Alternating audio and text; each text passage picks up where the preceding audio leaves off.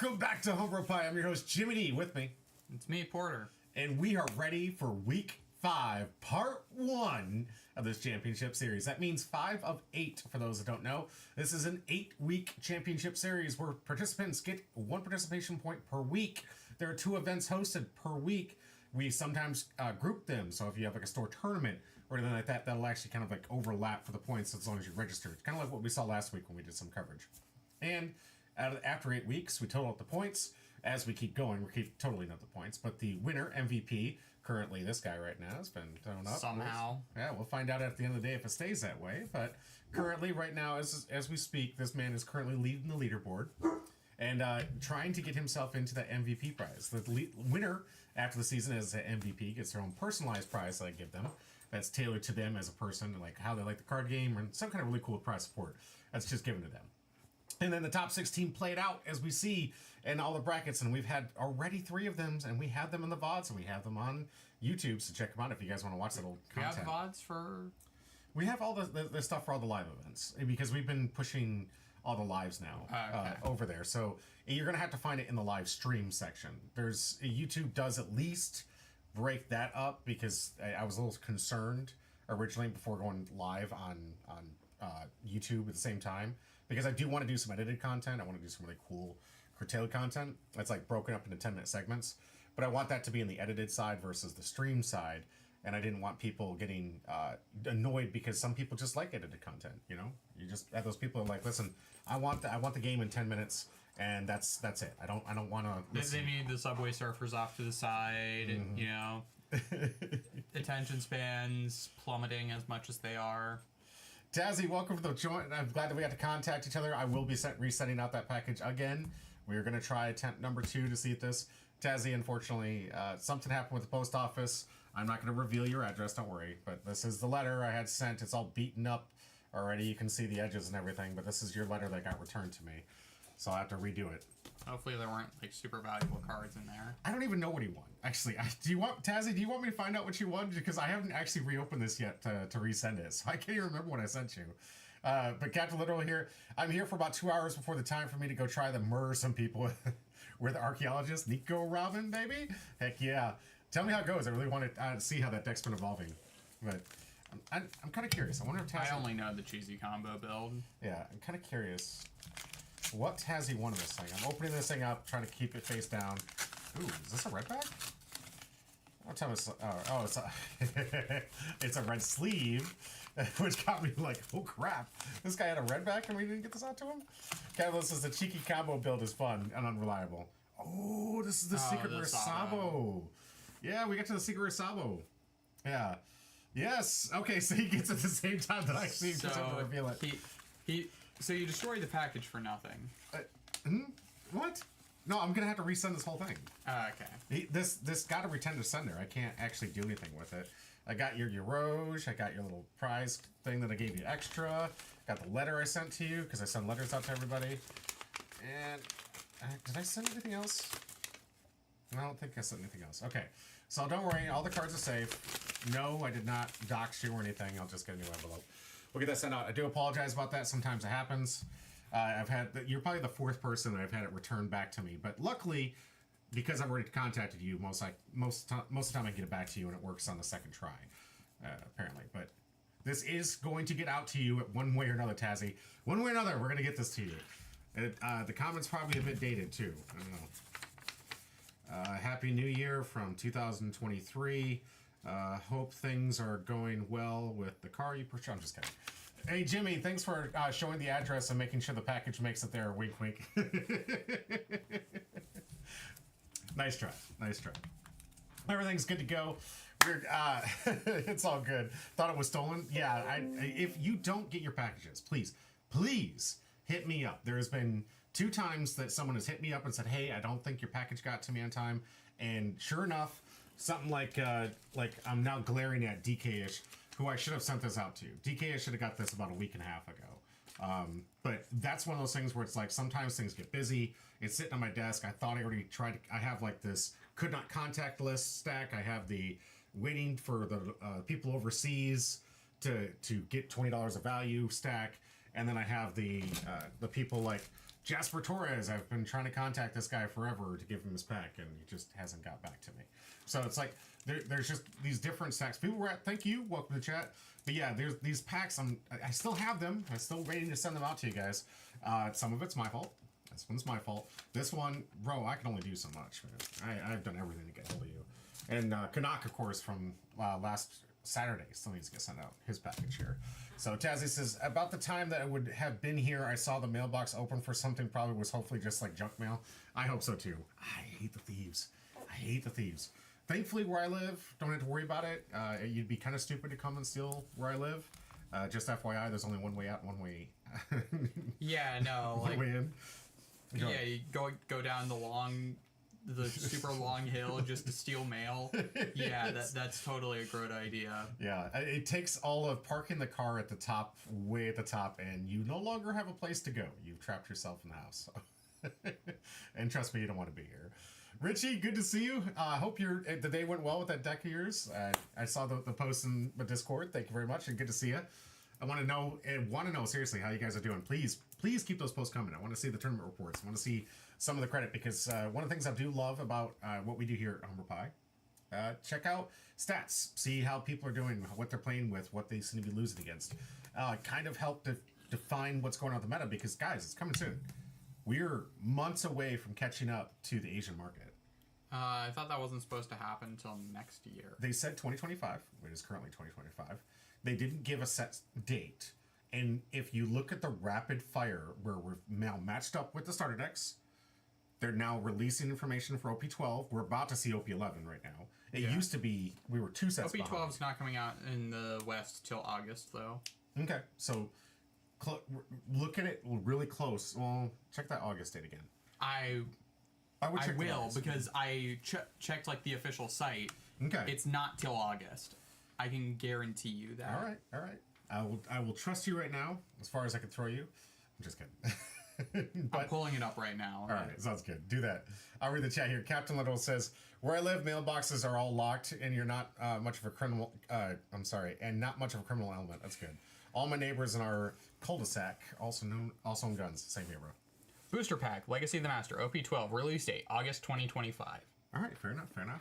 All right, so, I mean, when is the release date for this 12 pre-release spoilers that they're giving us right now? So 12 for the East is coming out the 31st. Of the 31st of this month. Yes. Okay, so really close to June. So only 2 month gap there. We're going to see how close they move things. Right, and I mean, we also have a a very significant gap for ST22, the Ace Newgate deck. Mm-hmm.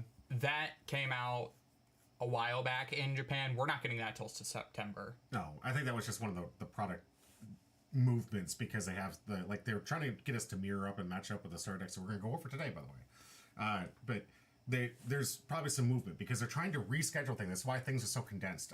I know Japan had more than 3 weeks with EBO2, because I feel like we just got that, and next week, not this weekend, but next weekend, we're in OP11, guys. No, we're not. We're in the pre-release for 11. 11 doesn't come out till the 6th. Semantics. All we're going to be doing for that weekend is opening up packs from the new set and doing the pre-release events. So we're at 11. Obviously, you can't in other tournaments, but what are you doing other than just playing with the new cards? So that's semantics to me. We're technically in 11 starting next weekend, because that is the only thing I'll be playing. I don't know about you. Are you going to be playing anything else? Because I'll be checking out all the cool pre-release cards. Unfortunately, 11, outside of blue purple, doesn't have a whole lot. I do like the Nami deck. Like the new Nami leader, it's really cool. I think the Katakuri leader is cool. I think there are a lot of cool decks in 11, but it's just not enough to like really shake things up. The only thing is like that ridiculously broken blue purple Luffy. Oh yeah, which is going to dominate the meta if they don't come up with a ban list. Honestly, maybe not. I think the starter decks have a decent chance to shake up the meta. I've already seen some of the reveals for the starter decks. They've been doing a lot to like push cards that act. No, Kobe isn't. Kobe is great. Yes, he is. Keep it up, Kobe. It's red black. Not going to do anything. I can't wait. I'm gonna have it on camera just note I'm not in any of these competitions, but I'm gonna have it on camera. Oh, by the way, we have to have it on camera because you owe me a best of 7 match on camera. We're gonna have the greatest coverage. One Captain Literal. No one's gonna be playing Usopp in the new format because it has a terrible Blurple matchup. Ooh, absolutely.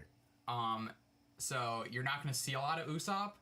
Aside from broke people, because Usopp's really cheap. I can say that I was a broke Usopp player for 10. That's fair. I mean, that's one of the things I love about this deck. I love that you have to say it's like broke, but it's like average deck price for One Piece. For those that don't play One Piece and might be listening in right now, this is by far one of the cheapest TCGs you can get yourself into. Most of the decks volume is low, apparently. Oh, wait. Are we sure about that, everybody else? Because I'm getting a full, almost near max here. Oh, was I just like super far from the mic? That might have been it. Yeah. All right. Is it Fuenza? Are you talking specifically to me, or are you specifically talking in general? Because I'm getting near blowout here, of course, where I protect you guys here. Just my stream in general? Huh. Is it? I go to like 5 streams, okay, but mine's weak. All right. I mean, I have it on max right now. You're up there with like 3 other people that have the same problem. You'll see like 10 dB too low. I've got the whole thing's been maximized, man. I got my whole town center here. I'm getting to the point where it's getting. You put this on max gain? No. I don't have that thing up here. It's protecting the blowouts. So if we scream or anything, it doesn't blow out or anything. But is anybody else out there having any issue? I wonder if you could increase it digitally. I'm doing it at the highest I can on the mixer itself. I do have you turned up more than other video streams I watch. Okay, maybe that's just me because I keep it low. There's sometimes when we get super excited when something like amazing happens, and I don't want to blow out your speakers, which mixer? I use the Vocaster 2 mixer. That's an audio interface, not a mixer. Okay. Well, then what? The mixer would just be the Streamlabs. Yeah, desktop here. Yeah. So I mean, if no one else has issues, it's all right. Yeah, honestly, at this point, it's just like turn up the volume, because it's better than like having distortions. Absolutely. The higher I got, I did notice when I was especially in the studio, I've been playing with it, it would give like this bad feedback. Yes, on OBS here, it's got. No, this isn't OBS. This is Streamlabs. Sorry. Yeah, the distort is insane. Not to mention, when we get to like the climax of the actual gameplay, sometimes it does get loud in here. I get loud anyways. I don't know. You've been loud a couple times, but occasionally. Yeah, but we do try to build some excitement here, and the last thing I want to have is where you guys are either watching on your phone and you hear me go like, "Oh my god!" and then you're like Kai over here. Just I mean, there was the I'm invincible incident. There was that too. You could try that again. No. You could blow everyone's speakers out again with that. Because we did blow everyone's speakers out at one point. It did happen. It was. We can be loud if we want to. You just don't want us to be loud. You really don't. I was so excited. I have a clip of a soundbite of I'm Invincible, and I have it prepped up for anybody who's playing Uda. So if they try to go for the combo, to immediately blast that. And I had no idea that the volume was set so differently that people literally just were throwing their phones in the phone. Like, what happened? I just woke the kid. All right, but for once, it's okay. Yeah, no, it's fine. I appreciate the feedback. Yeah, no. We're a small channel. We're trying to grow, and any feedback is actually super helpful. We really appreciate it. Absolutely. And you commenting helps us with the algorithm. And if you haven't, hit that exclamation point join for a chance to win a free pack at the end of the stream. Absolutely. Yes, thank you for bringing that up because we almost didn't even get to it. So one of the things for all those new people out there that might be out there, we give away packs of every single TCG that I happen to be covering. Today, One Piece. It's in the title, guys. So I'm giving away packs from the community box. This means every single pack from here. Hey, and for the follow. Thank you so much, ones. I appreciate it. But yes, every single pack from here is going to go out to one of you. One of you watchers out here are going to come away with it. That means whatever hit is in this box. Whatever, if it's a manga, if it's that gold leader, if it's one of all tarts, 100% chance of going to one of you watchers, not me. 100%, and not at all. And this, we're going to open up 2. Right now, the box has 0 hits pulled. We had 2 double rare packs pulled. Those things given out to Hey Joe and Canuck were the first 2 open. You guys can also keep watching the VODs because you'll know that the box always stays the same. Thank you for the cheer. Appreciate it. Yeah. Cheering. Thank you so much. I'm going to catch up on chat here. For instance, it says you get less distortion if your mics were closer to your mouths. I could get it closer. Don't want to get make sure that the things don't text because last time it was causing friction. Usually the talents I work with keep the mics to about 2 inches away. Yeah, I could definitely see that. I want to keep something from the breathing here. I don't want you guys catching me breathing and getting that annoying noise. Yeah, no, this man needs a CPAP machine. If you've ever had... I've had the misfortune of having to stay in the same hotel room as him. Mm-hmm. Oh, it's loud. I was thankful that I brought earplugs. Heavy breathing ASMR stream. I don't know if that's gonna sell anything. We could try it. I'll put it on that. No, stop. No. Does that do anything for you? Right. What's the mic's model number?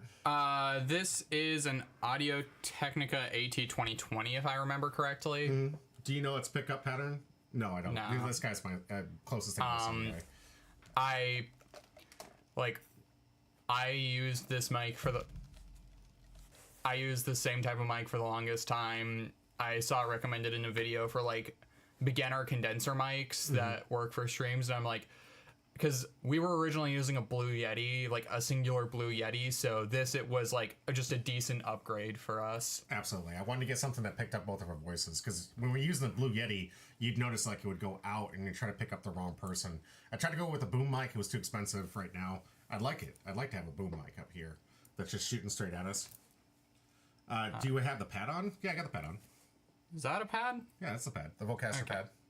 It's on. It lets me see if it's going over, or if I'm blowing up into the red for screaming too loud or anything.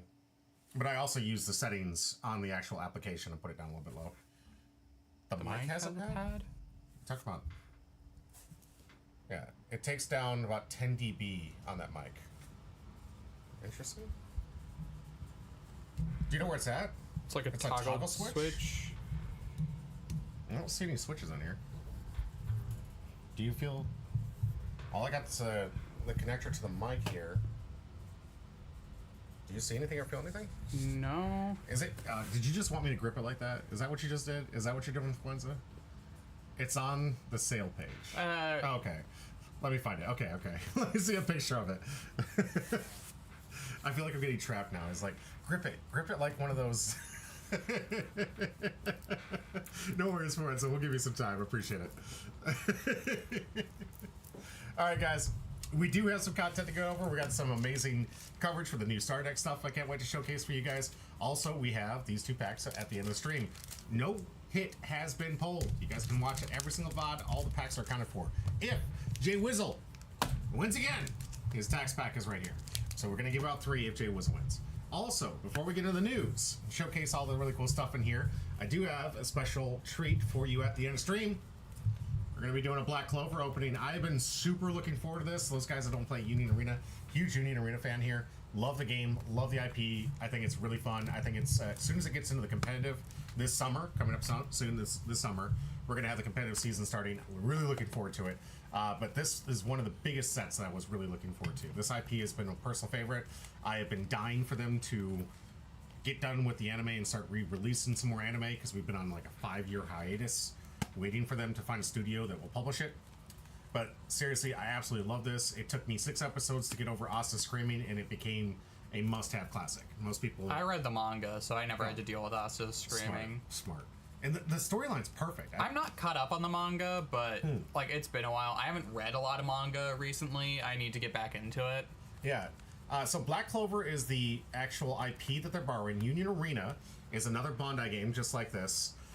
The Union Arena is just like One Piece. It's owned by the same overall company.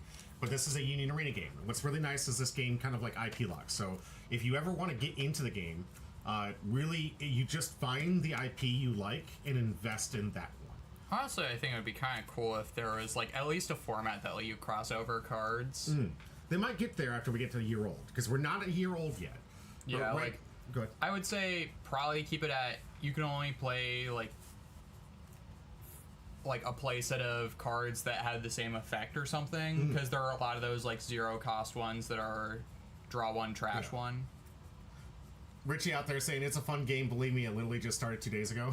I mean, I'll definitely take an opinion. I've been playing this thing since the beginning. Yeah, I played it for a while. It's just so many IPs, and a lot of them I don't really care about. That's like fair. Demon Slayer, Sword Art Online. I couldn't care less about those IPs and such. What I think is nice about this, like I'm gonna showcase with you guys, that you can get into the IP that you like, and you can just stick to the IP you like. All the way that we do it, especially our locals, and the thing that Union Arena is gonna be doing going forward, they're gonna stop the IP locked tournaments, and now everything's always legal, because they realize that while it did incentivize people to buy their product, it's still not enough to force people to buy something they don't want to buy. So just to participate in an IP lock tournament, it's like, I don't care enough to buy that IP, I'm not going to invest. But with 3 simple boxes of this, you can build literally every single deck in here, minus a couple of cards. Like that, we've done the math multiple times on the channel. We do these 3 box openings on the channel. With 3 simple boxes of this, you can build all 3 of the colors, 6 of the decks, if you can swap some of the limited hard to find prints of the specials, the final triggers, and the color triggers. But after you complete the set of those, you can build everything you want from this deck, and the game is actually supporting things like the continuation of it. So this is coming out the same time this weekend, guys. Bleach Volume 2. Oh, we're finally getting Bleach Volume 2. Yeah, this is going to have my raids for Kenpachi. It's going to have the missing cards that we were missing from the original Bleach release for purple to make that deck extremely good again. And there's some additional support to help those those purple Bleach players, including introducing the new color blue into the series. So the way that still no Aizen, if I remember correctly. I don't think there's an Aizen yet. However, this speaks to the game that you'll always get these releases of Volume 2s, Volume 3s, Volume 4s. So even if you like this IP and it's starting to get kind of like power crept out of the meta, they're going to release a set like this that's going to bring this one back in. And it still plays favor to the originals that came in the set. So if you're just a Bleach fan, here you go. The season's out. We're going to have our pre-release this weekend, and we're going to be going live with some of it in the studio. So I will be giving away some of these packs away, depending on which one we're going live with. But Bleach Volume 2 is now out. We're going to be opening up Black Clover tonight. If we have time, we'll open this up. If not, if we have to go, you got to work in the morning. I can't keep you. Yeah. So this is what I'm guaranteeing you. We're going to open up on stream. We might open this one up on stream if we have time. But this is a game that is not even a year old yet. I have been having a blast with this game. I think it's fantastic. Bleach Volume 2 might actually get me back into it. Because it does get the green support you're looking for. I'll have to there's a sim for Union Arena now. There is. Yes, there is. I'll have to mess around with the new support, because I did like Green Bleach a lot. So, and now that there's finally a Kenpachi raid, the Unohana deck might actually be better. Yeah. Because I really like that Unohana raid. It really let you play like this neat go wide strategy. Absolutely. We're also going to be demonstrating the 2 of the starter decks that came out with the new set. The starter decks look like, from what we can see, the Volume 2s will not receive starter deck support, which makes sense because the new set... They already got starter decks. They got the starter decks in the original, yeah. So if you want those, you're going to have to get the $10 ones from Amazon or from your local store. One of the ones you guys see behind me. I always keep one extra copy for the stream here. But these 2 right here are the ones we're going to be opening up on stream. This is starting a whole new really cool thing. It used to be, if you got a starter deck, there was a chance, a very rare chance, that you would get alt arts of these cards. And these things would go $500-$600 if you got the alt arts of the actual cards. Or you got the foil AP, which were like $100 for the set, or like $130 for the set. So you get foil APs in it. Now, for the first time in what looks like they're going to be going to the future, you get a pack in here that is an alt art of something in the starter deck. Oh, we have chats. Okay, cool. Variables in the chat here? Yeah, we have variable. I'm playing OP on Magic Knight Sumi. And we have... Saturday's going to be a busy day. You know, Uchiha, you're right, 100%. We are going to have a very, very busy day. At 3 o'clock, we're going to be doing either Bleach or Black Clover. We'll find out which people prefer. Immediately following that, we're going to be doing the opposite one. And then we're going to also have the One Piece Day, and we've got some massive coverage from other big games. But it's going to be a full day packed of brand new releases. I will be going live in the studio to showcase the release of whichever one I can cover. And of course, I have to cut it off the time that I have to do the recording for One Piece. So, one of them will not be recorded live, unfortunately. Oh, well, the pack openings will, but the actual gameplay will not, because I have to get these guys covered up. So, stay tuned. We're going to be giving away packs for Union Arena this weekend as well for that. So, I hope to see you guys there for this weekend to see it. I think we've chatted off a little bit enough. Hey, and Devs, thank you so much for the follow. Appreciate it. Wait a minute, is that 500? Is that 500? Yeah. I think we just got 500. 500 out of 500. Yeah, baby! 500! The 500! We finally did it! Our first goal! There, where are you? It has to happen now. We got there. We finally got to 500. Thank you so much for that follow. Appreciate that. We have to do it now, man. Sure. We have to. 500 years in the future. That's what I'm talking about. That's right on theme. Oh, man. You know what? Just for that, I'm definitely giving away the tax pack regardless if he wins. Where's that tax pack? I'm giving away the tax pack regardless if he wins. From Jay Wizzle. This is to commemorate the 500 subscribers. Give away your foil Nezuko AP. No, not going to do that. Nope. Richie D. I'm not. It's too good, but I want it. Yes, Devs is my homie. All right, thank you, Devs. I appreciate it. I told him to join. Thank you for wins. I appreciate that. Making that 500 is huge. So those that don't know, we did do a challenge. If we get up to 500, we're going to be eating live. I'll be recording it anyways. We're going to get ourselves some balut. That's spelled B-A-L-U-T. You can look it up. It is a duck egg. It is a delicacy over in the Philippines. But most people who actually look it up and see what they're eating are going to be like, what? No. Like, that one thing I'm wondering is, like, you can get that in the United States? I don't think I've ever seen it in the United States. There is ways to get it. Okay, cool. And Ver is my contact. I got to get a hold of him so we can do the balut challenge finally. Because Like, a huge... I like duck. I like eggs. Yeah, I'm same. fine with it. And I think I think most people are freaked out because of the way it looks and the way that, how it's being presented. But it actually, from what I've been told, I've never tried it. Apparently, I could not actually become a Filipino elite, if you will, or a nominee unless I tried the balut. If I ever wanted to be a part of their culture, I had to try the balut first. So here's our opportunity, which is a huge shout out because when we first started, our biggest following was the Philippines.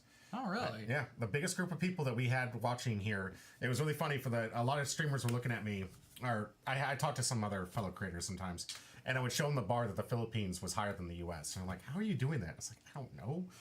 Was this for One Piece initially? Or? Yes, right off the bat. Okay, for so One Piece. Ver. Yes, it was completely Ver. Ver brought his entire family to watch us. So my bar for live viewers was always a big bar for the Philippines, and like the U.S. was here. And I was like, I don't know how it's so popular in the Philippines, but I'm doing it. I'm doing it. Viewers are viewers, and we welcome everyone. Absolutely.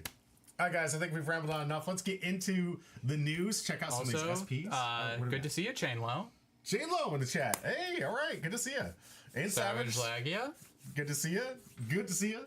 Thank you very much. You guys are entered. The packs have been chosen by him, not my pack sniffer. So we might get a hit. We might not. I don't know. No hit has been pulled from this box yet. This one, I have no idea what the ratios are. Those were loose packs. They're completely loose packs. There could be anything.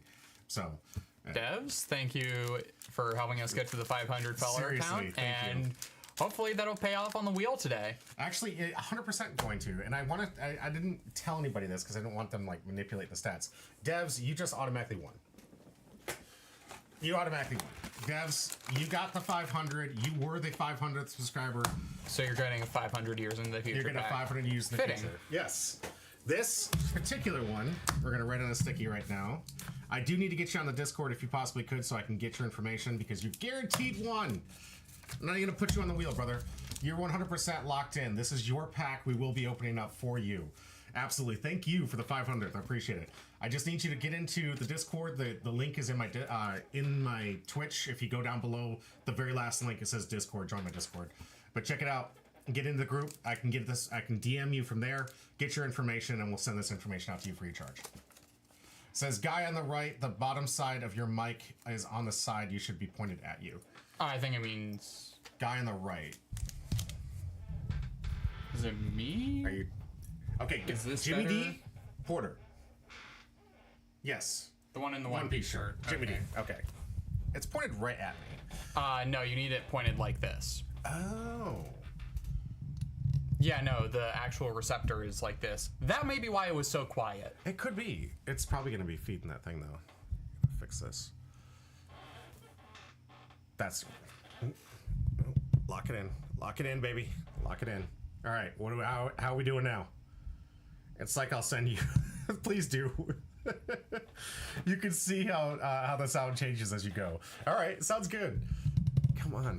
Oh, there's a lock. Okay. It's Simone. Good to see you. All right. I'm figuring this thing out, guys. It only took me 40 years. Okay, maybe that was why it was so quiet, was because you had your mic wrong. It could be. I mean, how do you guys feel right now overall? 225?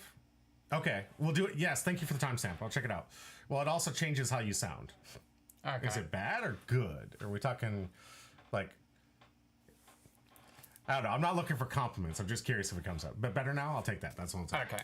Excellent. Let's get into new cards. Yes! And thanks for the correction. We got some good fixes. This is what I need. So I need some more people that understand how this stuff works. Appreciate you, Fuenza. Got to give a massive pay it forward here. So we're going to start with the SPs. Yes. I wanted to get into the first bit of our news. We got to check these guys out. These look so good. Please do, and thank you, Fuenza. I appreciate it. I will friend you immediately after the stream here. Make sure we get some great direct contact. Thank you very much. But yes, look at these beautiful SP arts. Every single set, I swear they come up with a new design, and I'm just blown away. Yeah, no, these like neon arts are so good. And the actual cards we have for the SPs are also really solid. We have Yasop for red, which solid card for Shanks. Very happy about that. Limb, like the 3-drop Searcher Limb, very good. The 1-drop Tashigi is very nice because we're getting the Kuzan leader in this set, so there's going to be a lot of Blue Navy support in this set. So this Searcher Tashigi is really good. Then we have Zorojuro. Yes. The Searcher for the purple. We have the Kuzan for Blackbeard. He's a Blackbeard one. Yeah, no, you can tell even in colors, Japanese, and this annoying piece of text that says it can't be removed by effects. Then we have SP. It basically means the special. SP is a special printing of it. Hey, Rifusa! Good to see you. Hey. SP just stands for special. Yeah. It's join, not raffle. Yeah. Oh, exclamation point join if you could. It is putting you in the Rifusa, good to see you. Yes, that will be there. I'll make sure you're in here regardless. So thank you. Perfect. We got it. Got it sorted out here. Love this style. Reminds me of the Ghost Rare from Yu-Gi-Oh! Absolutely. Yeah. Yeah. Yu-Gi-Oh! Player right here who would know a lot about it. Yeah. Yeah, and then we have the anniversary SPs that they're doing for this one. So last set it was the Luffy. This set it's the Blackbeard. Nice. Wow. These look really good. How many treatments has this one got now, though? So it's got the regular, the alt-art, the wanted poster, manga, and now this. The manga, and now this. They're really pushing the Blackbeard here, which could be an indication. All right, so I'm going to tell you guys this right now. This is not a spoiler.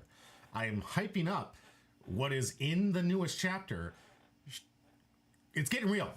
Okay, I haven't read the newest chapter yet. There's no spoilers. I'm just saying it's getting real. So I feel like as we hype up like Blackbeard, I think as we all know, it's not like it's rocket science that Blackbeard is the antithesis of Monkey D. Luffy. They are the sun and the moon, if you will. Like they're trying to go head to head against each other. So we're expecting to see some big rivalry matchup between the two. And I think as much as they keep pressing this in the card game itself, I think that they might be indicating to us as the readers, the people that are caught up a little bit ahead of the rest of the anime watchers, that we're getting close to the point where we're going to see that clash of heads. I think we're about 4 years away from conclusion of the chapters, but you got to remember how long it takes for the chapters to release and how much information is condensed in each chapter. So that is still not much if you really think about it in content left for the end of the manga itself here. All right, so we have some alt arts for some of the cards. Just gonna go by these quickly. Ooh, Refuse has a good theory out here. I think it's gonna be Shanks against Blackbeard. What do you think? That's been foreshadowed for so long that seems because of the scars in the eye. You think it's gonna be more that than Luffy? Even though that they've shown that they're no, I think Shanks is gonna die to Blackbeard. Okay. No, like that's been a theory for the longest time is that Blackbeard's gonna kill Shanks. We have the alt art for both the secret rares. The manga is Bonnie. And Absolutely as possible. We have Bonnie manga finally. All right, hey, see, we got someone that's not Monkey Luffy. You guys can stop complaining. Just wait till OP13. It's a Three Brothers set. We know there's going to be a manga Luffy in there. We have some more of those action points like Divine Departure. Action points. Okay. Sorry. Event cards that we have, just like Divine. Oh, stay there. I want to predict. Do we know what these things do? That they told us? Yeah, we already know these. Okay. This is the Roro Zoro Restore to. Yeah, this is basically Hody Jones on an event, and this is the Beef Burst. Nice. The one that sounds like a fart. Yeah. Okay, here's our first mechanically unique card. Super rare. Shirahoshi, it looks like we revealed the alt art before the base art. If one of your characters with an original cost of 6 or less would be removed from the board by your opponent's effect, you can flip your top life card face up instead. Makes sense for Shirahoshi, very solid. And then opponent's turn, if you do not have any other Shirahoshi with cost of 2 on the field, your Sea Kings gain plus 2k power, really solid, but it means that you're not going to be playing the Shirahoshi blocker, but I don't even know if Shirahoshi ran the Shirahoshi blocker, so I think this is a solid piece of support for Shirahoshi. I'd agree. All right, we Shanks. Let me get rare this one. Shanks. This one's rare. Come on. This is my red. This is my baby. Here we go. 4 Emperors right here. Pirates blocker type for 4 cost here. 6,000 power. An opponent's attack once per turn. You may discard a card from your hand and up to one of your opponent's leader or characters gets minus 2,000 power during this turn. Nice. Some good utility and defense on top of it being a 6k blocker with 4 cost. No counter, which makes it suboptimal to the Tony shopper in my opinion. However, very, very good. And this one's not leader locked. Yeah. This is the Dawn. This is just worse than the OP8 double pack Rayleigh Dawn. That's what it feels like. Are we going backwards? We've had so many good Dawn lately. I feel like this is just the base pack Dawn, so. But we've had so many good ones lately. Not just the alt arts, but like the Dolphy one was really cool. The way that came out. I feel like we're going backwards. These are the base arts for some of the cards: the Boa, the Tashigi, the Sanji, and the Shirahoshi that we just covered. Yep. Here is a searcher event for Calgra that's really good because it searches Mont Blanc Noland. So you finally have a way to search the Good Doctor, and it's one of the 3 cost search 2 events. Which is really solid. Does this mean Calgra is finally gonna be good? Maybe. There's more Calgra support later in this set as well. Okay. So we have an Alvida, nice. So more buggy support. And low cost, which is what's desperately been needed for a while. Yeah, if you have two or more characters with original cost of 5 or more, this gains +1 cost. So if you have your board set up, this means you can still have this on the field without buggy teching himself away. On play, tap one of your opponent's or bottom deck character with original cost of 1 or less on your opponent's deck. Not a super great effect, but it is a body, and that's decent. Well, slow down here. We got another comment out here. Refusa says, are you all happy about the fact that they are going to end up holding up the China release one of these sets to get the whole world at the same release? It's okay. I didn't know about that. And I think it's okay. I think the point was to try to get us caught up, right? The heaviest players in the game right now, obviously, the Asian market, the heaviest, and probably even more by numbers represented within the U.S., of course. It's a market they always want to get into. We have a large player base, probably one of the largest, which is why we have the largest pool of players when it comes, and how many people usually go to some of these TCG events represented anyways. So I would say that I think that reality is they want to have more of us all on the same page. That way we don't do what we have been doing, which is just watch what the other market's doing and then curtail our playstyle to the deck lists that were observed there.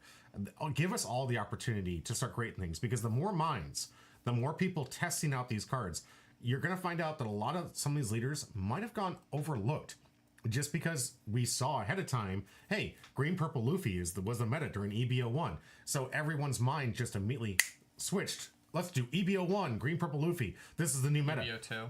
EBO2, thank you.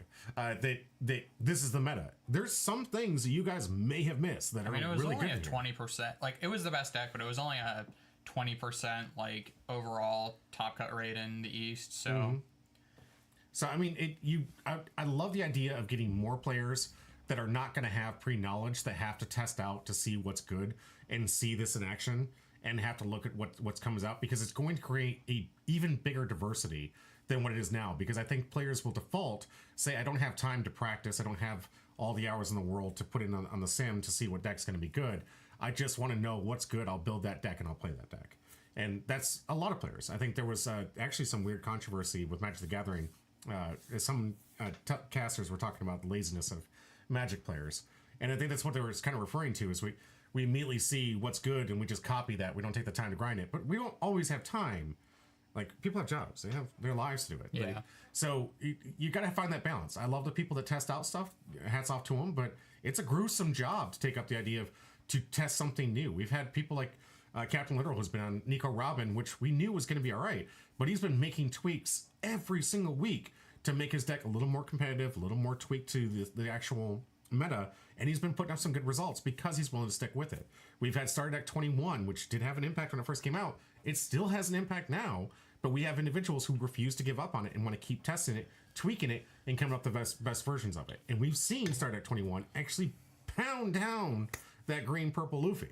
So, guys, these other leaders have potential. They just haven't had the practice and the love behind them like we've had with some of the other players. And I think mirroring up the meta as it is, you're going to see a wider, more diverse field of decks that are leaders that people are going to use and try out. That might be good. Something might not have seen if we just keep trying to copy what's happening over in Asia. Getting caught up in chat here. So, hey, Little Pancake, good to see you. Anything the bottom one costs of instant Blackbeard tech? He's talking about the Alvida. Okay, yeah. Or any deck that uses the one cost or main searcher. Yeah, I see that. That makes sense. Like, that is probably the ideal use for it. Although Blackbeard can turn off your on plays, but on a 4-dawn turn, probably not. Yeah. So there's some good and bad that you guys want to think about it, but that is my take on us mirroring up with the meta. I'm actually super excited because I hope that when we do get caught up, that the channel has enough time and casters that we can start writing content and producing some kind of like diatribes on the certain leaders that will let people know it's like, hey, these are good matchups, here's his bad matchups, here's the different strategies and how you can build it, and start actually creating the meta versus just reacting to it.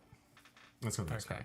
So we have this Jinbei, 3-cost 4K, Fishman, Sun Pirates, counter 1K, Rayleigh card, reveal two events in your hand. This gains rush and plus 5K. It's okay, but Rayleigh is such a bad deck that I don't think, honestly, all the support in the world, I don't think is going to change how bad Rayleigh is. It's going to take some fans. Helmeppo. Let's see, green character from Opito. 4 cost, 5,000 power, East Blue Navy, 0 counter, but it is a blocker. And on block, rest up to one of your opponent's characters will cost 5 or less. It's okay. That's pretty good. Bonnie's going to love that. I feel like Bonnie has better blocker options, but this might see play in Zora because it is slash. So who knows? Baby 5. Ooh, heck yeah. That's my waifu. So, Don Quixote Pirates, 2K counter, trigger. If your leader is multicolored, draw 2 cards. Nice. Hello, Anel. Yeah. What? This says if your leader is multicolored. Oh, wait, never mind. Sorry. So, so I don't know what this is good in then. Let's see. Yellow decks. Bella Betty, just so I can force it in there. I mean, it's a 2K. It's a 2K. It has a trigger, I guess. Yeah. Let's go. I'm going to fit in there just because it's my waifu. Go ahead. Okay, so this is Ice Block Pheasant Break. So this Nami. is... Yeah, that makes sense. Yeah.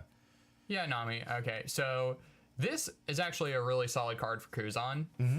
This is a mini Gum Gum Giant for Kuzan. Counter. Up to one of your leader or character. So 1 cost, counter, up to one of your leader or characters gains plus 4K battle this turn, then discard 1 card from your hand. Kuzan, if you discard from a Navy effect, you draw a card. So it's a mini Gum Gum Giant, and the trigger, and this one has a trigger, discard 1, draw 1. So this is discard 1, draw 2, basically, for the trigger. Because Kuzan, honestly, with the support we're seeing for Kuzan in this, is Kuzan's actually going to be a solid leader. It's not going to be the best. I think Koala is going to be the best deck by, like, a significant margin for OP12 from what we've seen, but this is still a really good card for Kuzan. Agreed. Catching up on chat here, we do have a question from Fuenza here. Says, so do you guys play in tourneys? Well, interesting enough, yes, anytime we can. But the way that One Piece does things, a lot of the tournaments you can sign up for are lottery based. So we don't get to get into a lot of them. Some we try, we load up every single time the season comes up. We submit our lottery tickets to see if we can play in any of them. And the ones that we can get into, we do play in there. Some of us have been able to get into quite a few, some of us not so much. So one of the things that we recognized as One Piece players is there's not enough out there supporting competitive play, some competitive tournaments. So the One Piece Championship Series that you happen to be watching, we're going to be having three quarters of every single year. That brings more competitive play into the One Piece community, because I know a lot of players are just not able to fit that one day, that one tournament once every 4 months if they can, and make it into the event. We had 120 people registered at ours, and only 32 of them were able to make it into the event. It was very scarce, and it's very sad that like that's all we, and that for me was the only tournament I was able to play in for the entire season. And so that's why we're doing this. We're doing some other things. We do really cool other tournaments where we hold really cool prize support over Lifelink games, and really cool things that we like to bring out, because we're trying to add more of a competitive spirit and more competitive play for those players out there. Thanks for the question, though. And Samuel says, looking forward to Kuzan? Yeah. And Opangake is saying back in his day, one cost 4K events were called insert color Rad Beam. Well, Gum Gum Giant is just infinitely better than Rad Beam now. And this one cycles cards too, so that's why I'm comparing it to Gum Gum Giant. Right. Who's here? Oh. So we have 2 Sword Style, EI, Rashomon, main.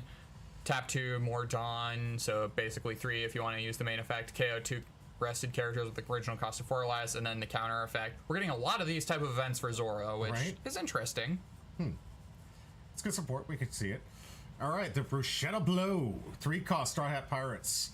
On main, if the number of Dawn cards on the field is equal or lower than the number than your opponent's field, draw a card. Then give up to one of your opponent's characters minus 3,000 power during this turn. This is really good for Sanji, because you're not paying 3 for this. You are using the Dawn minus effect. Yeah, to just make it free. Absolutely. And Simul says, busted card. It's very solid. Especially if you compare, especially if you pair it with the other event that just taps 2. I'm starting to see now, because yesterday, or was it last Saturday? Monday. We were covering the decks, and I was saying, hey, I'd like to see the events to make sure that cost reduction actually means something. And now that I'm seeing some of the cards in action, this is actually looking pretty sweet. There's not a lot of counter in events, but the ability to play these things is actually pretty powerful. Yeah. Go ahead. Rayleigh event, feel no doubts, that is true strength. 0 cost event, main, give 2 active Dawn, so you still basically have to pay 2, but you're putting it on your leader. Fair. Because that's the only legal Rayleigh for Rayleigh, is because you can only play 4 cost or lower. Yeah. So when that card attacks this turn, your opponent cannot activate blocker, so put 2 Dawn, and your leader becomes unblockable. Nice. And then counter, give up to one of your characters, or leader in this case, plus 2k power during this battle. So, solid. Yeah. It's a 2k counter and a decent event. Treasure Air for OP11 for English. Lucky Roo. Nice. Very pretty card. That is really cool. And now we're getting into the starter deck reveals. Hey, Monkey D. Luffy purple. So this card is cost, crazy. So 7,000 power. Okay. On play and on attack, Dawn minus 2 if your leader is multicolored and your opponent has 5 or more Dawn on their field. Your Straw Hat Crew type leader power becomes a base power of 7,000 until your opponent's next end phase. Wow. So this is the counter to blue purple. Yeah. For black purple, and it's really good. That's insane. Your base power 7? Yes. This card is crazy. Hey, all right. I've been messing around with this. It is such a good card. This does so much for the deck. And another crazy card for the Luffy deck is this Soba Mask. Well, before you get into that, I want to get to the Punk Cake's comment here. It says, I enjoy that they took us saying leader lock Moria and went leader lock stuff for Sanji. Accurate. Oh, for Sanji and Zoro. I think that's what he's talking about. Okay. And so... Or is he talking about this Soba Mask here? No, because this cares about characters. Okay. if you have a Sangoro or Sanji character with base 7,000 or more, so the one that's actually going to be relevant for this is going to be the 7 cost, 7k rush Sanji. Give this character in your hand -5 cost. So this is a 2 cost if you have a Sanji with base 7k or more on field. Okay. And on play, return all of your Sangoro and Sanjis to your owner's hand. So you play the rush. So your 8 Dawn turn goes like this. You play the rush, Dawn -2, rest something, leader effect, get 1 active, get 1 rested, swing with the rush. Then you play this out, bounce the rush Sanji back to your hand for next turn. And now you have it. Or if it's on your 9. You're trying to talk about the infinite combo? The infinite loop that you can go through. There is a it's not an infinite. It's not infinite. No, because you can't bounce this back to hand. Yeah. This just lets you. It's just a way to get a really big body out for super cheap. This chopper is garbage. What? No. Hold on. Let me read it and find out. First off, 3 cost, 4,000 power, decent stat line. Star Hat, counter 1. Okay, I like what we're seeing. Blocker, standard for 2020 chopper. Next, on play, Dawn -2. You may return a specified number of Dawn cards to the field. Of course, rest up to 1 of your opponent's Dawn cards or characters with a cost 1 or less. Yeah, it's garbage. 1 or less. Oh. So we have this Robin. Look how they massacred my boy. Straw at 2, 2k counter. On play, Dawn -2. Get an active Dawn. So this is like, it's the Zoro, but again. But it's a 2k counter. It replaces Black Maria. I wish we actually got like a mechanically unique card, arguably, but this is fine. And now we have this General Frankie. This one's another not great one. On play, Dawn -2, give up two of your opponent's Isn't this what we were talking about? This is something we were actually talking about on Monday. Because you couldn't use Black Maria in the leader-locked Luffy deck, right? Yes, you could. And green-purple, this is garbage. This only works in... This is only a good card in Black-Purple, and it's okay, but Black-Purple could already use Black Maria. This just replaces Black Maria. It makes it searchable, though. Yeah. You get a Straw Hat, you get to stay in theme, and it's searchable. Yeah, but the Zoro already basically did that, and yeah, it didn't have counter, and this is a 2k counter, but that's really all it has going for it. Okay, all right. Now you have this General Frankie, which is not good.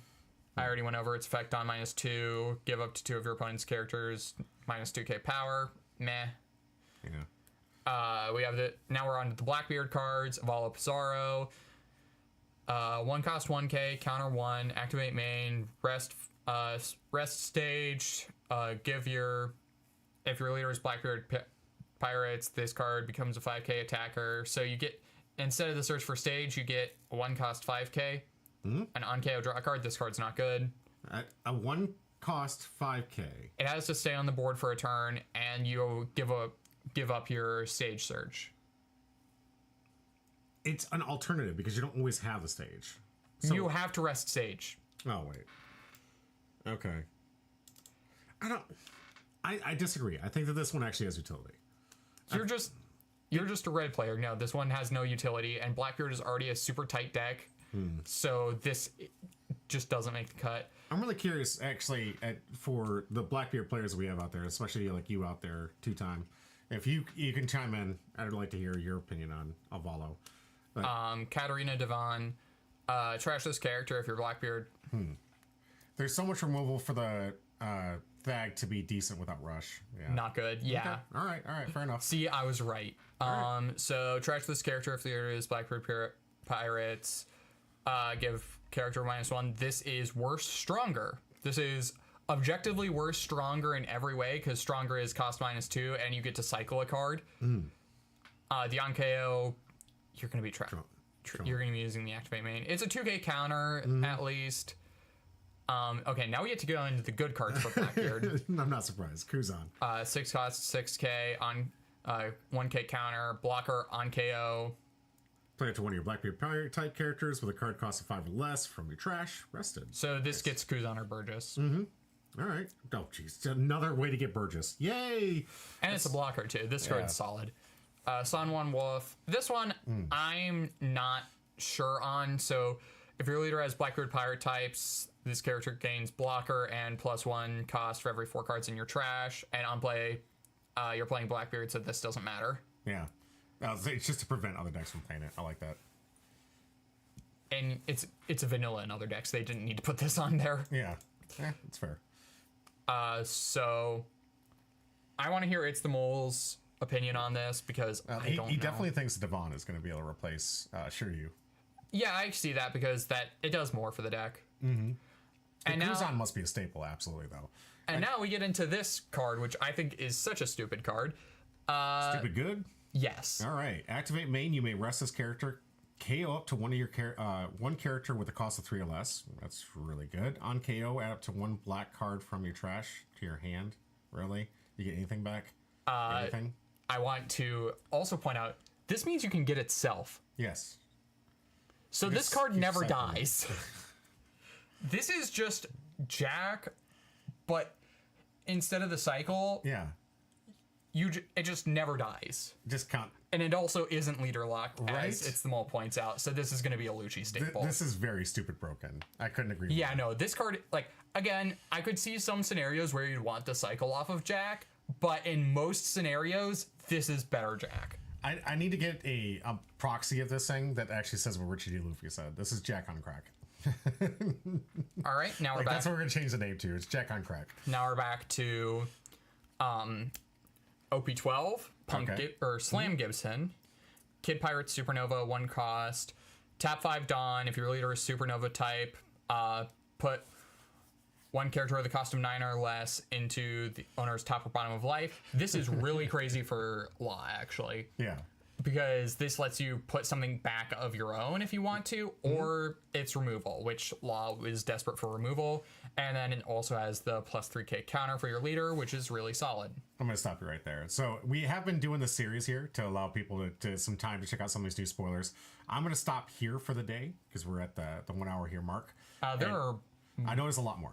There's a lot more. And we're going to see some more. But I got to see some content. You want to cover some of the new Shanks leaks that we have for the starter deck? Okay, fine. He baited me into the Shanks. All right, show me the Shanks. He baited me into the Shanks. I want to save some content. I enjoy some of these reveals here. All right. Okay, so this Shanks is crazy. 9 cost, 10,000 power, 4 Emperors, Red Hair Pirates. This card, it has a -3 cost in your hand if your opponent has a character with an original power. 6 cost, 10k power. Wow! 8,000 power or more. Okay, so if they have 8,000 power or more, you get this. So on play, if your leader is Red Hair Pirates, so this can be leader locked. It's not necessarily leader locked because only the on play matters for the leader lock. Or as Uda, the leader gets plus 2,000 power until the end of your opponent's next turn. That's pretty gross. What is with making leaders put 7,000 power now? Blurple Luffy. Yeah.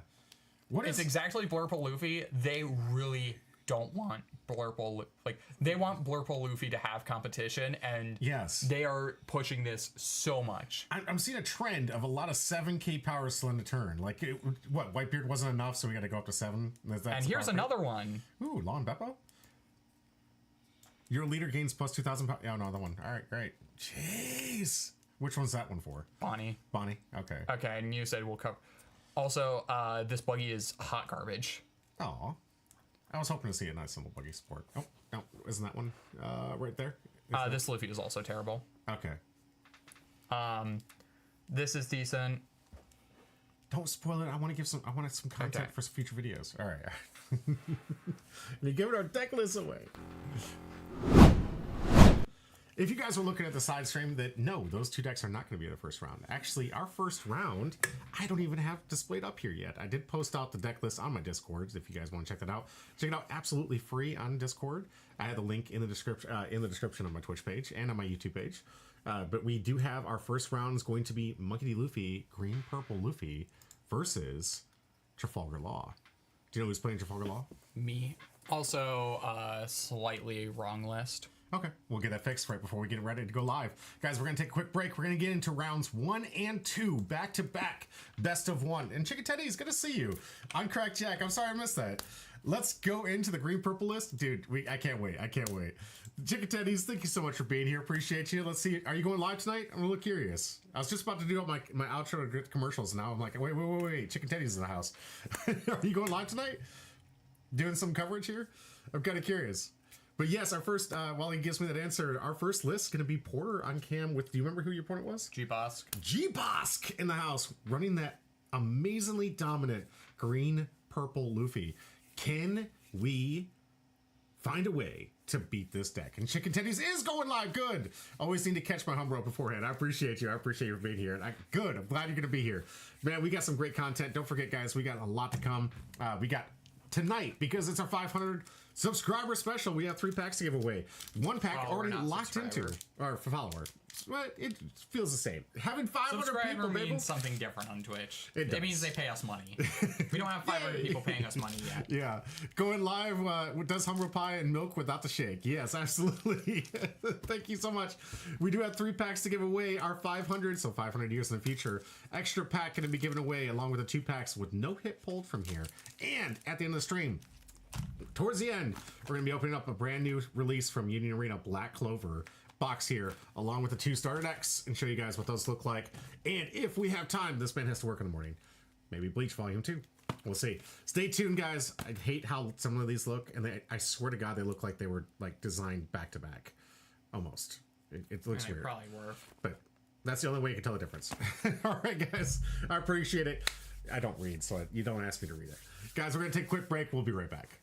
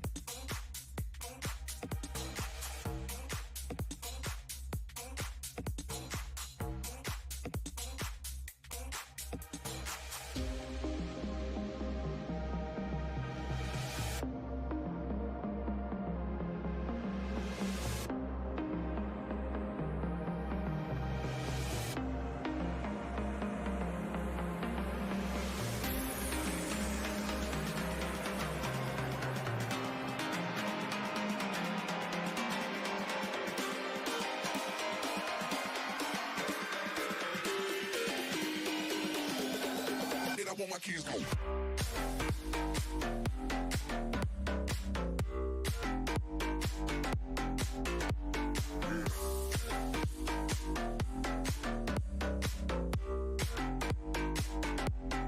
Did I want my keys going?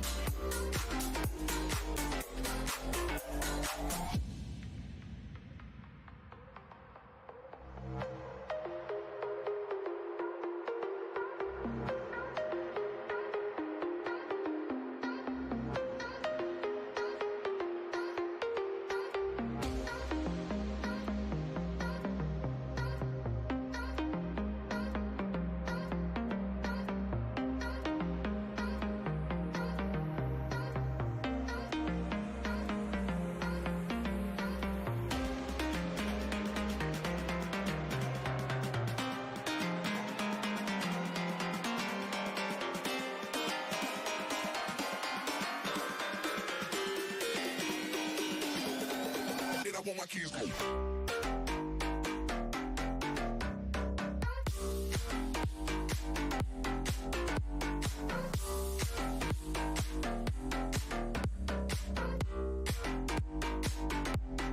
Did I want my keys going?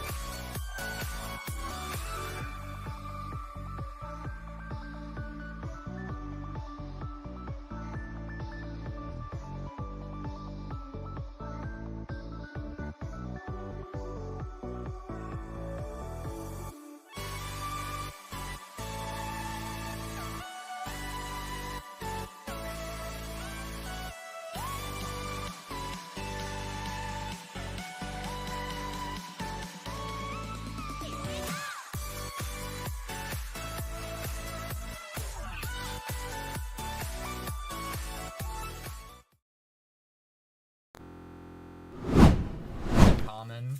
Welcome back to Humber Pie. I'm your host, Jimmy D.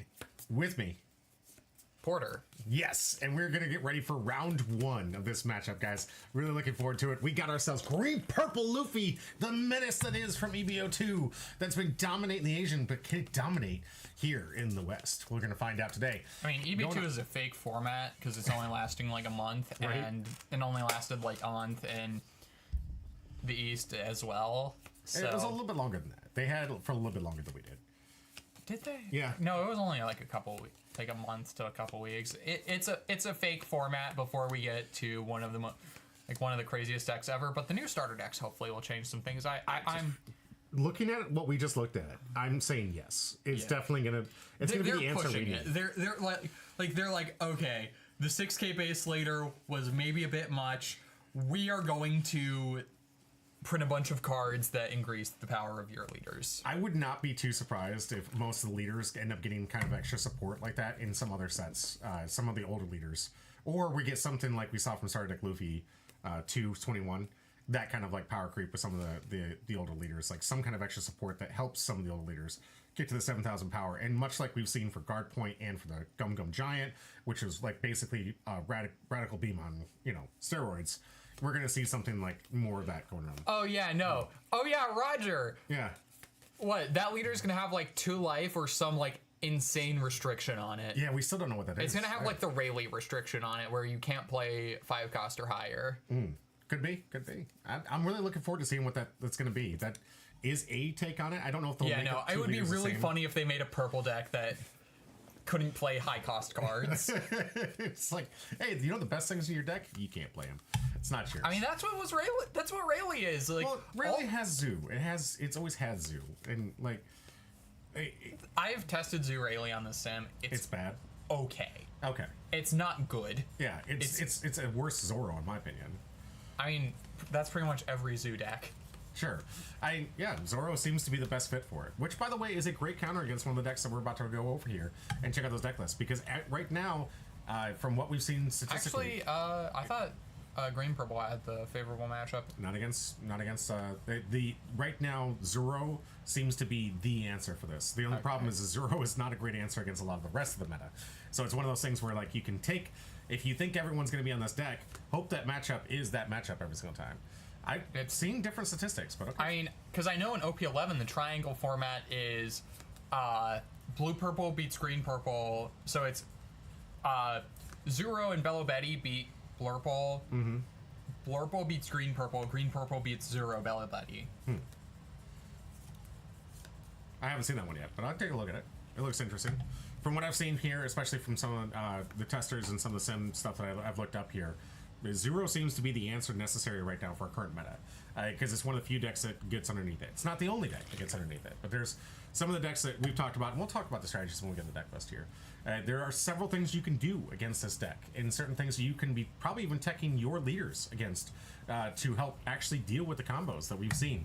Because as we've been able to see a lot of the green-purple gameplay, we've been able to notice some trends with the green-purple Luffy, including the players that I was able to talk to during gameplay to see how they were liking the deck and how it plays out for them.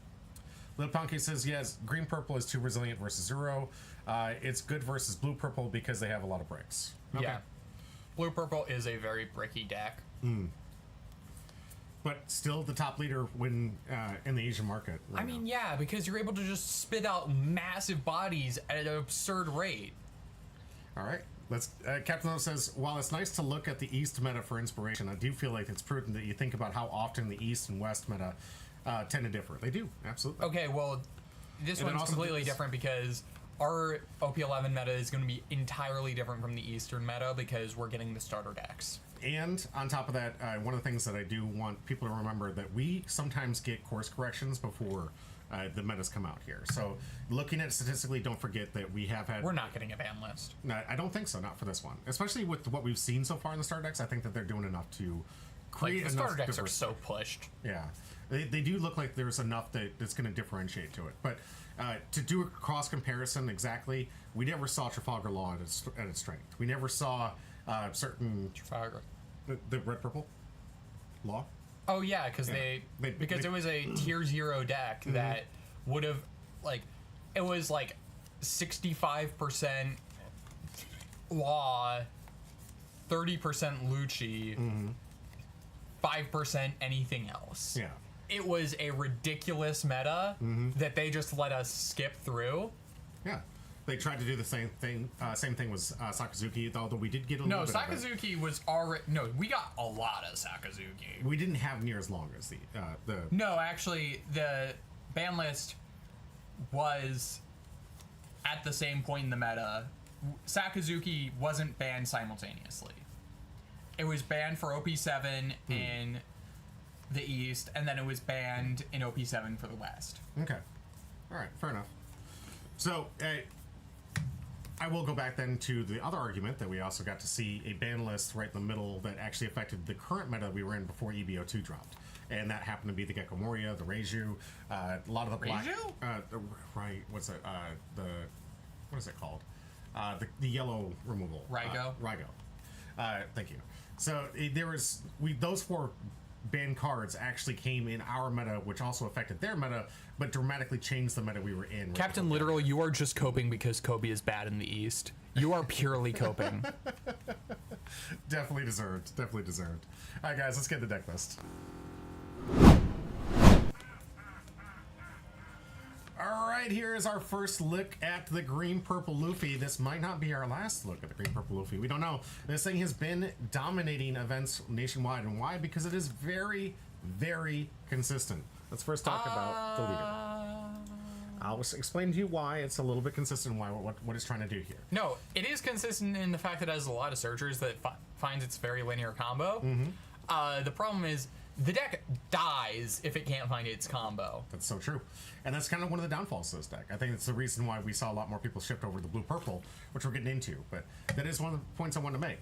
The fact that this deck, out of most decks we've seen in One Piece, plays the most amount of searchers to ensure that it gets these kind of combos out that we're going to go over here in just a minute, is exactly why people are playing it. Because we have a new chat on YouTube. Okay, what's going on?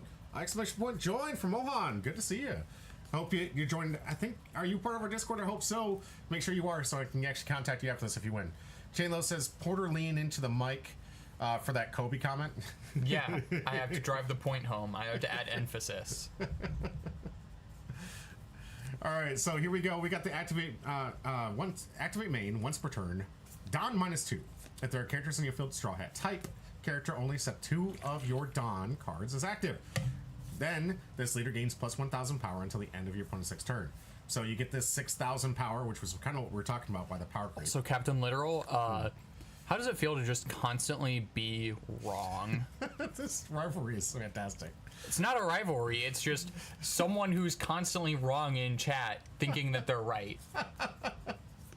Captain Little says, I'm counted at my treasure cup to save removal for when opponents play Pudding Sanji or 6-cost Luffy. No. Gonna see if I can shut down the engine before it gets out of control. Honestly, yes. Yes. He's saying he misspoke here. I think he misspoke. And I said no. Okay, all right. Want to make sure we're getting in tune with what you said no to. It wasn't no to him. I think it's actually, it's popcorn. The rivalry continues. But Captain Literal, I think you're 100% right. That's actually one of the things I did want to point out during this thing. If you can keep the Sanji Pudding off the board, because really how this deck really starts working is if you get 2 or more of them out. 2 is the optimal, where they tried it. This is what they're searching for constantly, because they want to get 2 of these 5Ks out here, making the leader ability basically net nothing. You're just positive here. So on play, the number of Dawn on the field is less, you get to draw a card. But here's the important part. When you remove, when 2 or more Dawn cards on your field are returned to your Dawn deck, add up to 1 of your Dawn decks from your Dawn deck set as active. So if you have 2 of them and you activate that leader ability, bam, you get 2 back. You didn't lose anything. You're actually netting when you get more of them out here. So you're basically giving a 6K power leader just constant engine food here with the Sanji Pudding combo, and you're getting 2 bodies that are 7K power, which is that currently perfect attack power that you want for these basic swings into what the leaders actually offer. So I'd say, oh shit! Careful now. Here we got some napkins. I think this towel over here. Go ahead and clean it up here if you could. My bad. Rich D. Falusi says, shout out to Reiju for being the less Dawn. Yeah, right? But this is really the key card along with that new secret layer that just came out here. We've got the 6-cost secret layer, really hard to get here. But if your leader is multicolored, and your opponent's has 5 or more Dawn cards on their field, this character gains Rush. And Rush wouldn't be the necessarily bad part if it didn't have this other ability. It says you may return 2 of your Dawn cards to your Dawn deck, and this card, set this card as active, then add up to one card from the top of your life cards to your hand. It's not in black text. It isn't a requirement. So if you have 0 life, you can make this an attacker again, and that just means you get 2 attacks with this. Absolutely insane closer. We've already seen it on camera close some games. This is a nutty card coming from that secret rare, and I think that you're going to see this also in the blue purple, if I'm not mistaken, right? No, this does not play in blue purple. Okay. Blue purple wants to heal with Lin, use those 8-drop Katakuri blockers from 11. Occasionally play the 9-cost Rush Luffy, although that one's like a 2 of. Occasionally you'll see the 8-cost Blue Rush Luffy, but it's mainly just healing with the Lins and playing a bunch of blockers out. All right. So this deck really leans heavy on seeing these cards in action. If you can remove them, if you can keep the board controlled, Divine Departure for red. What do you have for yellow? I think there's some other stuff out there, but there are ways in which you can deal with these cards. Yellow doesn't have a convincing out, especially if they have stage, which will eat any of yellow's basic removal alive, because yellow, now that Raigo's gone, really struggles with removing anything that's 5-cost or more, or more than 5 cost, and the stage gives +2 cost, so... Yeah. What does purple do to get rid of it?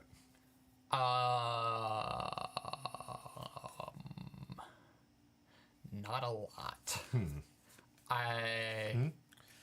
Shane Lowe says the big difference you have to play the cards with Reiju or minis minus Dawn. Green purple does it without even breaking a sweat. Absolutely. Captain O says I killed the Bella Betty with that Luffy right after pulling the card from the box. I opened 10 minutes before the tournament and slotted in the deck last locals. Nice. Nice pull. Richie Luffy says, with that ram from Green Purple Reiju stuck at less Dawn unless Black Maria's out there. Okay. Hey, they're having a conversation basically back and forth about the ability to try to stay underneath the opponent between Reiju and Reiju versus Green Purple. My understanding is that that matchup is a game of chicken to see who can constantly be at less Dawn. I'm at less Dawn. You're at less Dawn. Little Pocket says, by the time they drop the Cope Maria, you run over them with the ramp. That's fair. And the top bit of the deck here, we already seen it. Luffy Taro and Zorojuro. This thing's been the format since Purple Luffy started deck. Got its reprinting with a nice little alt art. But these cards absolutely insane because they combo very well together. You have the 7-drop that allows you to play the 4-drop. The 4-drop allows you to search for other Straw Hat characters. You can also play Sanji Pudding off of the Luffy Taro. That's true. That's absolutely true. And another reason why it's in the deck. Usually I've seen from meta. Actually, I've seen 4. We showed the one that won the 9-round tournament and went XO in ratio. It had 4 and 4. Okay. So, and that one, like, we're seeing a little, like, I know what you're talking about because we did look at older lists in the Asian meta, and this wasn't the combo. But when we looked at that list that won the 9-0, it seems like more lists are leaning more heavy into Euro. And I don't know. I think it's because Shanks is more prevalent. Okay. Now that Dofi's banned, because I think when Dofi was legal, you didn't really need this, but now that Dofi is significantly weaker, it can't really keep up with this. So the Luffy Taro helps put another threat for the body against Shanks. I know it's also really like solid into the blue purple matchup, which is why they run it in 11, because it's another attacker that also helps develop your board. The part that hurts the most is losing the first 5k Reiju ability. Do not pass go, do not draw 3 cards. Yeah, I can definitely see that. All right, one of the other cards that I'm going to talk about before I get into the next deck list, your deck list here. I'm going to have you talk all about it. But we have the Electrical Luna. This is a card I think that if you're playing green in the new format, I highly recommend you start adding this to the deck. It is a great ender. This card is fantastic for stalling for a turn when you need to, and is absolutely backbreaking and can cause an end game just like the 10 cost. Okay, you play Zoo, so of course you're going to complain about the card that freezes your entire board. Yeah, but in most cases where you're trying to play this thing, it does have a lot of relevance here. It is a very good card, and it's especially good in green purple for being able to stall out until you can see the pieces of your combo. Absolutely. And for other decks, I've seen this being played even countered against some other decks out there. So And this was a card that when originally printed, we all thought was pretty good, but wasn't seeing much play. And then ever since the green purple and came Chandler out, says, don't forget the trigger. The trigger is good. Just rest anything. Yeah. Which can be backbreaking if it's like in your life, like we've seen from triggers from Beiji in life. Yeah, it is kind of similar in that it basically blanks an attack. So a very, very good card. If you're in green, I highly recommend you start picking these things up. It's a phenomenal card that does exactly what you want it to do. Lock down for a turn, try to buy some time, stall up, and then start and take the game. And potentially, this could be the game ender, where you know that next turn you can go for lethal. You just kind of stall your opponent from doing it back to you. I can't tell you how many times I've played this game where it's like, if I can survive a turn, I win. Well, this card can make you survive a turn. Chainlow says, or rest to Sanji Pudding and swing into it. There you go. Yeah. Absolutely. All right, going into your list, please tell me all about it. What's this leader do? So this law leader, if you have a Don under him, and the total cost of your board of the characters on your board is 5 or more, return a character to your hand, and then reveal the top card of your life. And if that card is a supernova card with 5 cost or less, play that out. All right. And how's this working? So you're trying to swarm the board to get the to fulfill the requirement, and then you're gonna replace the top card of your life with something like the Beiji, or the 3-cost Bonnie blocker, or the 7-cost Law. Put one of your 5 costs, like your blocker Law or your Cavendish, into your life. Play those out for cheap, and just swarm the board with a bunch of 5-cost body, like 5-6 bodies, and you have the 8-drop kid for late game stall. Yeah. Which is really good. And this combo seems to be pretty prevalent in most green decks right now, and probably a big headache. I remember seeing a lot of complaints for it. But basically this one, you can take a Dawn underneath it, rest this character, play a 3-cost or less for free from hand, and while it's rested with a Dawn attached to it, you have to attack it. That is basically it, guys. You have to attack this thing. So right on play, you can immediately activate that main, rest it, make sure there's a Dawn underneath it. But then now, instead of having your leader at like 6k, you basically have a wall that you have to get through that's 8k. And some decks really struggle with getting over 8,000 power, especially when you have backup defenses like the blockers we already talked about. And the Shigi. Allow you to be able to basically sack it or get rid of the removal, so your Divine Departure isn't going to be the first and only answer. You got to have 2 or 3 different answers to get rid of the card. Are you playing outside of the Bonnie blocker and Law blocker? What else we got to keep Those alive? are the only blockers I have. Next set, we'll get more blockers. Chainlow says, or rest this... All right, I'm sorry. Oh, I forgot. There is another thing that I forgot with this deck.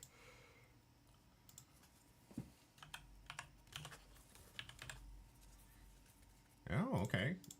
Put up some Radiant Knife? What's this one doing? Rest is 6 cost or less, KO is a 5 cost or less. Okay, so your answer to the... I was playing it before it, I just needed removal, and this is just a really versatile card. a great answer to the Sanji Pudding issue. If they don't have stage. If they have stage, this does nothing against Sanji Pudding. Okay. Well, that doesn't always happen. I've even seen people actually just skip it because all they're trying to do is dig for the 2 pieces.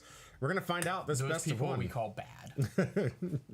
They lean so heavy into needing to have it. So, all right, let's see. Between you and G-Bosk, which one are you guys going to go first? I believe G-Bosk goes first. I won the die roll. Green-purple does actually like to go second a fair bit. So I wanted to deny them the second curve. And my second curve is actually really solid if I high roll. Okay. And I have a feeling that I need to high roll. I was just playing a for fun deck, this one. But you did at least tech for this because you were expecting to see more green-purple. No, this is the same list I was playing for 10. Minus the cards we just switched. No, that was the same list I was playing for 10. Like, I switched those cards out very soon after. Like, that was like one of my very early builds. Okay. That's the only one I had. Yeah. Could have sworn we saw the list before, but... That was the most recent I could find Okay. from the distro here. But yeah, you're just playing this for fun? Yeah. I figured like I can't keep up with the current meta right now. Like I could play Shanks, sure, but like I just wanted to have fun. Did you not have fun playing Shanks last time? It was fine. My Treasure Cup performances were like my Store Treasure Cup performances were a bit frustrating. Constantly bricking. Yeah, Red can do that. It's one of those things where it's like I think Bella Betty is as well. You constantly feel like you can brick, and then sometimes you just feel like you can't lose. So Shanks often does feel like that. All right, so here we go. Probably Luffy Searcher, I'm gonna assume. Makes the most sense. Oh, no, nope, Beiji. Okay. Probably. I think I'd. Get the Zoro out. Get ready. Yeah. Little Pound Cake says my TC performances are garbage. Yeah. Hey, last place, buddies. Little Pound Cake. You were last place. Not in the one at Lifelink, but Okay. There was another one that I went to at the other store. Me and Little Pound Cake were tied for last. Great.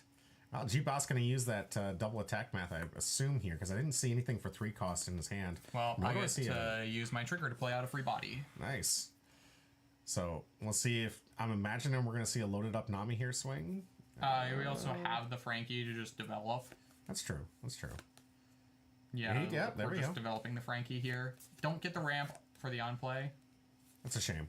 But does have a buy. 'cause Yes, I think did it's get your one buy on Sunday. Oh, okay. I got the buy the round before you got your buy. Here comes 5 into 5. The few times we're going to see this leader at 5 here. Instant take from G-Bosk. Yep, now that was He's currently at 3 life, but it's really stacked up. Interesting. 3, so now I Bonnie effect, had that add to my hand. That, now I have a Dawn that I can put under my leader, bounce the Searcher Beige, or not the Searcher, the Beige back, because that's a 2K, I want that back in my hand, and now I get to play the Cavendish. On curve, nice. I like that. Actually slightly before curve, because this is my 4 Dawn turn, and now I have a 5 cost body out. Nice. And a key to this engine here. Cavendish really good in green decks here. 8K coming into life. Let's see if we're going to see a counter out of this one. Captain Literal. I'm going to be playing Black Purple. I think that the new support for that is really solid. I'm going to try and pick up a couple 6 cost Luffy's because you do need them for that deck.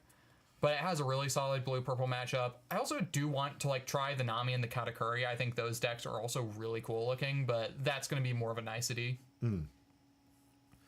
All right, G-Bosk has been on the back foot here since the beginning here. You started off with early aggression. Do you think that that's a strategy against this deck? It's a strategy. Just get them low. Make it so that if they want to use the 6-drop Luffy, they are putting themselves way more vulnerable, especially if I have an established board. And I've noticed here, you put him on the 5 Dawn turn here, and he's going to have to go Zoro, where he could have gotten the Sanji Pudding, which is essentially what he wants. No, he's going to go for the Usohachi for the 2K counter. Wait, he didn't? There was a Sanji Pudding there that he could have gotten Altart. that he didn't? Yeah. Ooh, that's rough. Yeah. But you're kind of, that early pressure, I think, forced his decision in a different avenue approach here. I think, because there was an Altart Sanji Pudding in that search for the Nami, but when he's looking at the board state, he's already feeling behind. You've got a 6K out already. He's got characters that require Dawn investment even to get attacks off, and he wants to keep the Dawn open so he can at least be able to defend with those Gum Gum Giants he's got. But a lot of defensive cards for G-Bosk here. I'm going to activate the Frankie ability, or no, the leader ability, I assume? Yep. Yeah. Give him 6K power here, and Restand 2? see if maybe can rest the Bonnie blocker? No, we don't have enough Dawn for the Usohachi. We have to have 8 or more Dawn. Oh, wow. Okay. But we get to swing with the Frankie to at least ramp 1 back. Okay. And put a bit of pressure on. There we go. Ramping 1. Got a simple little 1K counter from hand here. Right? Yep. 2 Dawn open. Still have the leader attack ability left here. Looks like we're going 6 into Zoro from what it looked like. I can't tell. Yep. And there's a 2K out of me. Nice. Has the answer. All right, gonna go searching again. Maybe this time we'll finally get the Sanji Pudding. Couldn't get it on that turn. But I had to play the Searcher on the 5 Dawn turn, and exactly why I wanted to cut off the 6 Dawn or the going second. Smart. That's smart. I really like that. End up getting the blocker Sanji here, which It's I also think is 2K, which is not terrible. Yeah, he's got quite a few. Like, his hand looks like mostly defensive cards right now, and he really needs to get some board presence. And unfortunately, has had to stay away from getting his Sanji Pudding stationary, set up here. So right now, I think he's mostly just afraid of possibly going under. He's already at 2 life, and only at the 5 Dawn turn, or essentially what was the 5 Dawn turn before you activate leader ability. Yep. 6k coming into life just gets a 2k out of hand. That's never what you want to see on a simple 1k. Here I'm using Beiji, taking that out, and then gonna put something else into life so that I can start going with my combo. Okay, X-Drake. Not what I want to see. So yeah. Just limited on options, I take it. Yeah, I think I'm just bouncing that back. I'm not actually playing the X-Drake out. I don't want that on board. I just wanted the 2k back in hand. Makes sense. Captain Miller says, I think green purple is strong, but I don't know how to feel about the leader that falls apart with just some well-placed removal. Or just doesn't draw into the cards it needs. And Yeah. Well, I think that's been an issue for a lot of decks, guys. It is. I've been covering this thing for just about a year now. I've seen quite constantly there are decks that are built around needing stage or need for me playing Smoker, right? It needs Smoker. It needs Smoker to get that 3 Dawn to really emphasize that advantage and make the deck good. And without Smoker, it feels really bad. And people are like, Smoker's a bad deck because you lean so heavy on needing to get Smoker. And I can get that. But when you see it, it's good. And Bella Betty, in my opinion, leans so heavy on having Karasu. And when you have Karasu's, oh man, that deck's insane. Then when you don't have Karasu's, I mean, that deck can just kind of do a lot. Bella Betty can also just do a lot with aggression, like just being a super aggressive deck, being able to swing with like go wide and still swing with relatively large bodies. yeah. But you're sacrificing so much, like discarding a Revolutionary Army just to get that plus attack. You want to be able to do it when you have 3 attackers, which is not always an option. A lot of people like to control the board, like to rest your characters, like to lock them down. You're not always going to get the 3 swings that are completely optimal.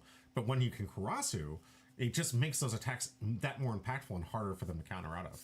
So it as a player of the Bella Betty, it's like, I don't need it, but when I have it, I feel like I'm unstoppable. And I think with green purple, they don't need Sanji Pudding, but when they have those out there, it is just... No, they need Sanji Pudding. This is a deck that lives or dies by Sanji Pudding. You think so? There's no other win cons outside of that? No. Okay. Captain Lo says, I love my Robin because even by herself, she is a problem for my opponents. Yeah, with Vanish on a stick, I like it. Then I gamble with triggers and have fun. I never feel like I'm stuck without piling in my deck. That's good. It's a really good thing. Yeah. It's just finding the right synergy to kind of counter what's in the meta. And I think that's why I really respect Captain Lerolt. It's just sticking with the leader he likes and constantly trying to critique it to fit the mold of the meta and giving her more love than what other decks I think in this meta get. So here we got a 9k swing coming into Cavendish, I assume? Yeah, Cavendish. Yep. And here I'm just going to use the blocker. Smart. Keep it alive. That card is insanely good in your deck. Yeah, I mean, it's just one of the best cards for any Supernova deck. Mm-hmm. Like, Bonnie loves this card. Red Green Law. I haven't... Red Green Luffy. Pretty much any deck that has Supernovas wants to play Cavendish. It's such a good card. Yeah, because my Smoker deck just didn't see room for it. And it is, like you said, Supernova. And Smoker's not Supernova. Yet. Spoilers! I'm just kidding. Can you imagine Smoker joining the Supernovas? The Supernovas isn't a group. I know. It's a title given to people who enter the Sabaody Archipelago with a 100 million berry bounty. So Smoker. Smoker didn't have a bounty at the time. I'm just messing. Gabriel says, as much as I tend to disagree with Porter, he's absolutely right about the Sanji Pudding. On Sim, very often, then they focus on clearing Sanji Pudding, the opponent, and green-purple falters. Yeah. Yeah, no, this is a deck that lives and dies by Sanji Pudding. Which is why it's so... we first were looking at the deck list, I was just baffled by how many searchers are in this deck. Like, I was like, that is an overabundance of searchers. And then it started to make sense. It's because they need to see their Sanji Puddings. They can't afford to have them in the bottom. And it really sucked for G-Boss there, who on one of the Nami searches, at least one of them, he had to bottom it because you put him in an awkward situation. And walling up here, I like the strategy. I like this. So you already have a nice little 8k wall. Everything on his board requires Dawn and investment. He doesn't have much Dawn because he's using so much to remove from it's leader ability. Go ahead.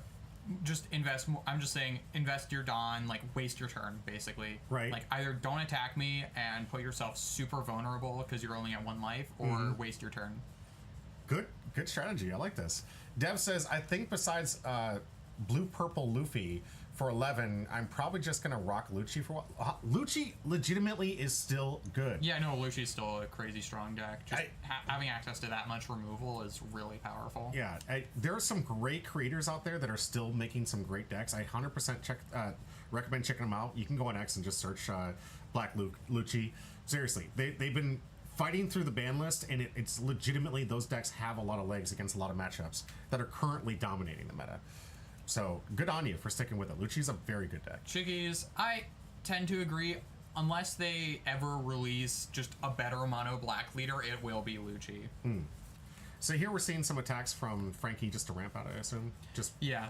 He's running into a wall here. It's 4K and 8K, but It's not doing anything, but it's getting Rested Dawn to use with leader effect. Midnight, good to see you. Thank you so much for joining the chat. Appreciate you. Captain Little says, I feel like the meta does lean towards green-purple Luffy. Lucci will thrive. Yeah? Yeah, no, because, again, if you can deal with the Sanji puddings, it's just such a hard matchup. It's why I like to do some of the analysis on these decks. Like, I feel like a lot of decks have these, what we call, like, weak chains. Like, you're only strong as your weakest link, right? If you can analyze a deck and find out what those weaknesses are, there's certain decks in any color and any strategy that as long as you can deal with those threats or deal with that kind of board state and it can be consistent within the meta, your deck can thrive. So it's important to look at the meta, see what the deck is trying to do, and then see where that weakest link is. And I think you're exploiting that weakness heavily in this matchup right now. Honestly, I seem to have this weird ability to wherever when I play against green purple Luffy, they never see Sanji pudding. I don't think I've ever played in paper against a green purple Luffy player and they've seen Sanji pudding. I think every single time they don't see it till like the game is already almost over. They see G-Boss had an opportunity to see it, and I feel like he should have taken it. Like I in a way I agree with you, but at the same time your playstyle, the way that you put the pressure on in the early stages with a yellow deck, mind you, but the early stress that you put on him forced him to have to make a bad decision. I think in G-Boss's mind, he thought he had to play more defensively because he was losing the race here, and it was your early aggression that forced him out of that play. Chandler says, yeah, I like our matchup with Porter. You like a matchup? We're going to talk about that. Not the Vegapunk game. No, he's talking about the Treasure Cup and the Garp game. Yeah. Last week, we played twice. Neither time he saw Sanji puddings at all.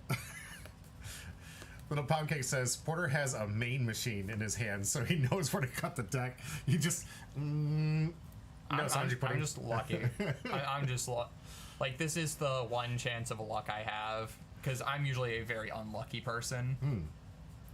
9 into 6 again, taking him down to 0 life. That is such a dangerous situation. He doesn't have a single, not one Sanji pudding out, let alone 2. Doesn't even have the Dawn to play 2 for this turn. I mean, if you Sanji pudding 1, leader effect, play the second one, you could. Okay.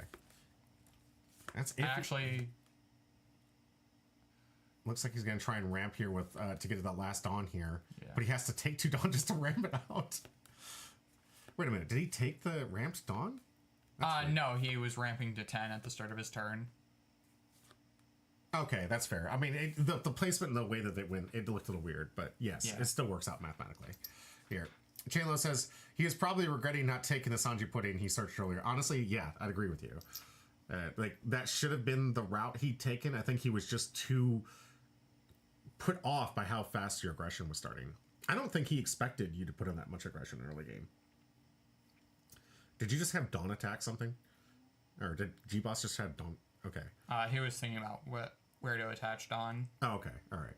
I thought he was just throwing Dawn up, and it's like, these Dawn attack you. I wish. No, okay. He was tapping 4 for his Zoro. Okay. Desperately trying, like, an last-ditch effort to find a Sanji pudding. Let's see if he gets it.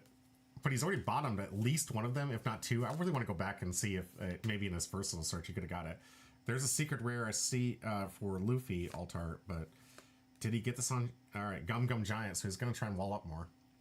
All of his searches have just gone up into defensive plays. Yeah, I feel like we'd be in a lot better of a position if we took the Sanji pudding.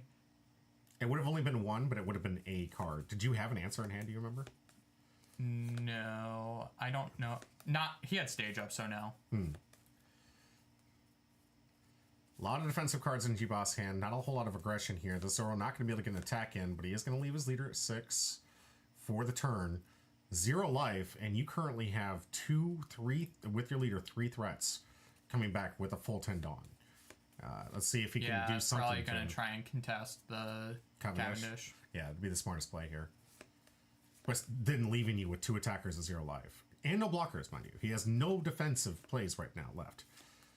And you just giving it up because you know you get enough. You feeling pretty consistent with this. I mean, also loaded up the leader. I couldn't counter out. I'm not wasting cards on that. Yeah, all right. That's fair.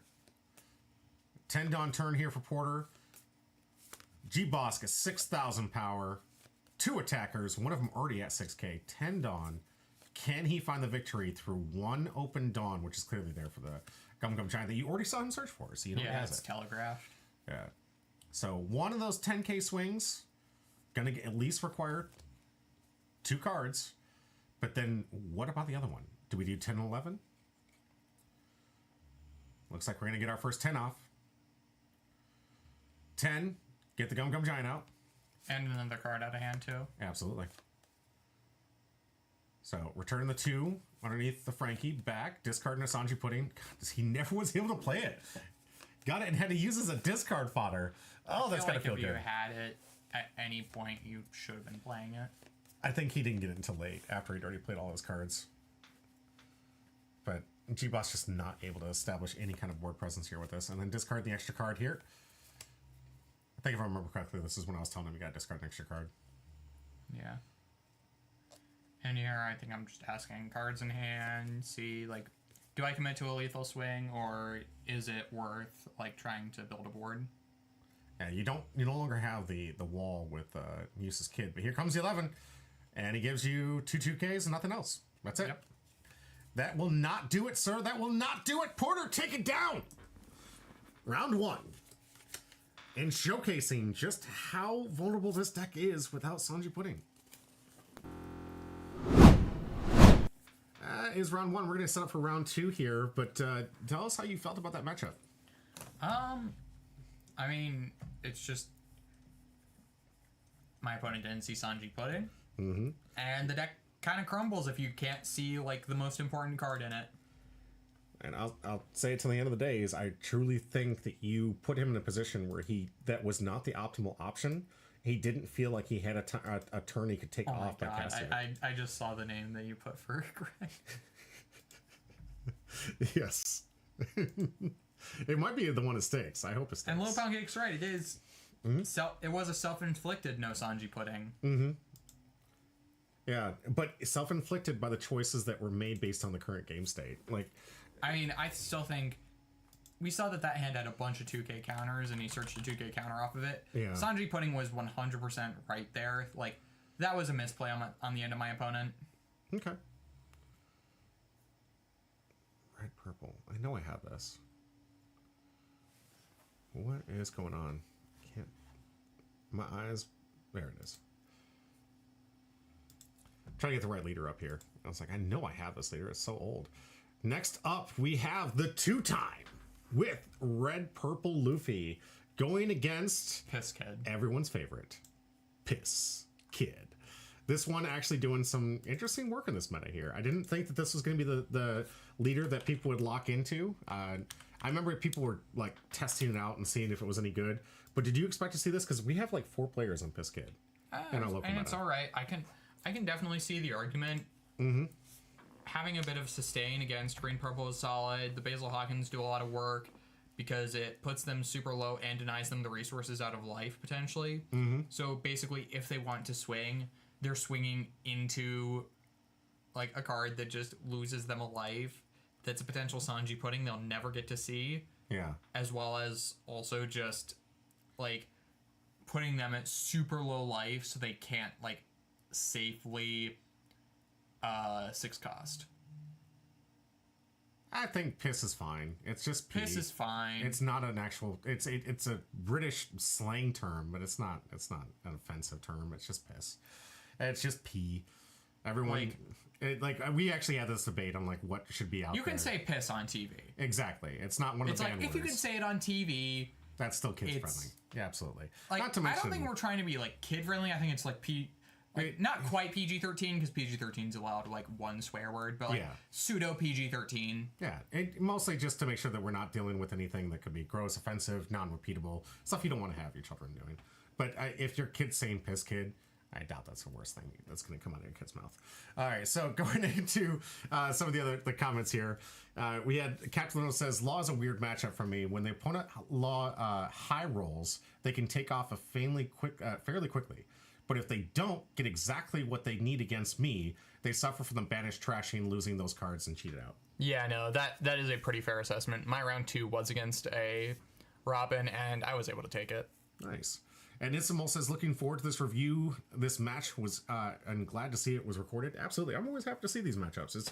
We got some great deck lists to showcase with you guys. We got the red, purple Monkey D. Luffy, 6k power, 3 life leader versus that piss kid that everybody's been playing and apparently just been doing well. I can't wait to show you guys what this thing does. It's very good effect, very good synergy, and I think maybe is an answer to the current meta. Would you? It's all right. I'm not completely sure, but it's all right. Okay. Chainlow says, as far as the last game concerned, even if there's a better card to play, if you see S&P, you take it. Absolutely. If for nothing else, just because the bottom decking, it means the one less you'll be able to draw on the... Absolutely. Actually, that's a really good comment, Chainlow.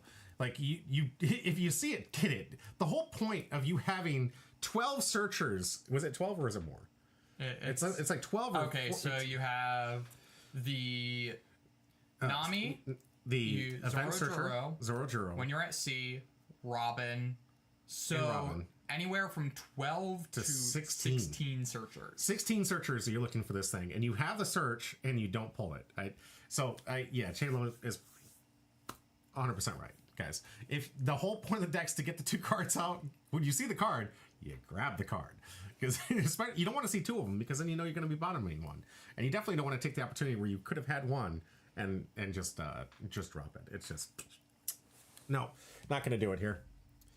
Let's go. Captain Little says, "I'm always on the side. If unsure, try to anyways. Sometimes things that seem odd work out surprisingly well. Meta slaving is so boring." Yeah, I just play whatever's fun to me. Yeah, absolutely. Yeah, it's like going to a gunfight with a 2x4 instead of your iron. Yeah, without it. Absolutely. Yeah. That's a good analogy. I like that. All right, guys, let's get into the deck list and find out what these decks are all made up of. Now, mind you, you're going to have to help me out here a little bit here. I had to make up stuff based on what I saw and that post you made in Discord here 2 times.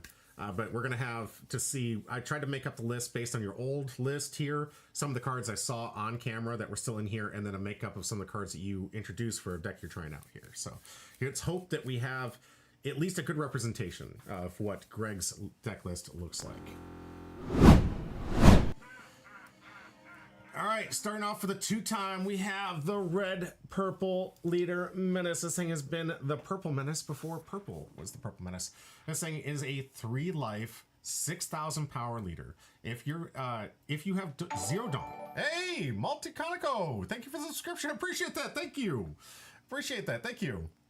Not my list though, and yeah, I was taking the list that you posted up on the Discord. And I noticed that there were cards missing that I saw on camera. So I was doing a back and forth of trying to see what I saw you playing versus what I saw you posting in Discord. And I tried my best to get a representation of that. So this is not your list. I don't actually have your list. I just did what I could to make this thing work. This is similar to the last deck that we're going to showcase over, or the last one. I didn't get that deck list either, so I literally just watched the entire video and tried to make a deck list from every card I saw. So, this is my interpretation of cards I've seen you play in this deck and what I assume is going to be in here, and from that list that you posted in Discord. All right, so Monkey D. Luffy here. Basically, the only way you're going to be using this is at your 8 or 9 dawn turn. Or you're going to be using it in combination with the use of the 10 cost Monkey D. Luffy. This one basically gets you ramp out 1 dawn in the late game. Or in the very, very early game if you play Monkey D. Luffy, the 10 cost, because you're minusing 10 Dawn and basically going back to 0, so then you can activate that net 0 ability. So those are wondering, this is not an early ramp. This only ramps from 0 if you've activated an ability that requires you reduce all of your Dawn to nothing. But in that sacrifice of 3 life to a 6k power, you've got amazing blocker cards. This one I love, and I talk about all the time. I love this 2020 Chopper here. This is a 6k on your opponent's turn and also a 2k power. Strong. Just, it does everything you want a card to do. It can either pivot to being a blocker. It can't attack. It can with the Dawn investment. Hey, another follow. Thank you so much, Clear Notes. I appreciate you. Clear Notes, if you could hit up the chat, I'd appreciate it. And hit up ! join for your chance to win one of the free packs. Oh, we got a... And another subscription. Thank you. Subscription. Thank you for Wedza. Appreciate it. Tier 1. All right. I want my cards that attack. All right. That's fair. But I think, honestly, this 2020 Chopper doesn't require that much Dawn. Appreciate the ! join. Thank you. Thanks for the subscription. All right, guys. Next up, we also have this card that I saw in his list, but it doesn't look like he's going to be playing this in the future. Still a really good card. Queen. Great. Dawn -1 here. Draw 2 cards. Trash 1 from your hand. This has been kind of power crept with a lot of other cards, but still is It's a still 6k. very good. Yeah, it's a still 6k body, right? And it cycles. So, I mean, we've seen Straw Hats that do the similar thing, that have blocker, but they're 2k bodies. Not 2k counter, 2k bodies. Yeah, the Onami. Although there is an important distinction. The Onami has to discard before drawing. Oh, okay. All right. So, yeah, you'd have to get rid of a card from hand versus being able to see something and get rid of some chaff you didn't want. Chainless says, come on, guys. 1 gone and it makes 5k. Isn't that bad? Gone is wrong game. This isn't Union Arena. We don't have a hunter. 1 Dawn. 1 Dawn. That's it. 1 Dawn. You're good to go. Yeah, but it's one Dawn that you can't play cards with. Fair enough. I still don't think it's that much of an investment here. I'm with you, J-Lo. We got this amazing new card here for the that's been added in for the starter deck. I love this card. There's a lot of new stuff. It's so good. Here. It's really good. Select up to one of your Straw Hat type characters with 6,000 power or more, and the selected character attacks during this turn. Your opponent cannot activate blocker. So it's Diablo Jumble on a 2K. Like, you don't even need to play Diablo Jumble. It does have to be a 6k power or more. So you either have to invest Dawn or you have to have a thing with base 6k. So it's not quite as versatile as Diablo Jumble, but it's a 2k. You're right. It does a lot. I love the fact that it just replaced Diablo Jumble, which was a staple of 1 in most of these red decks in the early stages. We're like way back when, guys. We're playing red decks. It used to be like you had to have at least 1 or 2 just to make sure you could have that Diablo last attack. Jumble was only Straw Hats, so decks that were like on a Whitebeard Pirates package wouldn't play it. That's fair. But when the point, I mean, this one also Straw Hat locked. Yeah. So the card itself kind of just got power crept with this Sanji. You got a nice, awesome body if you're really desperate, but you have a 2k counter where the Diablo Jumble was just a 0 counter in hand, and this is just an option. Like, I can save this to the end game if I want to, and I can make some of my really good Straw Hats, And here we got the 7k. It gives rush and it gets to rest one of your opponent's characters, so you can even attack into it. So you have answers against that Sanji Pudding if you want. You have this 6k that can be targeted here, where it has rush on it, and when it attacks, you can give 1 rested Dawn to your leader or to one of your characters. It includes itself, by the way. So after attack, you can make the 6,000 an immediate 7k swing by taking one of those rested Dawn if you want to. You've got also this nice little Sanji blocker here that seems to be a very big pick for a lot of decks right now. It's such a good card for purple. It's 2k. It's the Chopper, but better. Because it can actually attack. Chainlow says, Captain Literal, you are excused. Because Captain Literal said, excuse me, it's Dawn. Oh, okay. Captain Literal says, out the attackers in that deck are 6k or more. That's the ability of it. So the thing is, that's only half. Sometimes you draw the wrong half. That's so true. You could do it with 3-cost Sanji as well, and 3-cost Sanji is a 6k on your turn. Absolutely. Yeah. But like the Zoro Juro that ramps, can't do it with that. I do like this card. It's a nice little replacement card. You got 6,000 power on your turn. You can play it on the turn 3, which is really nice to establish board. And if they remove it by KO effect or KO, you get to draw a card. Yeah. It's really really solid little card. This Rush Luffy has always been really good for me. I like this. You may return one of your Dawn to your Dawn decks. One or more. That's the important distinction because it allows you to play in other purple decks that require like 2 being removed. Yeah. Draw a card. I don't think we're playing the Eustace Kid in this one because sometimes if you have Eustace Kid, you want to, like, in builds that play Eustace Kid in red purple, sometimes you do want to return 2, because you return 1, get 1 active off of the Kid, then you use leader effect to get 2 active. Yeah. Capital says, true, half my triggers in my deck can turn into the game around, yet somehow the non-trigger big bodies usually is what I get out of my life, despite them being the severe minority. Yeah, that is the variance of decks. Variance is what makes this game fun, I think, for a lot of people. And it is an important factor. If it wasn't variance, it would just be chess. It would literally just be chess. It would be, like, almost entirely solved. And variance stops the game from being, like, entirely solved, because you can't just think about, like, the exact optimal plays. You also have to think about how are you consistently getting to the optimal plays. Because if there was no variance, green purple would be so much better. Oh yeah, absolutely. And I there's been some great studies that have been gone over, like, what makes a good TCG. Variance is more critical than you understand. Luck is an absolute essential part of a game. Not only does it bring in new players because they have to have an opportunity to win, you can't have this thing where you're a master chess player and you're just never going to be successful because you're not going to be up that level. And it's such a grind for what? You if everything's all settled and everything the way it is, I'm not saying chess is a boring game, but it's like, I'm never going to be as good as the top players. It's just not going to happen.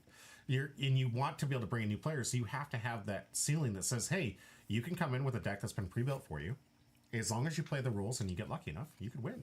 And you need that level of variance to bring in, to allow new players to come in, but also enough of the skill-based, which is what we try to analyze here on Hummer Pie, to see how you can take the deck apart and use that skill base to give you a slighter advantage. Doesn't mean it's guaranteeing you a victory, because as we've just said, Captain Literally, if you got the bad cards in life, it's like, okay, that was not your day.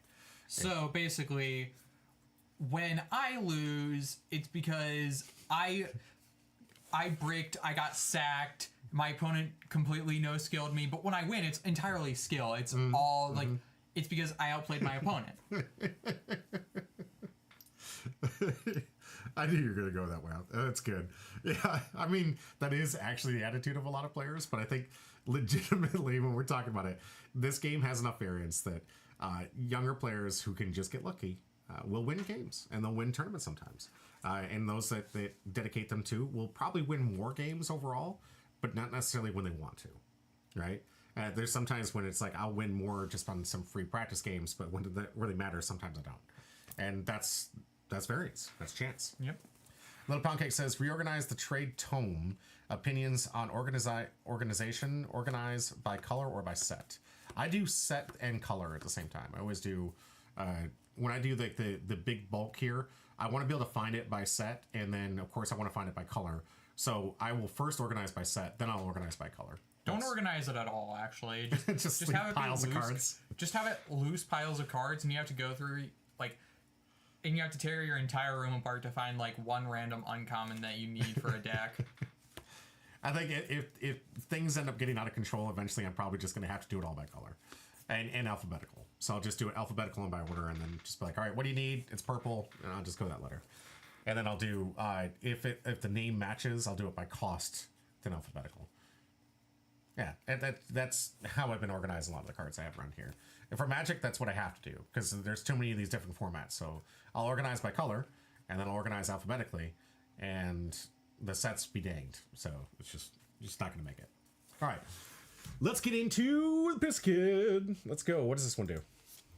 So this leader, end of turn, flip your top card of your life face up. Restand a supernova character with cost between 3 and 8 is active, and it gains blocker for your opponent's turn. That's pretty big, because you're going to be making some pretty big blockers here. What are the targets? So the main one, this is... Second to main? I think the main one's obvious. This one, right? No. Kind of Curry? No, the Basil Hawkins. Oh. Go ahead. Yeah, no, this is the main one you want to be making a blocker, because you have the on KO, trash up to one of your opponent's life cards. So you make this a blocker, and they don't want to attack you anymore because...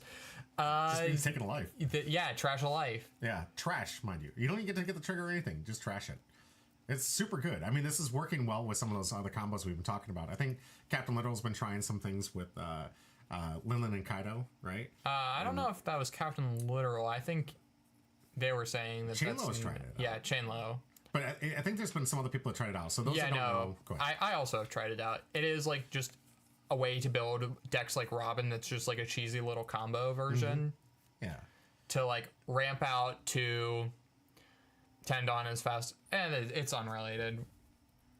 What? It's a fun little combo. Tell me Yeah, about it. you go to Tendon, play Kaido Linlin. On your next turn, you want to play like 2 or 3 Basil Hawkins, and then swing with the Kaido Linlin, KO all the Basil Hawkins, and 3 you've 4 because Kaido Linlin. Oh, that's also. right.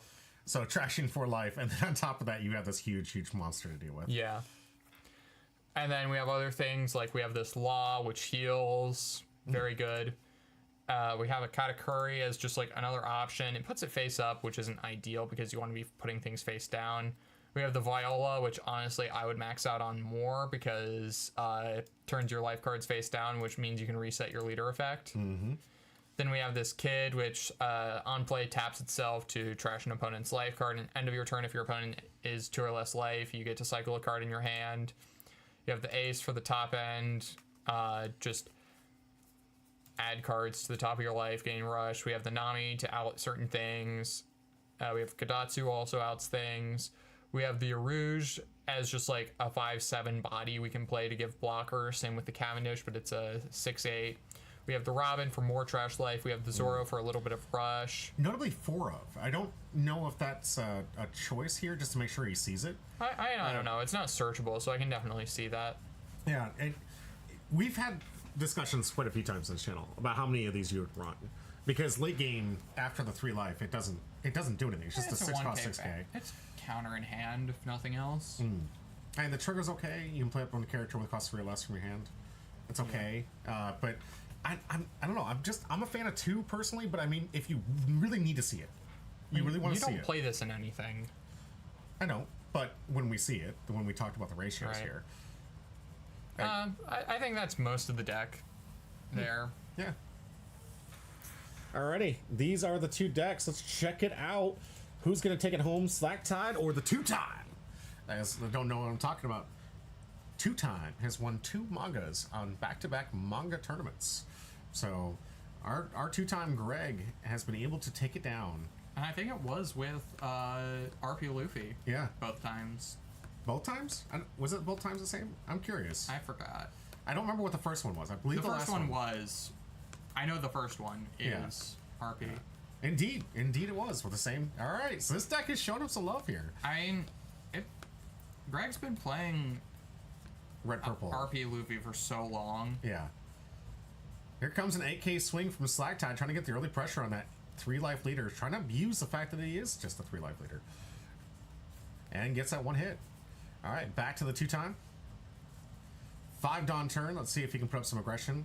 Sadly, didn't have the Zoro for the early ramp, or This would be the first turn that we'd be able that's to play right. that. That's right. It's 4 Dawn turn. I'm confusing on which ones it's which here. So we got 4 Dawn turn. Oh, maybe 7. we get it. Maybe we have the Zoro. 7 in life. Asking for 2. Takes it to life. Trigger. Interesting. Gets a search. No, it's draw 2, trash 1. Okay. That's a little cycle effect. Side probably not happy with it, especially if he had Also, no I don't think we plays. saw this in the deck list. This one is verbatim what he sent me. So, like, you can pause it. You can this deck list I can swear by, at least in the sense that he sent me this list. He was the only one to send me a list. Which tab is this? The Firefox. Go up to that list here. Yeah, it doesn't have it. Yeah, the damned monks aren't there. Okay. All right. Well, that's an error on his part. I can only go on what I've been received. He sent me the deck list. This is the only deck list I have, too. There's the Zoro. Out of everybody that sent me the stuff, he was the one that sent me the list. And it was wrong. I mean, the last deck list was hilarious because it took me a good 12, 13 minutes to try to get that thing put together, but I literally rewatched Why the video. didn't you just ask Greg?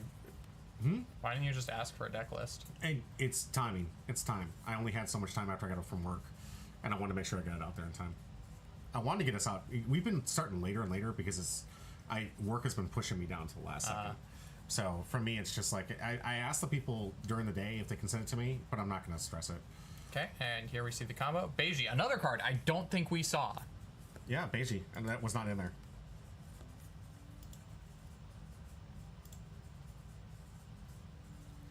Nope, not in there.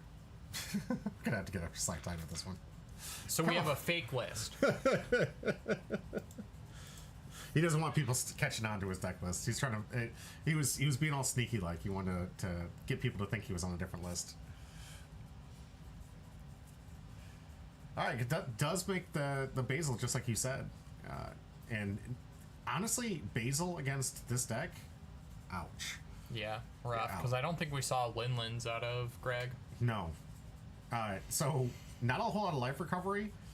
That's in now. I will say it basically this matchup with the Nico Robbins. If he has 4, The Nico Robbins are dead now. It just So here we just swing. I think we just swing with the Zoro Juro because we just get the ramp. We don't put anything under it because we don't want to threaten the Basil. yeah. And now we just play out some other things. That was 7. Okay, we have a Alright. kid. So Kid's gonna be able to lock us up for a nice little 7K swing. Okay, Looks so like we're he's going gonna 7. I just think get out of the way. Block KO. There goes the queen from life. Chandler says, as we discussed earlier, I've lost against Greg's deck, and the rule of the TCGs is when it win, it's skill, and when it loses because it got lucky. Therefore, logic dictates the only reason Greg won twice is because of luck. I actually have something to say about that. Sure. My brand director. Did we lose you guys? Uh-oh. Is this because I spilled the drink? It's possible. My bad. I don't know if we're still there. We're getting blinks all over the place. All right, I finally can control the screen here. How are we doing on camera? I'm so sorry. It's okay. Can you guys see us? I don't see anything. It wouldn't have gotten anywhere near the graphics card, which is the only way that it would have. I don't see anything on the. Yeah. Porter broke the stream. No, I didn't. I can say for sure I didn't. Okay. I can still hear you all. Let's go. Looks like we recovered. It looks like we did recover. All right. All Okay. right. Pause the gameplay. So, back to what we were saying after that. Okay, we see video. You see us. We're moving. You can hear us. It looks like everything's been resolved. That's good news. Here we go. Okay, so back to what I was saying about Good. Chainlow.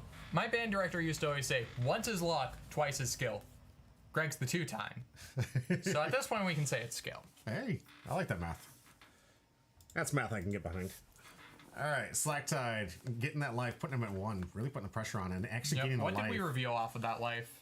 Let me reply back. I'm sorry. Because you do have to reveal. Yeah. Let's see. Hopefully, it shows the camera, not the 2-time here. Here comes the law. Has to reveal. Oh, a poo. A Okay. poo. Okay. All right. So luckily we got it here. 6K coming into the Zoro Juro. No more ramping for the 2-time. I don't think we need it. Because, we're going to be 8, 9 next Yeah. turn. Luck squared. I like that. That's some good math here. Admission of. I said it Breaking might the have been.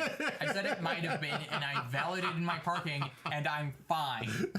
I literally said it was nowhere near the graphics card where the drink spilled, and I didn't even see where any of the drink would have been spilled into the computer, so we're fine. Dude. Oh, man. Oh, look, Captain Liberal, I love you, buddy. That's. You get this, because I've had him clip me in bad situations at least 9 times. It's about time you got some of the taste of the clipping tool that is Captain Literal. It's about... Yeah, whatever. whatever.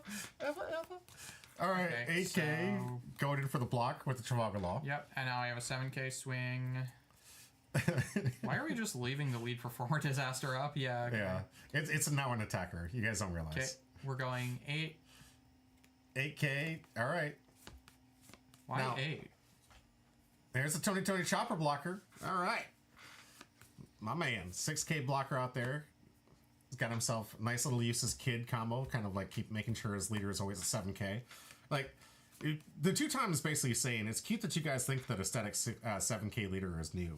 Because I've been doing this for a while. Yeah, no. This has been a thing for a while. Yeah. Captain Lowe says, I'm always ready with the content. I appreciate you. I really do. Ready to catch it. Maybe we could finally make it onto, what is the one where everyone screams when people start fighting? It's like a clip channel where like people start fighting and they always scream it out. Oh, there's a kid. Trash. Kittens. One of you guys know what I'm talking about. I have no clue what you're talking about. Someone out there has to know what I'm talking about. All right, so not going to be able to activate leader ability, right? Because he does have a face-up Yep. card. So unless... And I don't see any extra Dawn to Nope. fix that. So really all this Beiji's going to do is just stop an aggression. Although I think that this is Is kind it? of lights out. 0 life, 1 blocker. Nope, we got Gum Gum. Well, no, Yes, it I'm just got saying someone that else. like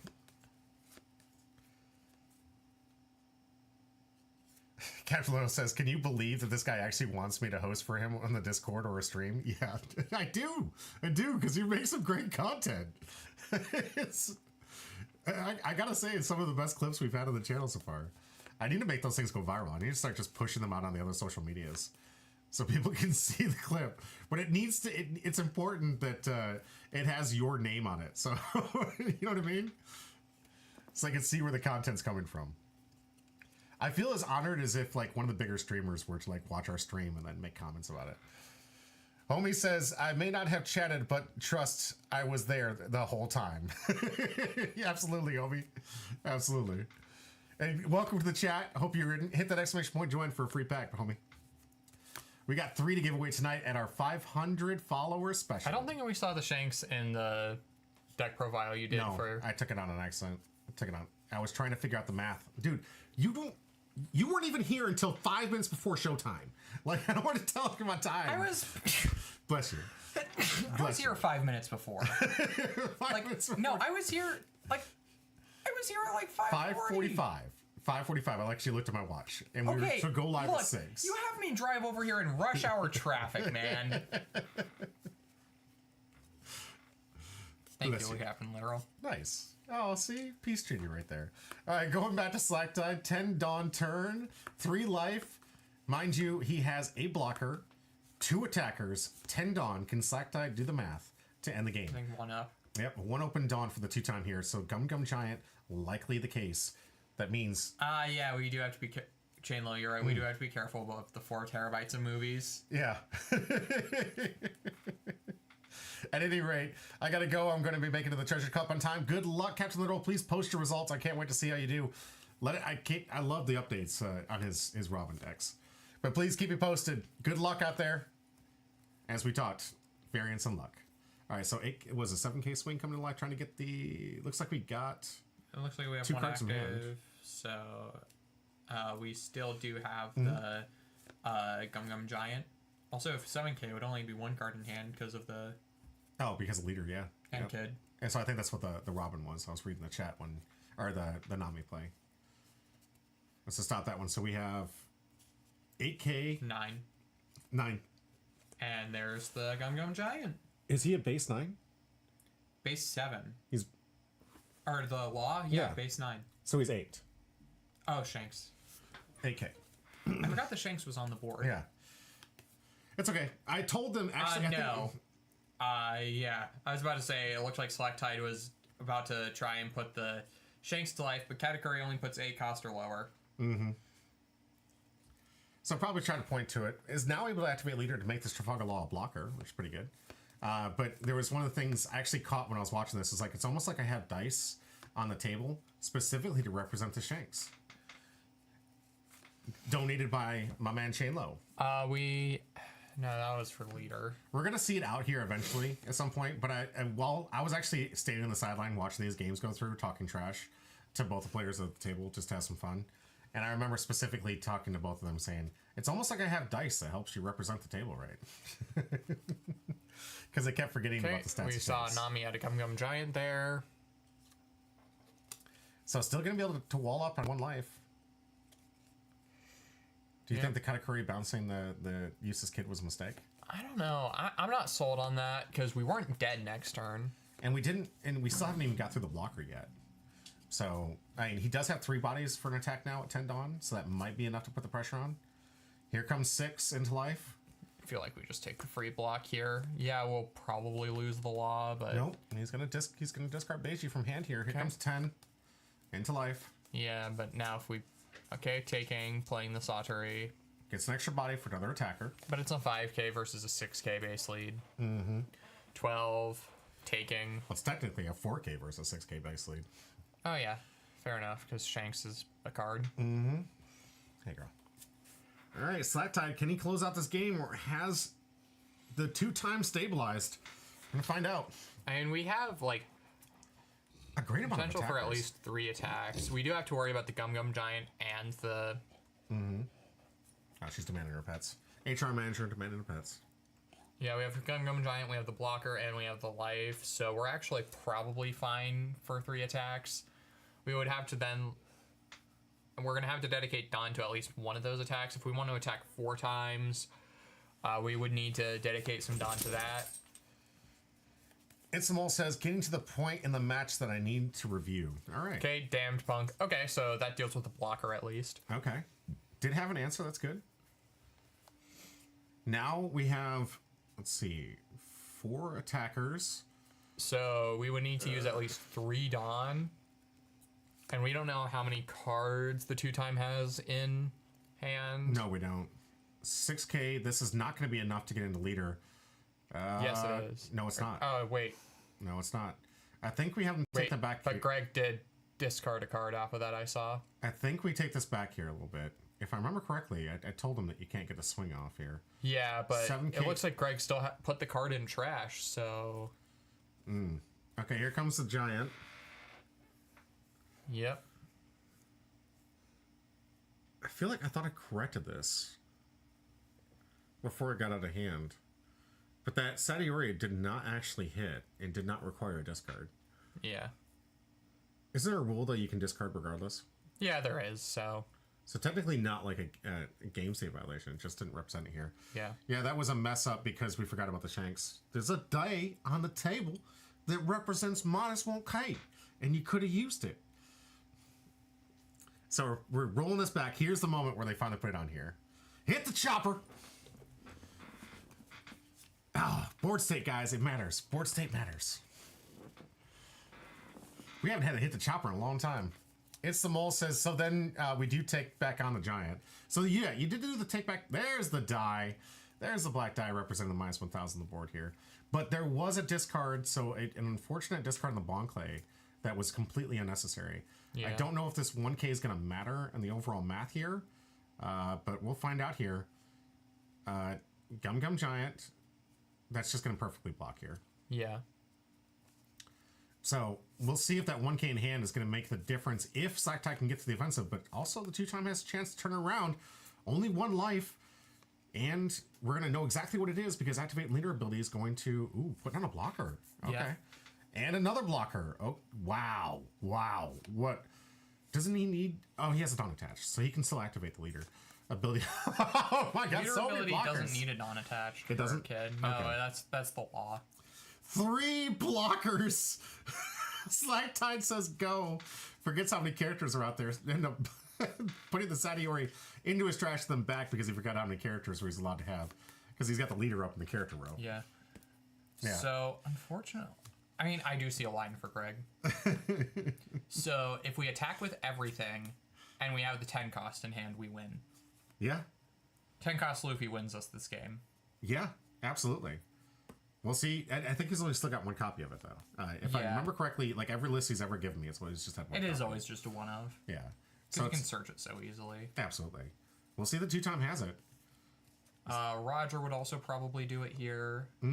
Roger would be a Although I don't Roger think would we're be playing. like I don't think he's in this deck. I think he took it out. I mean, I think he took it out. Luffy fills the 10 cost Luffy fills a very similar Yeah. role to.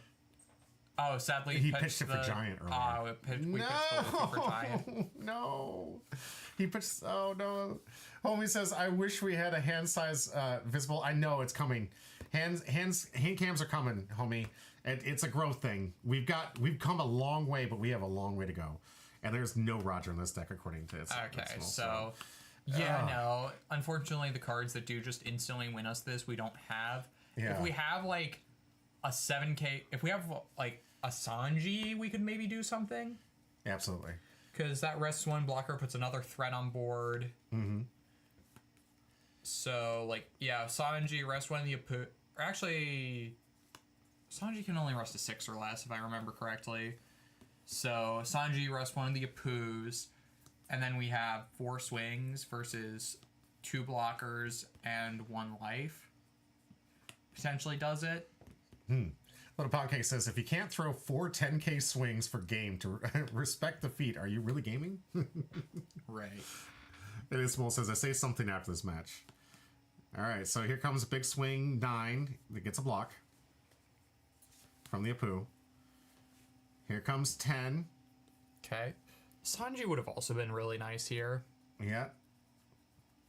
We'll see if this gets the Apu or it gets a 8K block with a 2K from hand for law. Nope, gets the Apu. Okay, so I have a Shanks attack left. So now the 7 cost Sanji doesn't do anything because we can't rest the law with it. Mm-hmm. Here comes Shanks coming. Oh, we're going board. board. We realize we can't lethal here, so we're just No. going board. Do we have like a kid or something that we're gonna try and play out? It could. Mochi Gamer, good. Welcome to chat. Welcome back. Good to see you. Oh, okay. Man, 2-time just doesn't have like. There's no option to load up. I got no. Never mind. Now I'm gonna go 5 and a 4. 4. 4 into 4. Oh, 4 and a 4. I'm sorry. Thank you. So Now going 5 for a Luffy, but it's not enough. no, Because we just take the free block. yeah, and he just just scooping. concedes because all Only he has 2Ks is in 2K in hand. Well, a 2K in hand. 2K Yeah. in a kid. Kid's a brick. 2K, 3K Yep, and there with goes. no other blocker. I'm trying to do the math here to think like if that 1K mattered that much, but I don't think so in this situation. No, not in this scenario, no. And I don't know if bond play changes the outcome of this game. No, it doesn't. Too slow. Yeah. Wouldn't have mattered. Man. Okay. All right. Well, I mean, one second. I think the blunder there was pitching the 10 cost because that was our out. Our win con. Absolutely. Could have gotten him in. Also, could have been playing Roger, by the way. Also, just say it. I love the card. I talk about the card a lot. It's a very good card. Oh, It does win in Samuel was situations. saying if he swung 7 with Nami, he might have been able to win. Yeah. So He ended up with a single. I should have swung 7K with Nami to figure out if I could win because he ended up only having single 2K. That would have been able to take it. Yeah. That's fair. That's fair. And that is, and it would have given you the option to know where to go board at what point. So you could have stressed the getting rid of all the board and then resided on whatever counter you could have had. Maybe even bluff a 1K if you couldn't go for game. Yeah.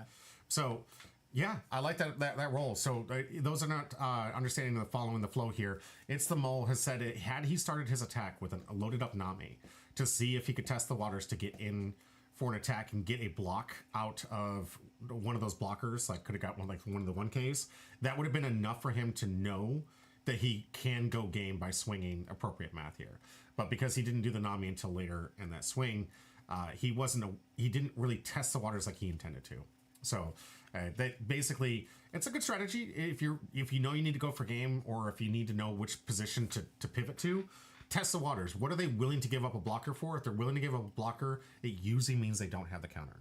9 times out of 10, it's not always true because people like to bluff. But if they use a blocker to get out of an attack, they don't have the counter in hand. So that's the testing here. So if he gets an approved block, he knows. Right. The information's there. Itsumal says, yeah, I should have dedicated to just going to life because I could have done a 5 Dawn on Nami and then a 5 cost rush on Luffy. Absolutely. Itsumal says, so you could have swung 7 or more on every attack. Yep. And guaranteeing getting those blocks that you needed and then gone for game to get that last life. Well, this is the beauty of this, is we actually get to look back on our blunders and figure out how to best go forward. And learn from it. I love it. This is the best part that I've loved about this channel because not only do I get to learn from watching you guys play, but you guys get to see it and learn from other people because they say the smartest people learn from their mistakes, but the smarter people learn from other people's mistakes and don't make them. So hopefully you'll be part of this smarter group and not make that mistake going forward. Guys, I really appreciate it. We're going to take a quick break. We got 2 more rounds before we find out who is going to take home our championship. Porter, you're still on the line here. You're still able to get in here, try to get some more points to see if you can cushion that lead. We're going to find out after we come back. Does Porter take down the lead, or does somebody else get some points and try to change up the board state a little bit? Stay tuned. We got 3 Honestly, packs. I think with the math, I'm still going to be in the lead no matter what. Let's find out towards the end. All right, guys. We had the board set up. We got 3 packs to give away already, and a guaranteed yeah, no, one. because the only person who's threatening me currently is Greg, and he just took lost. the lost. Yeah. That's fair, actually. Yeah. Great analysis. Guys, we'll be right back.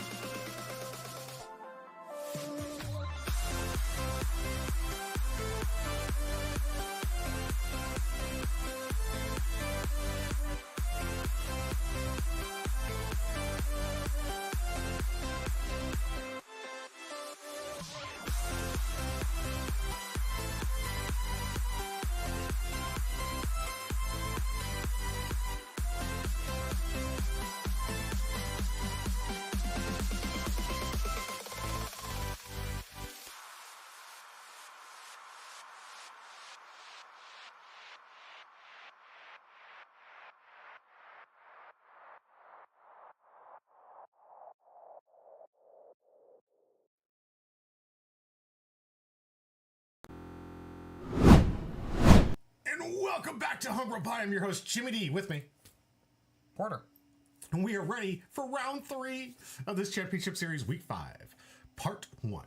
We got ourselves an amazing championship series running up right now. This man is leading the pack with the amount of points here. Somehow, you all need to get your game up. If I'm in first place, you guys need to get your game up because obviously something's wrong.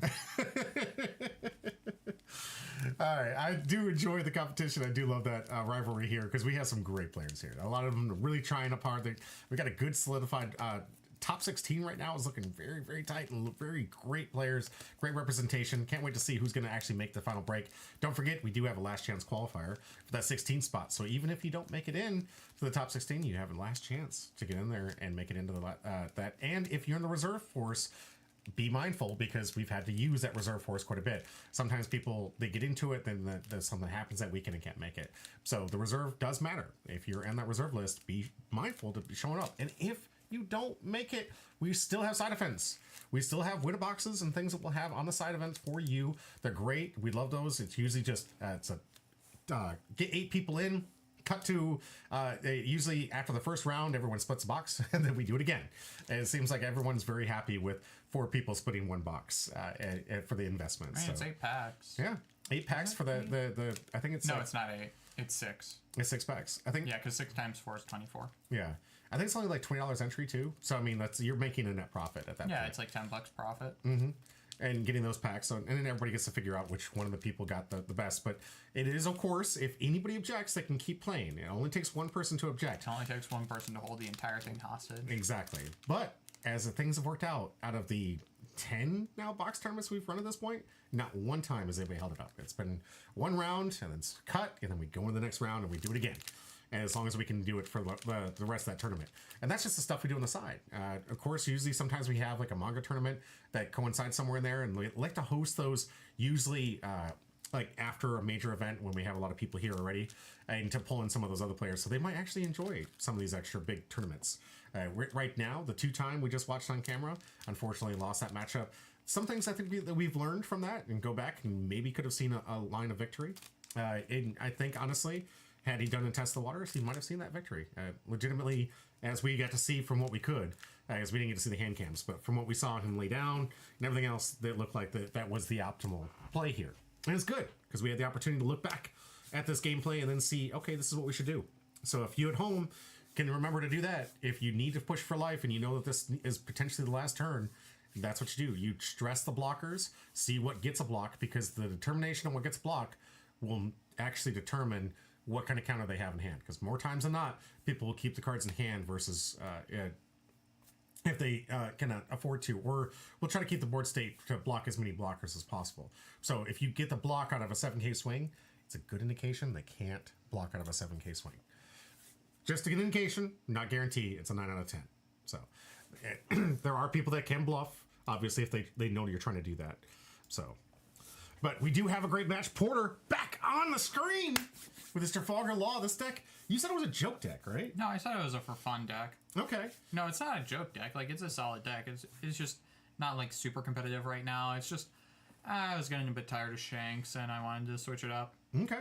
I respect to you. I mean, you're now 2-0 going into the final round, which could be the final round. However, it's not, because there was 2 undefeateds left after the third round. 3. There were 3 undefeateds in this round. So there were 2 in the 4th round. That was the solidifier. Yeah. So there was 3 in this round. You, Edo, Selectide, and Edo. Yep. All 3 of those individuals were undefeated going into this round. Edo won off camera. Is going to be in the final match. We're going to check out his deck list when we get there. But right now, we're going to find out who's going to be playing Edo in the final match. Is it going to be Selectide, who we just saw in Piss Kid? Or is it going to be Porter on Green, Yellow, Trafalgar Law? Let's check out the deck list. And don't forget, hit that exclamation point join, guys. We're giving away 3 packs. No hits pulled from the community box so far. This one, because we made 500 followers, 500 years to feature for free. And a cool, awesome pack, the person who was our 500th follower, right here, guaranteed for free. And if you guys really want to check out some Union Arena stuff, we got some box openings, or at least 1 guaranteed. We're going to find out where his time is for 2. Let's check it out. Let's get a deck list. Tell us about your deck. I mean, you're using leader effect to bounce something and play it and then play the top card of your life out, you're using cards like the Beiji, the Bonnie, and the Law to put things into life to balance out, and then you have the Kid for being able to wall up for a bit, and other than that, it's just like aggression. We've seen it in action. We've seen it work a lot. You are playing green, and I know you're not playing Electrical Luna. Is that why? Just is not that? enough space. Okay, Deck space is kind of tight. it really is. You're also not running the entire blocker package that usually comes with the Useless Kid, but you are running blockers that you can bring out for free from Useless Kid. You can get the Jewelry Bonnie. Go ahead. Yeah. Oh, you mean like the Resonante? Yeah. Again, it's just too few things. I'll be running a few more blockers in 11 because there's the 2-cost Beiji, which is a crazy good card for this deck. Beiji's always seemed to be a good card. Like, we've seen it, the annoyance of the first Beiji, the one that stops an attack for I a wish trigger. that one was Supernova. It would make this deck so much better because you could use the 7-cost Law to put a Beiji in your hand into life. Wow. That's not... No, it's not Supernova. It's only Fire Tank. Interesting. Okay. I had no idea. All right. That is just disappointing here, but I do like that the new Beiji, even this bin, sees a lot of play here because it does function very well within the Supernova deck that you built here. I mean, it's only good in Law because in Kid, you need the life face down. It puts the life face up. Yeah, that makes sense.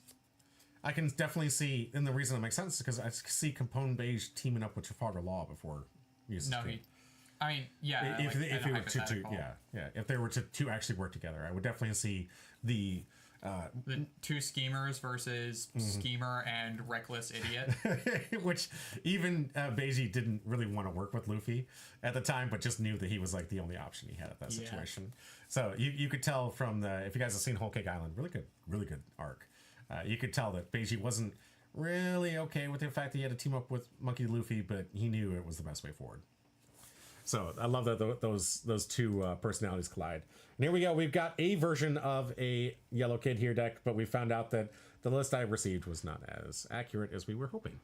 But this one, really good card, allows you to turn most of your Supernovas into blockers, which can be quite devastating because you have packages like this Basil Hawkins that we were talking about earlier.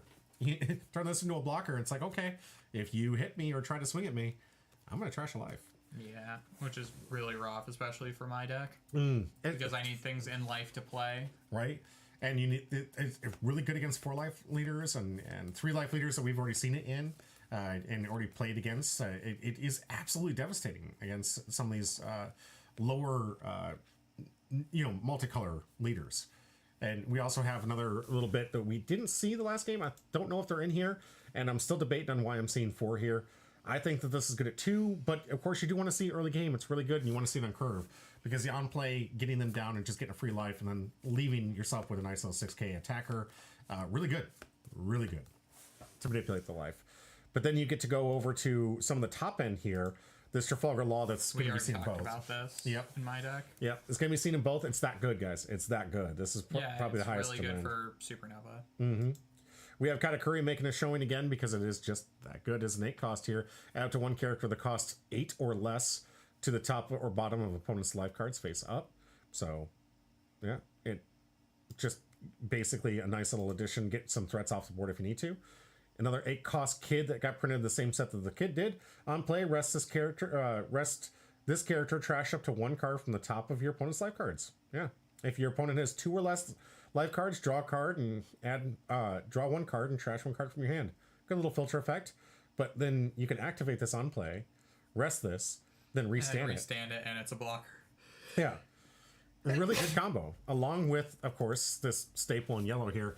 Forecast the Ace, 10 cost on play. Add up to 1 card from the top of your deck to your life card, so an instant heal. Then you can have, if you have 2 or less life cards, this character gains Rush. Not leader locked or anything, just a nice late game answer. 10,000 power. Forecast the Ace, the Donut Man himself, put in some pressure. So let's see how this plays out. Yellow on yellow, but yours has green. Let's find out. Does the life matter between these two leaders? And how do you feel about this matchup personally? Rough, because Basil Hawkins are really rough to deal with. Not a whole lot of answers in this thing to do with it. Yeah. I don't. Green can rest and lock if it can for a little bit, but it doesn't It doesn't have anything to I like mean, bottom. the or... freeze doesn't matter because you could just restand with Kid's leader effect at the end of the turn. Oh, that's right. So you're just constantly making this, and there's. Is there anything in your deck that just rests things? I can Radio Knife to rest it and elect not to use the second half of the effect. Does it have to use that? Because I thought those were two different texts. Like you can rest this cost and then you can KO something. Yeah, so you can elect to not use the second half. But can you elect to use the second half on a different character? Is what I'm saying. Yes. Yeah. So you can elect not to use it or use it against something not Basil Hawkins. Yes. Yeah. So it looks like you're getting one of those awesome body searchers on. I hope they reprint this thing. I just realized I thought this was reprinted in PRB. No. Nope. I was like, why? This seemed like it was perfect for PRB reprint. Do you think we'll see if we should see the starter deck, right? Yeah. It's the main green Supernova Searcher, so I would expect to see it. Such a great card, too. And I love that it gives you, like, almost pseudo-blocker guaranteed because they don't want to give you that card advantage. Yeah. So it's one of those cards that it is a searcher. It does cost 2 versus 1. But that pseudo-blocker, so good. All right, Luffy going to go the Basil, which is a problem.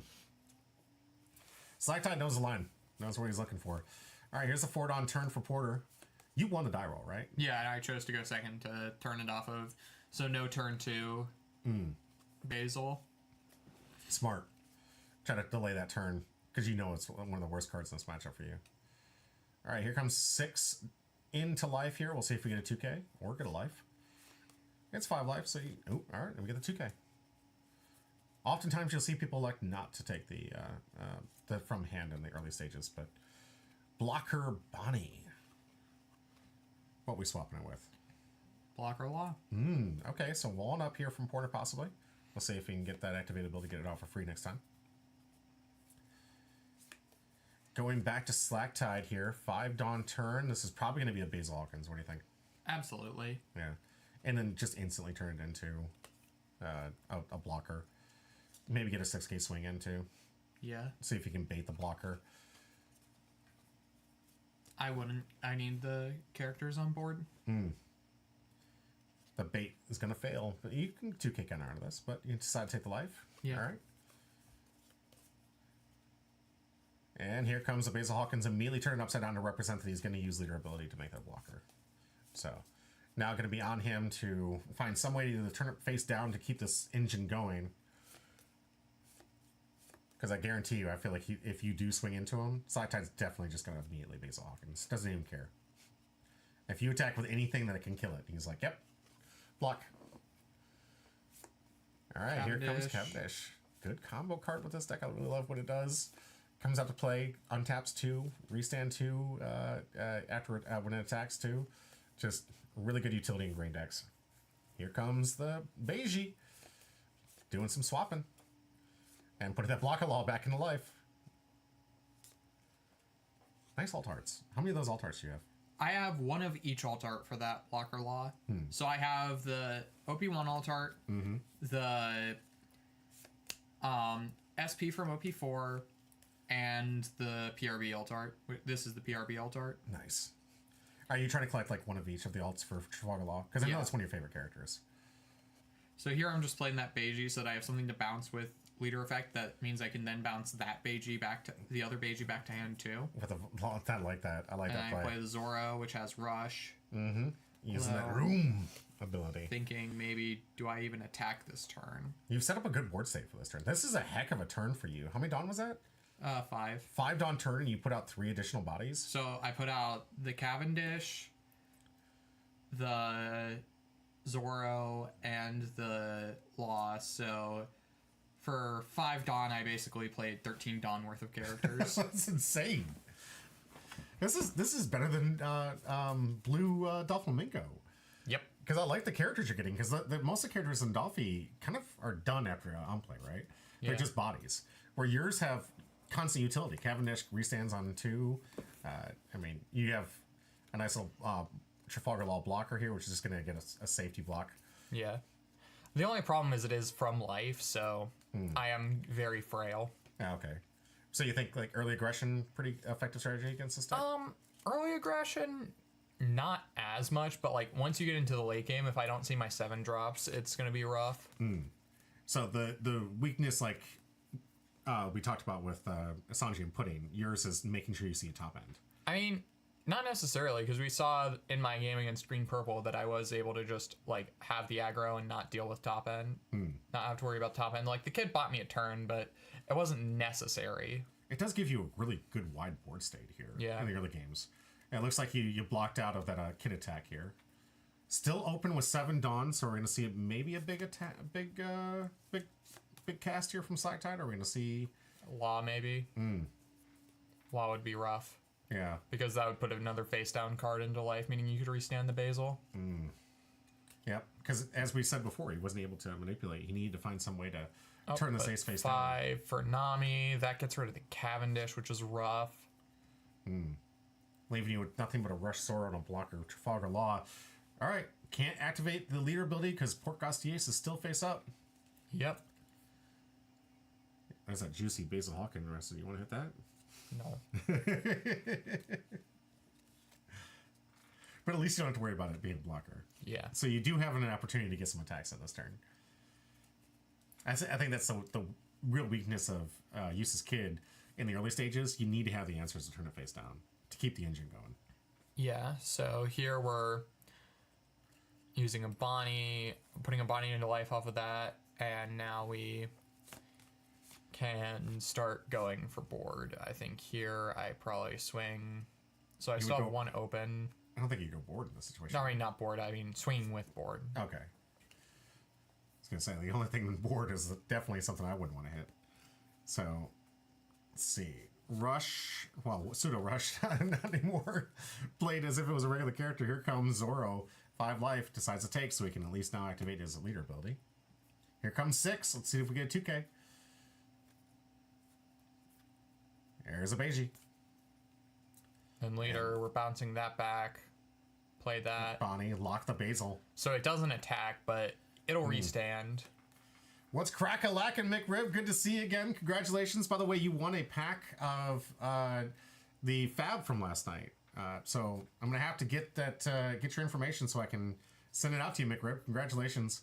It wasn't like huge money, but it wasn't bad either.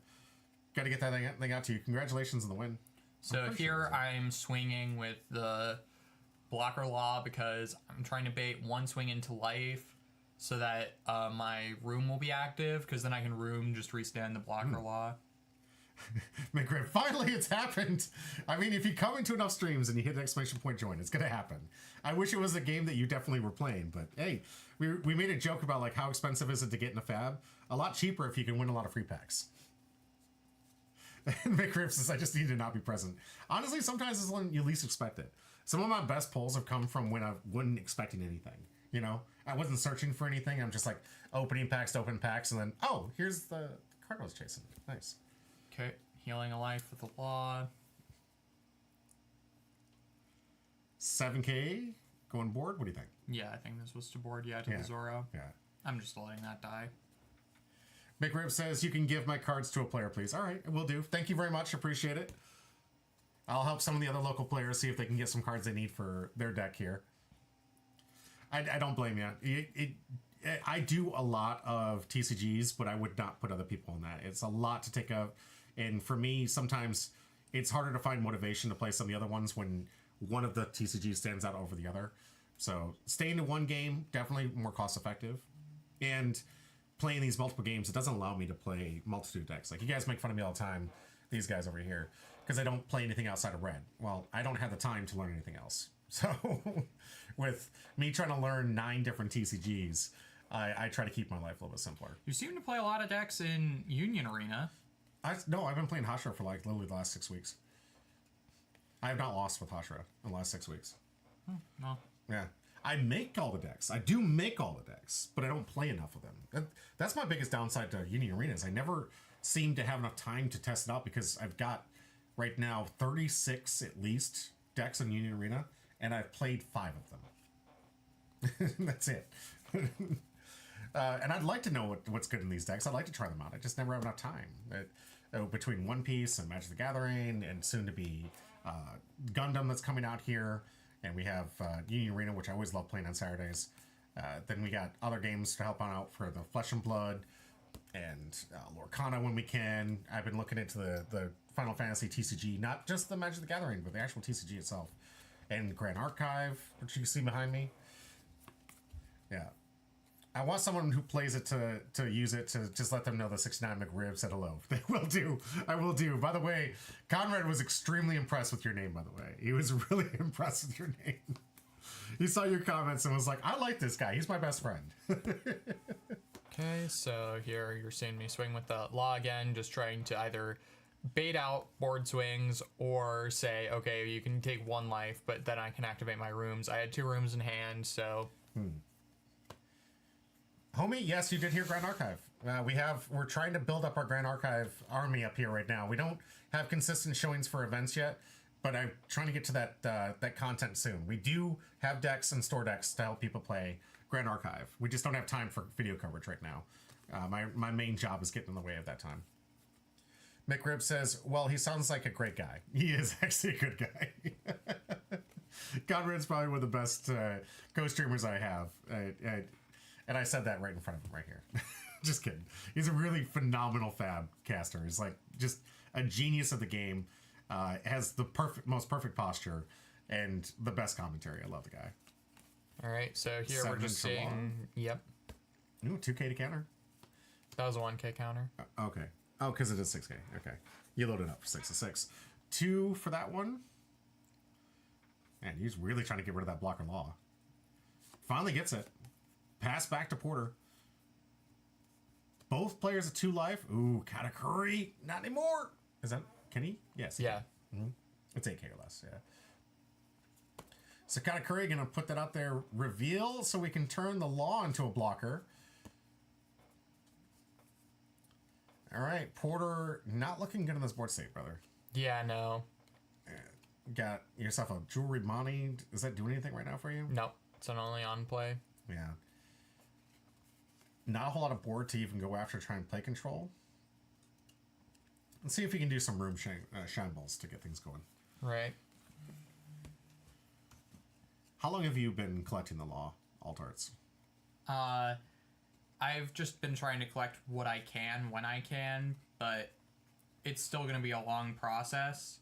Like, I don't have any alt arts of the 7 drop. I don't have the alt art of the 3 drop from OP5. I don't have the alt art from PRB of the 4 drop purple one. Like, I mean, I only recently had a job, so... Yeah. Are you going to start working on it then? I'm going to start working on it once I have all the cards I need for the decks I want to play. Makes sense. Now you can start blinging it out. You want to? I get it. Doing like the decks that I want to bling out are this and Garp.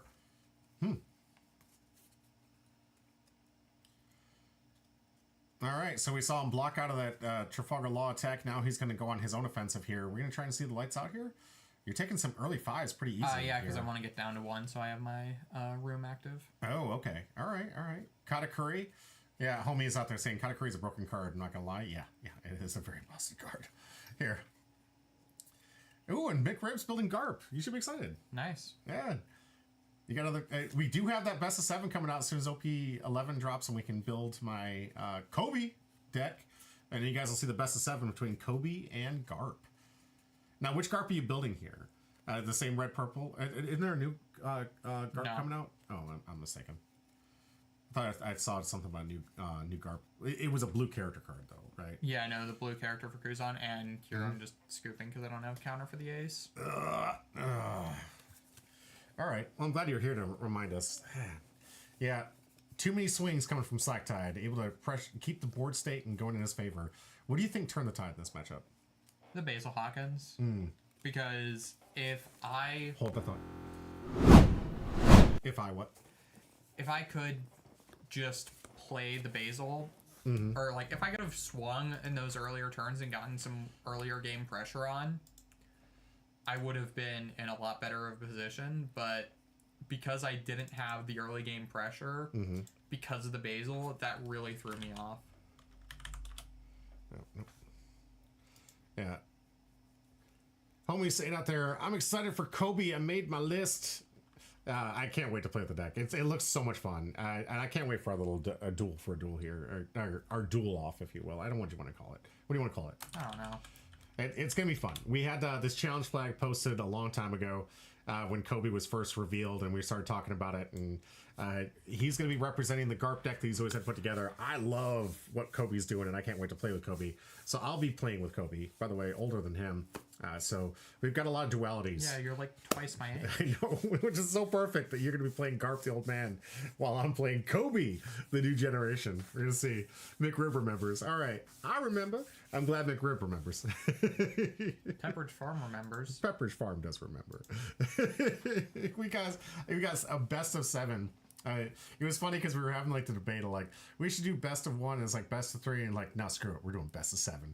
We're gonna make the grind session happen between 2 red black decks and see how long it goes. It might be the longest stream of our life. Two decks using the worst color combo in the game. Right?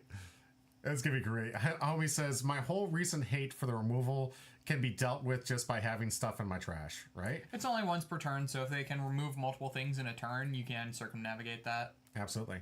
And if you can multiple, that's what makes decks really powerful, guys. A lot of the cards that you'll see in any TCG, if you can get a 2-for-1, it's a staple, and it's usually sees people. No, it would. So 2-for-1 doesn't matter. Lucci, you would be able to protect both cards. It would have to be 2 separate removal cards. Oh, for the protection is what you're saying. But I'm speaking in general for card games, right? Anytime that I can get an additional card for playing 1 card, that's always an auto include, right? And people build decks around that. I mean, there's things in Magic the Gathering where you get to play this Corey Steelcutter, right? It's just an equipment card, does one of the things. You play another spell after it, you get a 1/1 after that. The fact that it produces itself an additional card on top of playing itself, you get that free extra card, and then that reusability of it too. People build decks around it, and right now, if you guys are paying attention to the meta, like in Magic, it's running amok. All right, Canuck, good to see you. By the way, I haven't sent out your pack yet, but congratulations. You did win one of our first packs from the Monday stream. So I am sorry I haven't got this out to you yet, but congratulations. And welcome back, bro. Good to always see you. I will get this out to you. I promise. It's coming. It's coming. But you were one of the big winners. Just a double rare pack. So no big hits pulled yet, but welcome back. Yeah, so just something to keep in mind. If you're ever looking at spoilers, you're ever looking at cards, and the math works where I play 1 and get not just a replacement, but an additional card in any way, like it's a staple in my deck. I'm going to be doing that. If I can kill 2 things with 1 card, that's a 2-for-1. I'm going to play that card. If I can do multitudes of things with it, I'm going to build around it. I mean, Lucci did... look at Gecko. It was play 1, get 2. Like, yeah, of course. It was a ridiculously powerful card because you got so much card advantage. Exactly, and that's card advantage is one of the most important things to keep track of in a card game. Because if you have more cards than your opponent, you are more than likely winning. Absolutely. Canuck, I don't know off the top of my head. Usually, I like to look at some old text. Some people do delete it because I do tell them they can, but I haven't checked. So, Canuck, if you could do me a favor and just make sure that it's there. If it's there, I'll find it. I usually just search through the text and then get it. It is on you if you want to delete it. You don't have to. I don't save it. I just reference it when I need it. But I don't remember if I do need it or not. If you could check Discord, I appreciate it. If not, I'll when I get to write the letter, I'll DM you and tell you, hey, I need it. All right, thank you very much, Canuck. I appreciate it. Guys, let's get into our final round. This is it. We have seen 3 games. No, 2 games. I'm sorry, 2 games back to back. Piss Kid in the finals. In the finals. Against Green Bonnie. Not green purple. I bet you guys thought I was going to say green purple. I bet you had thought in your head that green purple was going to run this thing. No, the green purple Luffy I took out first round. I think that was the only green purple player. They don't know that. They don't know that because we know that. We know what you know, what you don't know, what we know. Funnily enough, I don't think this spoils anything relevant for this last game, but G-Boss, who I beat first round, actually scored higher than me. Did he really? Yeah. He got 4th or 3rd? I believe he got 4th.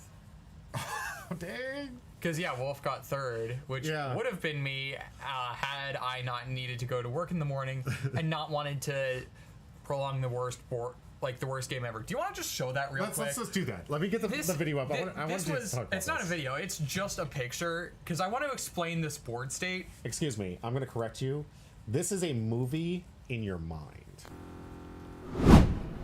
So, I want to explain what's going on here. Wolf has 3 Irie Quasar Help in life. Irie Quasar Help lets him play a Egghead card from a 5-cost or less Egghead card from trash. I have this law. I can basically infinitely heal loop. But if I ever attack him, he Requasars, gets a Nami, KOs this blocker, and has enough, or like gets a Vegapunk and has enough board state to kill me. So I can't attack him, but I can also heal Salt infinitely, but he can also heal Salt infinitely. There is no progress that can be made on this board state. This is like the worst board, like this is the most cursed board state known to man. This was so absurd. This was a nightmare. And it was like, if we continued this, this was going to go to deck out because like they forgot to call time or something. And I'm like, okay. 3 Vegapunk, 2 Shaka, 2 Nami in trash. Yep. Yeah, this game was never going to end. This was like the worst game of One Piece I have ever played. And I am happy because I have work tomorrow that this wasn't on camera, but this would have been really funny to have on camera, admittedly. This was just like the worst thing ever. And like the reason I scooped was because I had to work in the morning. All right. Like I have to get up at like 5 a.m. in the morning to get to my 7 o'clock, my 7:30 shift. It's ridiculous. But this was like actually the worst. I made so many jokes on this because those two, like, you should have. I need to get pictures of their faces. Like that's that's missing from here. The souls had left their body after this game. Looking at them just absolutely internally defeated as human beings. I mean, by the way, I was never going to call time. Right. I was going to let this thing play out until one of them just eventually just either drew the last card or got to that point where they were just like, draw, go. Canuck. Yeah. I feel you there, Solidarity Potter. The 4:45 to 6:30 shift. Yeah. Solidarity for our early morning friends. I love it. Yeah, no. Porter was just about to lose. Both of us had already lost, and after this, me and Wolf now have a pact. If either of us has locked in either Law or Vegapunk, the other can't play the other deck. Because we never want this matchup ever again. I want to see it on camera. Only just Too because bad. I want to see you two Also, suffer. I played this matchup on Sim a little bit afterwards. This is not usually how it goes, actually. Really? Oh, that was just a lineup of the way the cards. Yeah, it's just because this is how it lined up. We created the worst board state known to man. 6:30 a.m. to 10:30 p.m. every Friday to Saturday and Saturday. Ooh, that's rough. That is rough. That was my deployment schedule, but that was 7 days a week when I was deployed in the military. I know how that feels, though. I'm not trying to say that it dissuade you. That every day I had to work. That was just. Ugh. Again, one of the many reasons why I will never work in the military. Yeah. Well, I mean, yeah, it is. You put in those days, you put in those hours, you definitely know what it feels like. And all it takes is about 2 or 3 of those experiences, and I'm done. I can't do it. Chainlow says it was a 3 Rayquaza late game that set it up. Yeah? Yep. Honestly, I hate Irie Quasar Help so much now. I think that card is one of the stupidest cards ever made, simply because it led to this board state. And, like, that was the problem card in this board state. All right. Great story. I actually really enjoy that. BTBTB? Back to back to back? Yep. Okay. Got it. Canuck says, I'm lucky I only do it twice a week. Oh, yeah, right? Okay, but back to the matchup that actually matters. Okay, our finals matchup, guys. This is it. We have Fizz-Kid being piloted by Slacktide, who is, by the way, a little story about Slacktide. He says he always loses on camera. Always loses on camera. And then proceeds to go back-to-back victory. Now, in the finals, we're going to see if he can take down Edo on his Green Bonnie. The thing that I love the most of these are both Supernovas going head-to-head. And we haven't seen Bonnie on camera in months. It's still a good deck. It still seems to play. But we have not seen Bonnie on camera for such a long time. So let's first talk about this, briefly go over it, guys. You've seen this now. This is the 3rd time we've done And it's also a wrong list. Yeah. There are some missing cards. There are some things that we need to get fixed up. I am going to hit up Slacktide after this and be like, dude, the only list I had, the only person who sent me a deck list was the wrong list. I love it. We should disqualify him for that. I get all his points. All right, so here we go. We got Basil Hawkins is the key to this thing, but obviously, because you can turn this thing into a blocker. You know, you do have to be mindful. You have to keep you got to be constantly pushing that face up life to face down so you can keep activating the useless kid ability. But really, this deck thrives on having a Basil Hawkins as a blocker, or in late game having these amazing life gain or life board control state effects become blockers in late game. Because a 9k blocker, a 10k blocker, or 8k blocker, we've seen. The Katakuri can't be blocker. It's not Supernova. Oh, that's right. Sorry.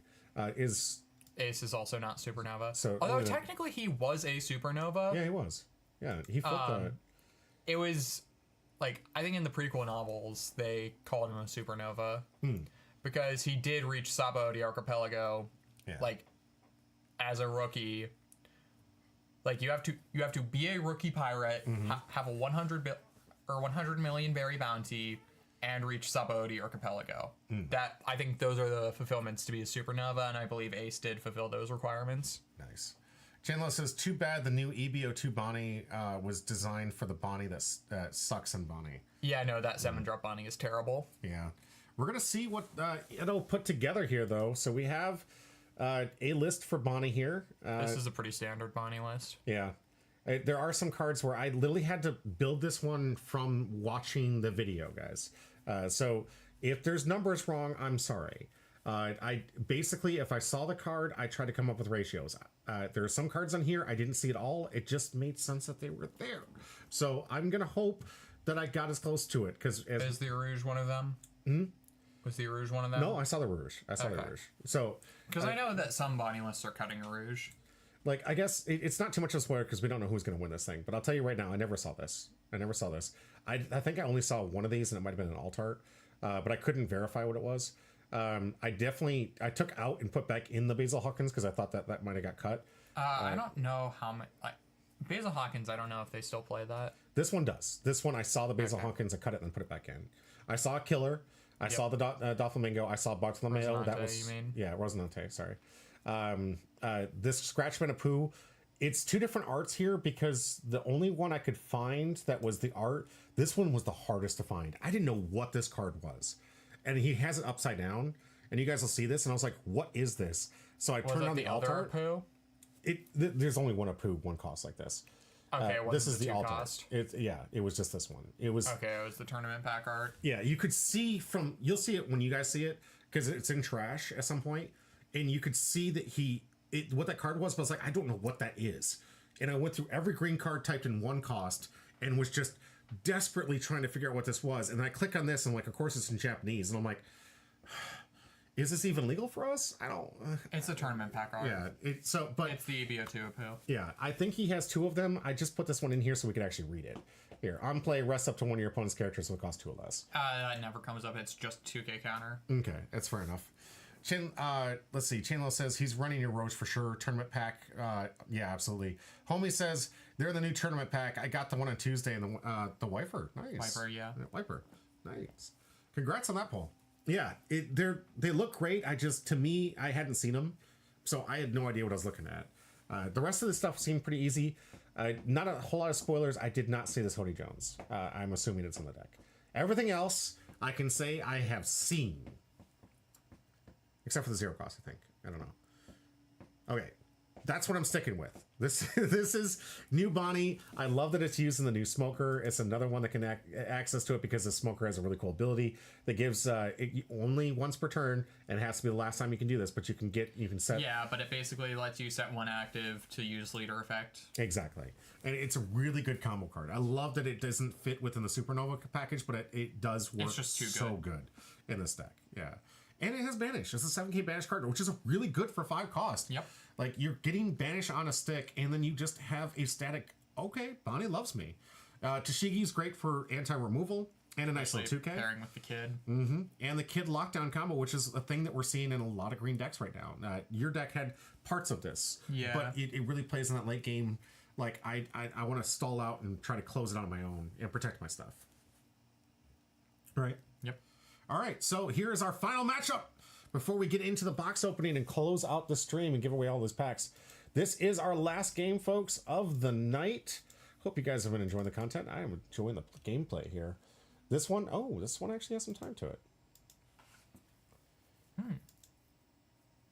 Makes sense, actually, if you think about it, because Bonnie being one of those things that's constantly resting things. Yeah. And these are both 5 paired with players. the kid being able to restand something at the end of the turn and make it a blocker. And so both of them are really kind of like walling up on their own. Yeah. In a way. Different methods for the same strategy. These are both decks that like to drag out the game at least a little bit. Yeah. And this isn't like, obviously, the games can go 30, 40 minutes. This wasn't your game, for sure. And what was funny, I think that this happened the same round as your guys' Yeah. game. This was So the same round. you guys were freaking out about how long your game took, and these guys were like, I never want to play this matchup again. It took so long to play this matchup. Here's using the new If only tournament they pack knew Bonnie. how bad it could be. You're No, this right. is not new. This is from Tournament Pack 1. Oh, is it really? Yeah, this is the first Tournament Pack this Bonnie was from. Oh, I just don't see these. That's neat. Because they're from Tournament Pack 1. They're hard to get. That's fair. That's fair. Look gorgeous. I thought this was brand new because it's the first time I'd seen it on camera.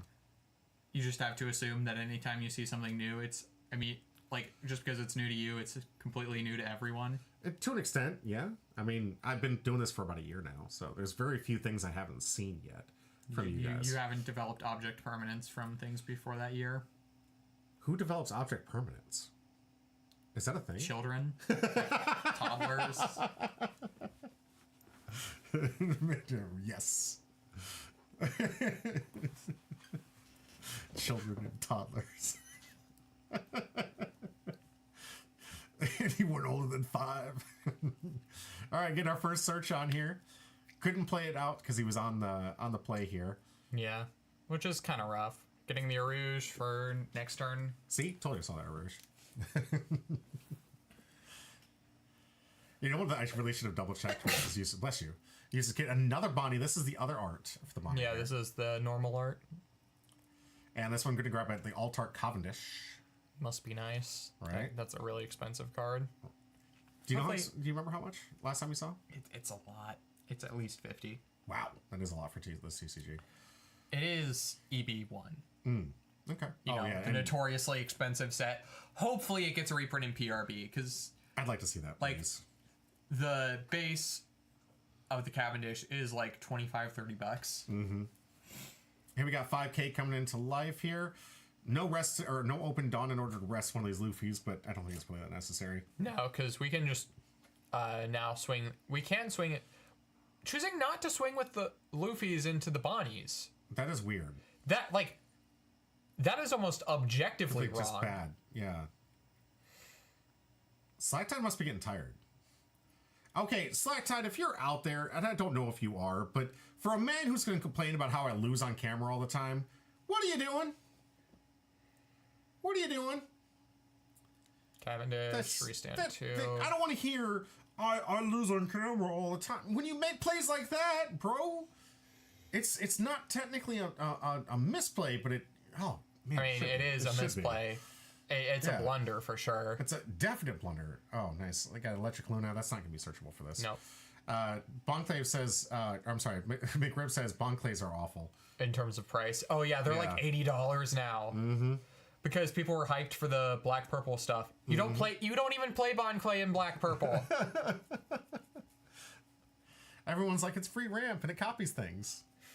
Yeah, you have Yeah. in-theme ramp that's better. Right? Or, well, Bonclave is still a really good card, but it's on curve ramp. Yeah. I didn't know they went up. So all regular arts went up? Yep. Oh, thank. The regular arts are $80. You know, you could have hung on to those and I would not have objected. appreciate I wasn't using them. Yeah. They're your cards. I I'm not know. going to sell them behind your back. Well, I appreciate about that. Thank you. Because it kind of helps us make sure that we have the decks we need. Itsimul says, purple also needs Blue it for blue purple. purple. Okay. Or people also need it for blue purple. Wildly enough, the Cavendish isn't much more than the regular. 39 for the base and 44 for the alt. Oh. But both expensive because they came from EB. Yeah, hopefully we get a PRB print. I'm not the biggest fan of the alt art of the Cavendish. So I hope we get a different alt art for the Cavendish in PRB. But like Cavendish and Brook need reprints. Oh, absolutely. Probably Laboon too, just because the Flampe could also use a reprint. Kid Killer, well, it's not like super played right now. Could also be nice to have a reprint of that. 7 Dawn turn here for Edo. Let's see if he can scrounge up something 5k. Here comes a Cavendish. Yep. Where you stand too. Man, just keep cycling it. Got Now rid I of got one, the got another one. Rouge. And Slacktide already dealt with the first one. He's like, another one. Here comes Rouge. A nice little board state here. Gonna Swing into Swing. lead. get a nice little card advantage here. Decides, all right, I'm gonna take it so I can activate my ability again. Now end of turn. Rouge, Restand one. restand one. Like, even with Smoker, a Rouge still good because it is a blocker too. Yeah. So it's one of those cards that, has that extra utility. Chandler says if the new Cav alt is better, it's gonna be like $90. I can see that. Yeah, no, I mean, if it's anything like PRB1, the Yamato alt from PRB is so expensive. The 9-cost Yamato alt, oh my god, that's like a $150 card. Let's see if Slacktide can get the sequencing done. Good. Attacking in with 4, especially important against a Bonnie deck. Never give them an Yeah. opportunity to rest something that you don't want rested. Just Chandler's countering. 120. Rough. Here. Simple counter here, and that's the Altart poo that I was telling you about. Yeah. Oh, McRib. I got a playset of Brook for like $3 a piece. If you want to brag about getting Brooks for $30 total, I got Nice. a playset for 12 Nice. because I Before got them. skyrocketed. I got them on release day because I knew I needed them for Garp. Nice. I love it when sometimes you're chasing after these cards for a different deck, and then suddenly, that's popular. That's good. All right, gonna get another search. Yeah, I mean, it's not like I'm gonna sell them, but Yeah. it's nice that I got them before they. And I'll get another one of those promo poos, Scratch Command of Poo, from the search here. A search that shouldn't have happened because Slacktide should have attacked this card. Yeah, no, that Bonnie should not be on the board. Rip says he's not bragging. Calm down. Sure you weren't. You're just upset that you got mogged. Here's the Altart Useless Kid. This one I'm kind of jealous of. I like this card. I think I want the wanted poster more than anything. Like, there's the wanted poster, there's the PRB alt, which I don't think the 8-cost kid PRB alt looks that good. I think my favorite art is the OP1 alt, which is this one.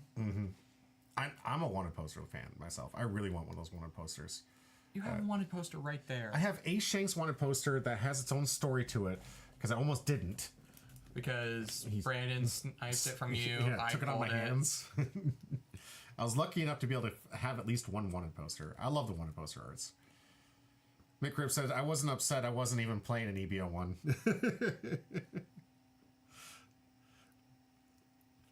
All right, so we got, what is this? Kid Killer, Rouge, Jewelry Bonnie, Cavendish. A lot of good targets, but you have to swing into Kid first if you want to get through. Yep. And if we can block with the killer, get a free draw.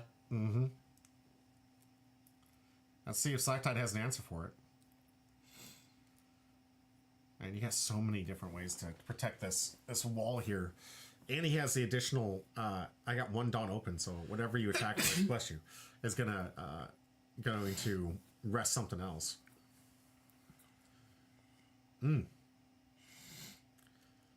see if Slacktide can come up with a strategy here. All right, Katakuri. Is that Put it in bottom line. on life? Yeah. Doesn't have a choice. Can't Face stop up. that. Should be face up. I'll probably fix it here in just a minute. I don't think it's important for Bonnie, but just good practice to have it be correct game state. Here comes 10 into life. See if we get a blocker. He's obviously going to use the rest. Katakuri. Sequencing a must in this one. So not necessarily like, hey, you shouldn't have put it out there. You had to. The only way he was going to get through that kid here. Finally, Luffy's going to get this weekend. Good grief. All right, 6K. Wow, Slacktide turned the tide here after a couple of bad misplays. Able to recover here. All right, back to Edo. See if he can deal with this board state. I gotta say, Slacktide's got the taller board. And as far as we know from Edo here, the best thing he could be playing is Carrot's a nice play here. Yeah, Carrot's good. Yeah, could be playing a Hody Jones, but again, I never saw any Hody Jones in this game. Didn't want to spoil that, but yeah, I didn't see anything in hand. It could have been an Altart for all I know, but the way he flickers through. Katakuri shouldn't just get rid of the card I'm sorry, one more time. Katakuri shouldn't just get rid of a card of a card. Shouldn't just get rid of a card of a card. I don't know. Can you explain to me, homie, what you're trying to say? Sorry about that. But here comes huge, big swing here from Bonnie. Still has your roast, so we have the ability to restand here. All right. 2K is going to stop out. Leaving that one. Surprisingly, he didn't take that hit just to make sure he could restand with leader ability. Because without being able to... And maybe he does have a resource to turn it face down. But... Or trying to respect the Hody. Okay. That's actually smart. Yeah, Slack Tide definitely giving some credence to being Hodied at any point here.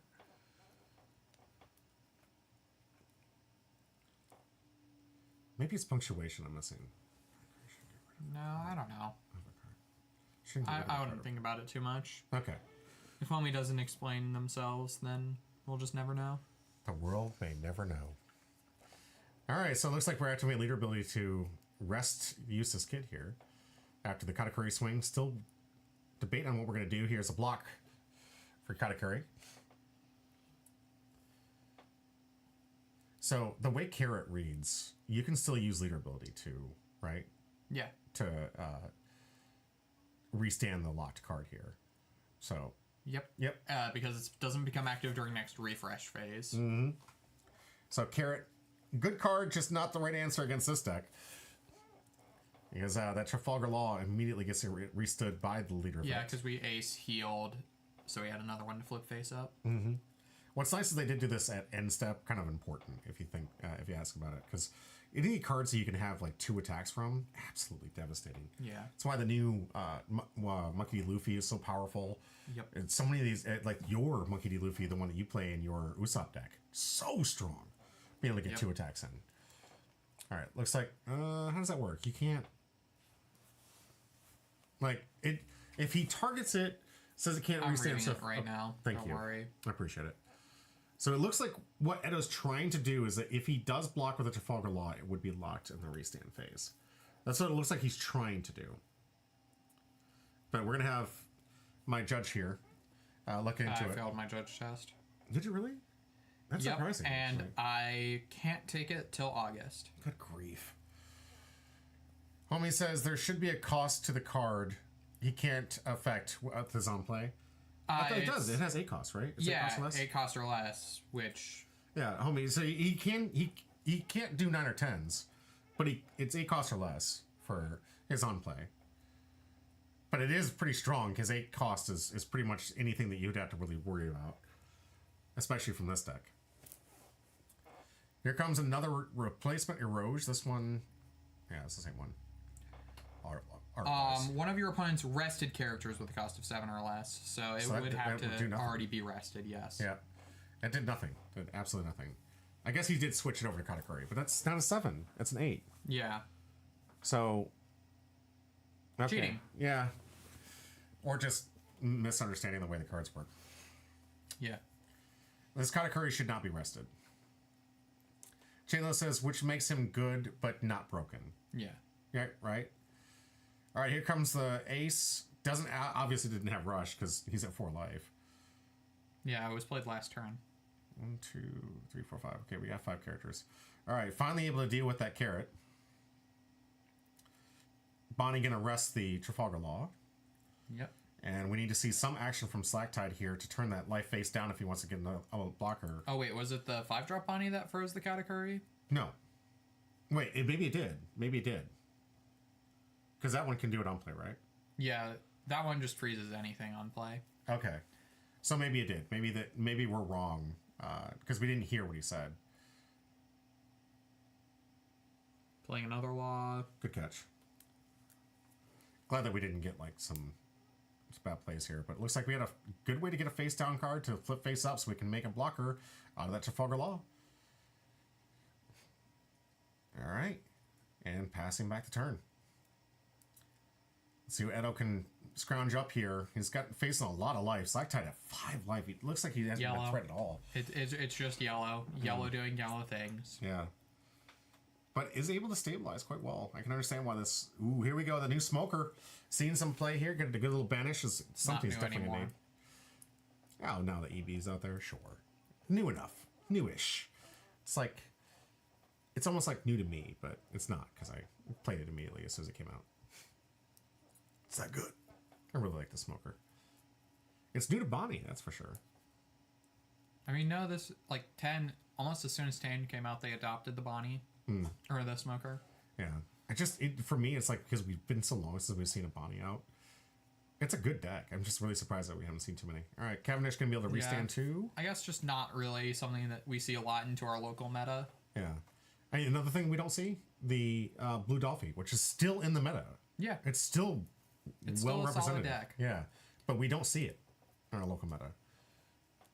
I know some people like it's just everyone's on the deck still, so, which I'm a little surprised by. I feel like people should be moving on to different deck types at this point. But all right, here we go. Nice little 10K swing. Yeah, people play what they like to play, and it was an easy deck to get a hold of because it was in a starter deck.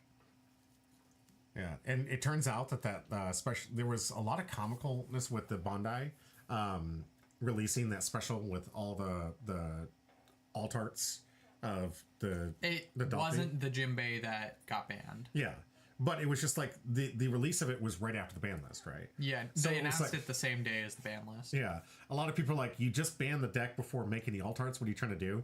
And then the deck was still good. So then what happened? The deck was still always going to be good after Jimbei got banned. But here's the behavior that I found the most funny about that. When things drop on the Bondi TCG, guys, you know what I'm talking about. When it drops on the premium Bondi site, stuff sells out like that. Like you the have second anniversary English set didn't. That was up for a while. Was it? Yeah, no. Well, it was limited. It was because it was limited one per person. They limited the purchase of those, which is not often the case. But there wasn't a limit on this one. You could buy 4 or 5 of these things if you wanted to. It stood up there for like 4 or 5 days before it sold out. But it was that wave of, you just banned the deck. I don't want the cards from a deck that's been banned. And then someone's like, the deck's still good. They're like, I actually want the cards. And like 4 or 5 days afterwards, completely sold out. And they have to do a second wave of it now. And they did do a second wave of it because it sold out so fast, which was literally, in my opinion, one of the slower ones that was, unlimited purchase capability. All right. Man, getting Edo down to 1 life here. A lot of... Oh, and he's being able to deal with the smoker? Yeah, Oh. was that a damned punk? Yeah. We know what the last life is. It should have been face up. It's the kid. Yeah.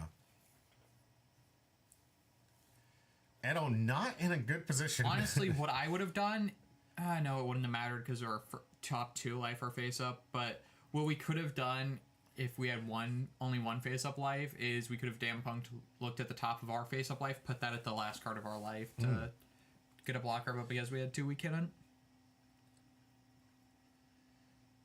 All right. Setting it up for a 5/4 and leaving 1 open, which I don't think he needs to. He's got your Roge, so Yeah.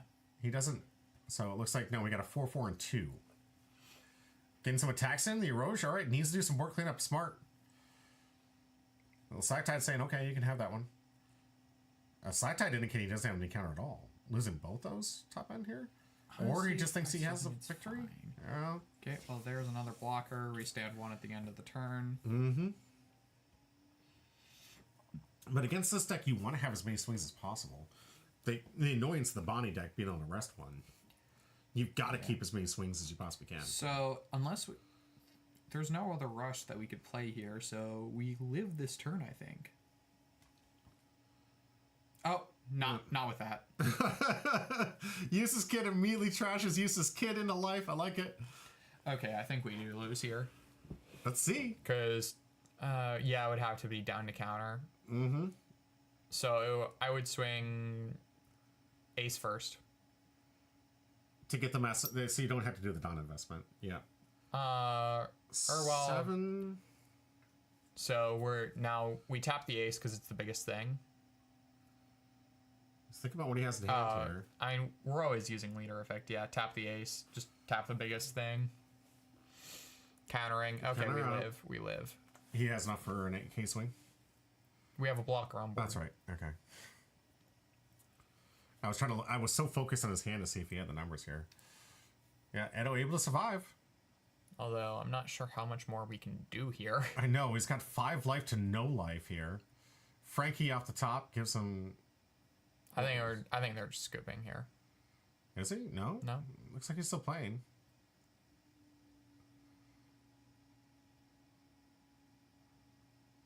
Oh, he had a trash card for the kid, right?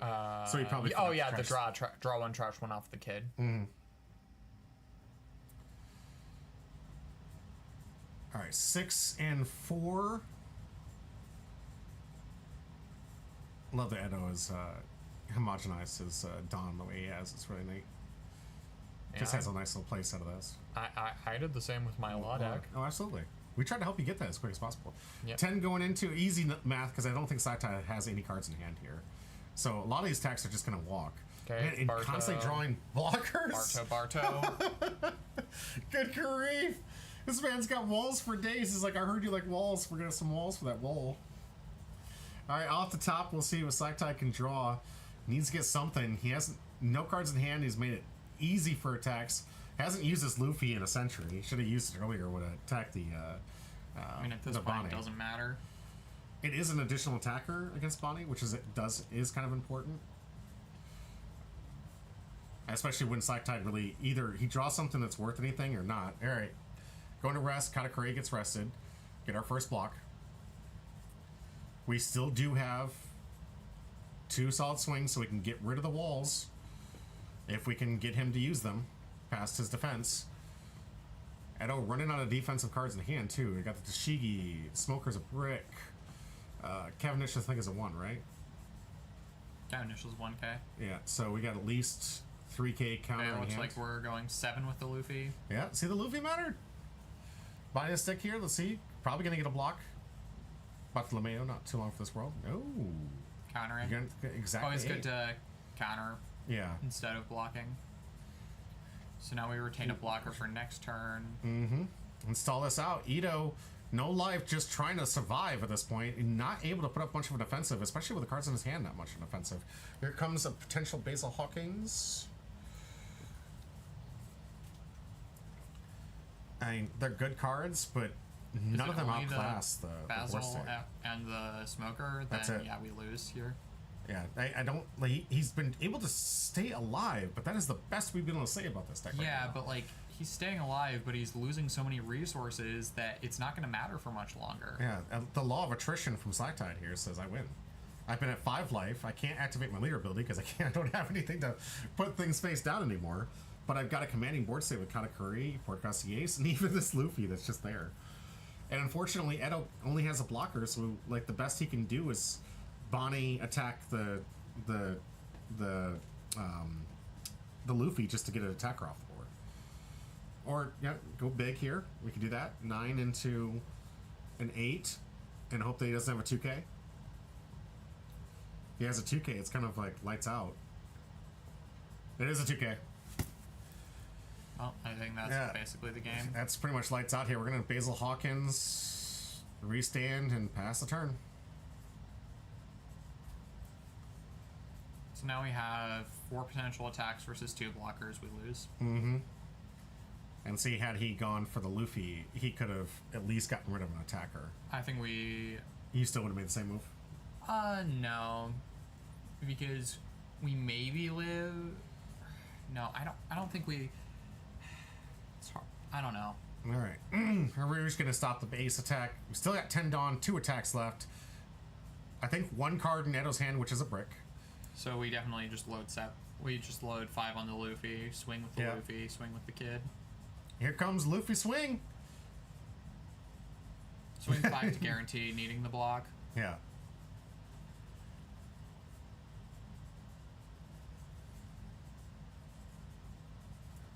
It's like I'm nervous. He doesn't want to screw this up, but he's in a commanding position. It's like playing with his food at this point. We're swinging 6. That is Objectively wrong. yeah, because if like yes, the card is a brick, but if it wasn't, He could have blocked out of that. and we could have lived. Mm-hmm.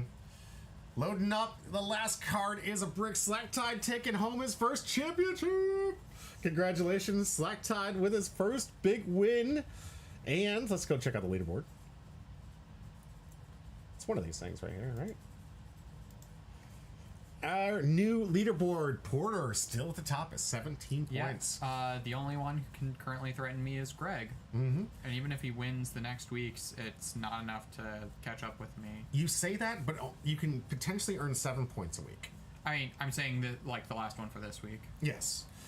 This week, I think you have a comfortable lead based on participation and potential points to get earned. Greg already got his participation point this week, so the most he can win is technically 3, and that means you're safe. Yeah. However, that doesn't mean you are completely safe. I'm not completely safe, but like I'm in a decent lead right now. A very comfortable one. We're gonna see if we get Porter and Greg as a neck and neck. Greg already said that he wasn't that interested in the MVP, but was still gonna get it in there. I wasn't until I got first place. Now I just want to see how long I can hold it for. Stay humble, bro. Good, Richie. I like that. Thank you. But yeah, I mean, we got ourselves a great board state here. A lot of great players here. G-Boss just putting up some great numbers here. Big Merc constantly staying in the middle here. Edo, we just saw on camera, getting second place. Slacktide squeezing up into third place. I mean, he moved all the way from the middle of the pack up to the top. So Slacktide might be going in for it, and especially now that he's broken his on-camera curse. He would have to win 2 more to beat me. With how many left? This is going to be part 2, 5. 3 weeks, that's 6. That's 7 left. There's 7 days of gameplay still left. So 7 days of content yet, with a total of 7 points per week that can be earned. That's maximum. You can win the point. You win both of them, you get 7 points.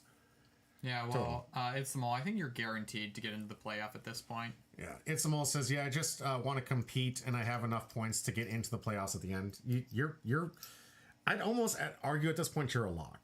Yeah, I think you could literally just, like, if you needed to not play any of the other weeks, and you'd still. Please come though. Yes, you could not need to play, but I like to see you play. I like to see the 2-timer. I like to have the content. Please.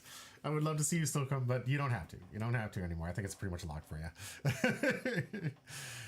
Ismail says, I'm good. I just want to play the games. Good. Yeah. All right, good. Don't want to dissuade you from coming out. I love seeing your stuff. But it means like that you have no pressure to actually win. That's true. You can start playing some fun decks to see what you might want to test out. Because you are going to be in the middle of a blue-purple meta when you get into the championship, so be prepared for that. Chandler says, I'm bad at math. I'm a lock. Yes, you are 100% a lock. Yeah, right. No, I think, like... there's a lot of things that you have to understand, that there's multitudes of players that can come in. We also have what we've seen in other tournaments. People join the last 2 weeks and score enough to drop everybody else at the top. I think 9 points is enough for a lock, because 15th is at 2 points, show up every week for... Or so it would actually be like 9 or 10 points. Mm-hmm. Yeah, those are pretty much going to be where they land. Those were the key here, because don't forget, you're not only trying to play for placement, but the higher seed, you get choice every single round. It is going to be best 2 out of 3, but that you kind of, in a best 2 out of 3 situation, you want to have that leverage as much as possible. Yeah, you want to have that first round choice here. So having first place, the most optimal, because it means guaranteed every single round, as long as you're still around, you're going to have the choice of from the back row. Yeah.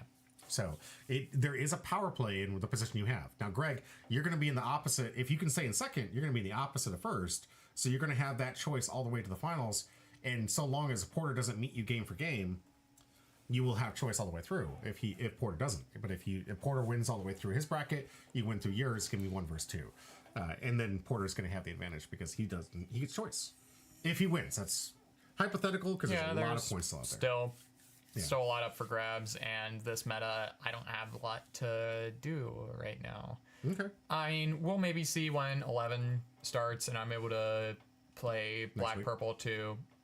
Well, I mean, for me, it's really the starter deck that's gonna make a big And impact. again, the pre-release, the week after the pre-release, it's not legal. So yeah. Wait, the starter decks are. The starter decks are legal at the same time that 11 will be legal. But I'm saying the pre-release for 11, there will be a week in between where we get cards for 11 and where we get the actual decks being playable. The starter decks instantaneously upon release. Yeah. Good to go because those cards are locked. You already know what they're going to have. So yeah, no, there's the no rest variance. of it, he wants to give you an opportunity to get it. So I'm going to talk to him, see how much time we have for box opening. Do we have time still? You still do? Because it's 10 o'clock. I can probably do a box opening. Okay, guys, good. We're gonna do a quick box, or we're gonna get set up, take a break, get ready. We're gonna give away, of course, 3 packs. We have a guaranteed pack given away to our 500th followers. Appreciate you. This will be a good memory for that. And we're gonna be opening up 2 starter decks. See what those promos come up with, and I'm gonna of course make these on my own because I can't wait to play Red Asta. And of course it's red. Yes, Red Asta, and it's one of my favorite IPs. And I think we have time for one, so we're going to do. You know what? Do you want to do Bleach? You can do Black Clover. It's the new IP. Okay, I appreciate that. I did want to honor you because I know that this might get you back into it. But we do have a really cool opening of Black Clover. This is Lifelink Games box here, because you can't have this box until Friday. Tomorrow is when it comes set legal, so don't send the Pinkertons after me. This is a cool free look at one of the really cool new sets coming out from Union Arena. Set I've been seriously hyped up for since I knew it was in the set. Can't wait. Need Black Clover. Same here. I want them to keep coming with the anime, man, because I've read the mangas and I'm caught up for. No, I'm not all the way, but I've read enough to understand what's happening in the later game, and I'm like, come on, anime, get up there. I want to see those fight scenes because did you see a little bit? And I am pretty far behind. But did you see the anime fights and the? I haven't watched any of the anime. Oh man, I know that in the beginning it takes a lot for some people to get over Asta screaming. Trust me, it's worth it. Get over it. The fights that they have towards the end of what they've produced, it's JJK style greatness, guys. I'm telling you, this is so good. I am going to deliver an opinion that is going to be very controversial. Yeah. Fight scenes do not matter in terms of a quality of a story. That's actually accurate because you're talking about 2 different things. But I'm saying, I mean, that's an absolutely fair statement to make because if you care more about story, which is still good, the story is still good. But the fight scenes sometimes that wins over people because they just want to see that kind of artwork. Because people don't don't care about actually good stories. They just care about having their dopamine receptors received. Yeah, I mean, fair. I gotta say, like, one of my favorite animated things in the world was Dawn to Dawn, and I think it was the 4th episode, probably the saddest thing ever to like sideline you, push you aside. But the way that they animated, that was very well done. It's just insane. It was probably that was the biggest dopamine hit I've seen in a long time for it. But I did get dopamine hits from watching Asta go to town and just do what I've been rooting for him to do since the beginning. I love it. I love seeing those 2 work together. I love seeing Asta just like teaming up with a man that he's been working towards his whole life, and I love that he showed respect to him, but also at the same time he showed respect to Asta and said, you can do it, I know you can, and pushed him to that point that he could do it. And these guys came together to create what was an epic finish, a great nail biter, the one that you actually kind of felt like you were at the edge of your seat, even though you know it's protagonist who's going to do the protagonist things. But you saw enough of it ends with a way you're like, oh god, is this a protagonist that's protagonisting? Is this shonen dope? I don't know. It's just fantastic. Profusa says, I cannot stand watching Black Clover, but I caught up on the manga. Okay, I mean, it's fair. A lot of people can't do with the screaming guy. I get it. Asta does scream a lot.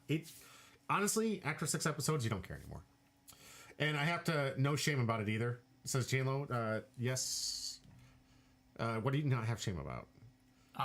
Just liking to watch the Black Clover here? fight scenes. Oh, likes the fight scenes. Okay. Richie Luffy says, I can agree with Porter. Yeah. It's a very fair statement. You're talking about comparing a storyline by 2 different things. Like, you either have a good story, that's some good fight scenes. Some things that like you guys think that Demon Slayer is being carried by the animation because the story isn't there. Because it is. It's basically like that and solo. I think solo leveling more, but like they're the anime equivalents of a Michael Bay movie. There's no actual substance there. It's just the pretty lights. That hurts actually a lot because I'm not a big fan of the way that Michael Bay does his movies nowadays. I'm not either. It just the fact that I can enjoy Transformers. I love Transformers. I think that it's maybe a bit more insulting to Demon Slayer, but Solo Leveling is absolutely a Michael Bay movie level quality of just slop. And the only reason I'm going to disagree is because Michael Bay doesn't allow for any kind of dialogue that makes sense. The transitions to leveling. At least it actually does. Like, I actually can follow what's happening with Jinwoo, and I can understand where he's at, and at least understand his motivation behind it. Half the time when I watch a Michael Bay movie, I'm like, okay, what's happening? Okay, where did he come from? Okay, what happened? I remember seeing Optimus Prime coming in a dragon out of nowhere, and I'm like, where did this come from? Where did he disappear from? Wasn't he over here for just a second ago? And he was like, oh yeah, but this awesome dragon moment. I'm just like, bro, I have no idea what's happening right now. Why did you come from over here, and how did this happen in 2 seconds? And then the dialogue. Oh, don't even get me started about the dialogue. Okay, what? Okay, Look, I have work in the morning. We need to move on with these things. I'm sorry. We were talking about Demon Slayer in the form of storyline and his opinion versus mine. Clear notes, but we're gonna take a quick break, get things open, and we're gonna open up some Demon. I'm sorry, not some Demon Slayer, some Black Clover, and get this over here. Thank you so much. And clear notes, if you want to hit exclamation point join, we do have packs to give away at the end here, so you can be in the running with a simple exclamation point join. Appreciate the comment. Animation versus story. Yeah, it's a tale as old as time. I mean, you can have both. You can. And good story writing is arguably a lot easier than good animation. I'm in an ad, so I'm missing this. Oh, no! I mean... Yeah, it's whatever. I don't think you're missing that much, but he can't even hear me because this is an ad. Yeah, but hey, you can watch the VOD. Yeah. But basically... animation, no. Refuse Solo has a pretty good story towards the end, absolutely. Towards the end, yeah, but you have to get through 150 chapters of, or the entire thing is, it's 100 chapters of slop to get to anything remotely actually decent in the story.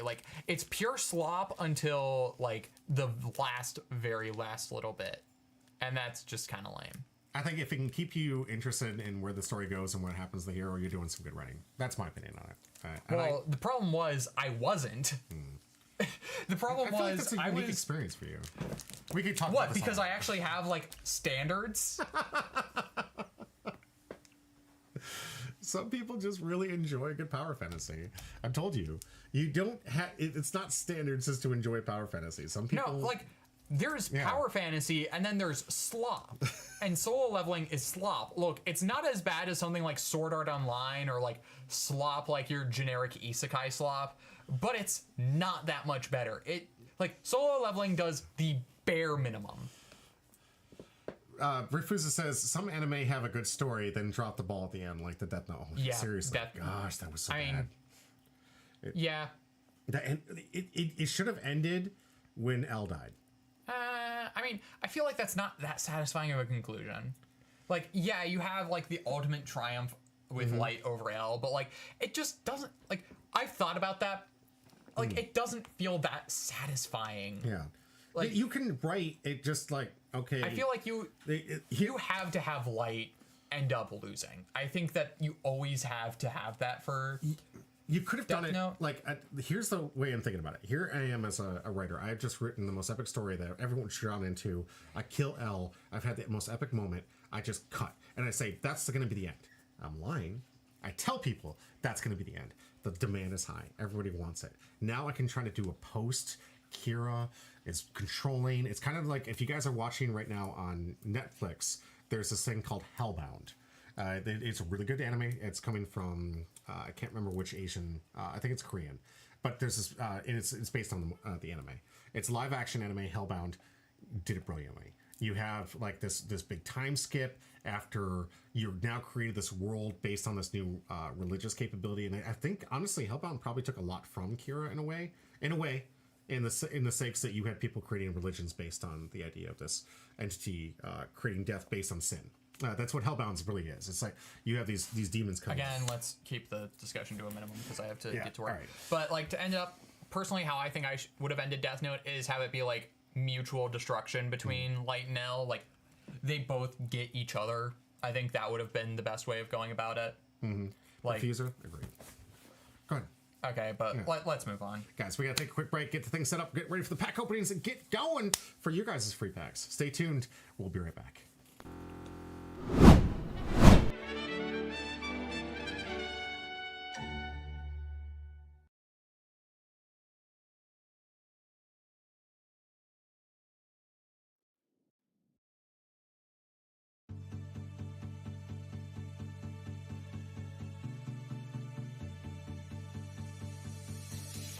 As I wake up every morning, I wish the day would end, Because a day without you in my life, I don't know how to mend. And I was like, oh, oh, oh, oh. You were like, no, oh, no, oh. I was like, oh, oh, oh, oh. You were like, no, oh, no, oh. Come on, let's rewind till I smile. That look upon your face. My heart is empty and unguided.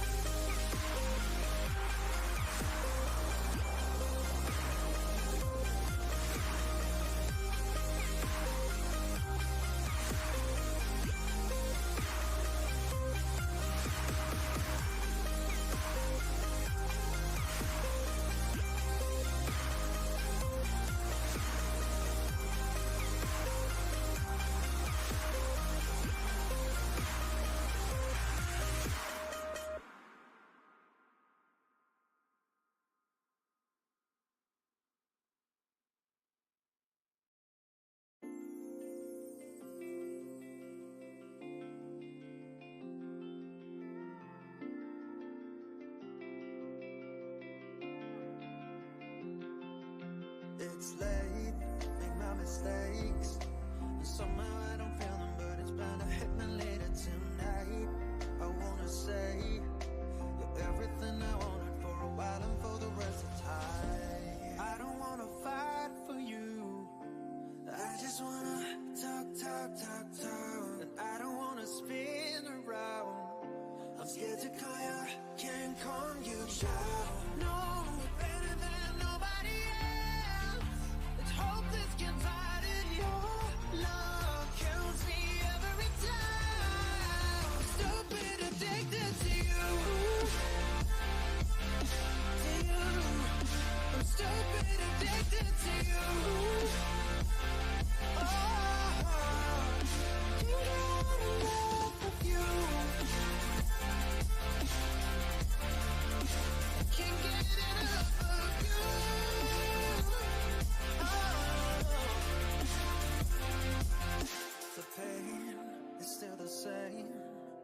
Tell you I don't feel it, but I've never been a liar. I'm a page that you can read. You're everything I wanted for a while and for the rest of time. I don't wanna fight for you. I just wanna talk. And I don't wanna spin around. I'm scared to call you, can't calm you down. Know me better than nobody else. Let's hope this gets out in your love. Kills me every time. Still been addicted to you. I just can't get enough of you. Baby, can't get enough of you. Know me better than nobody else. Let's hope this gets out in your love. Kills me every time. I'm stupid addicted to you. I just can't get enough of you. I can't get enough of you, baby.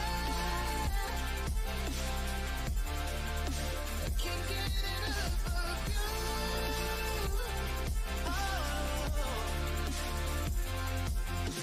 You know, baby, I just can't get enough of your love.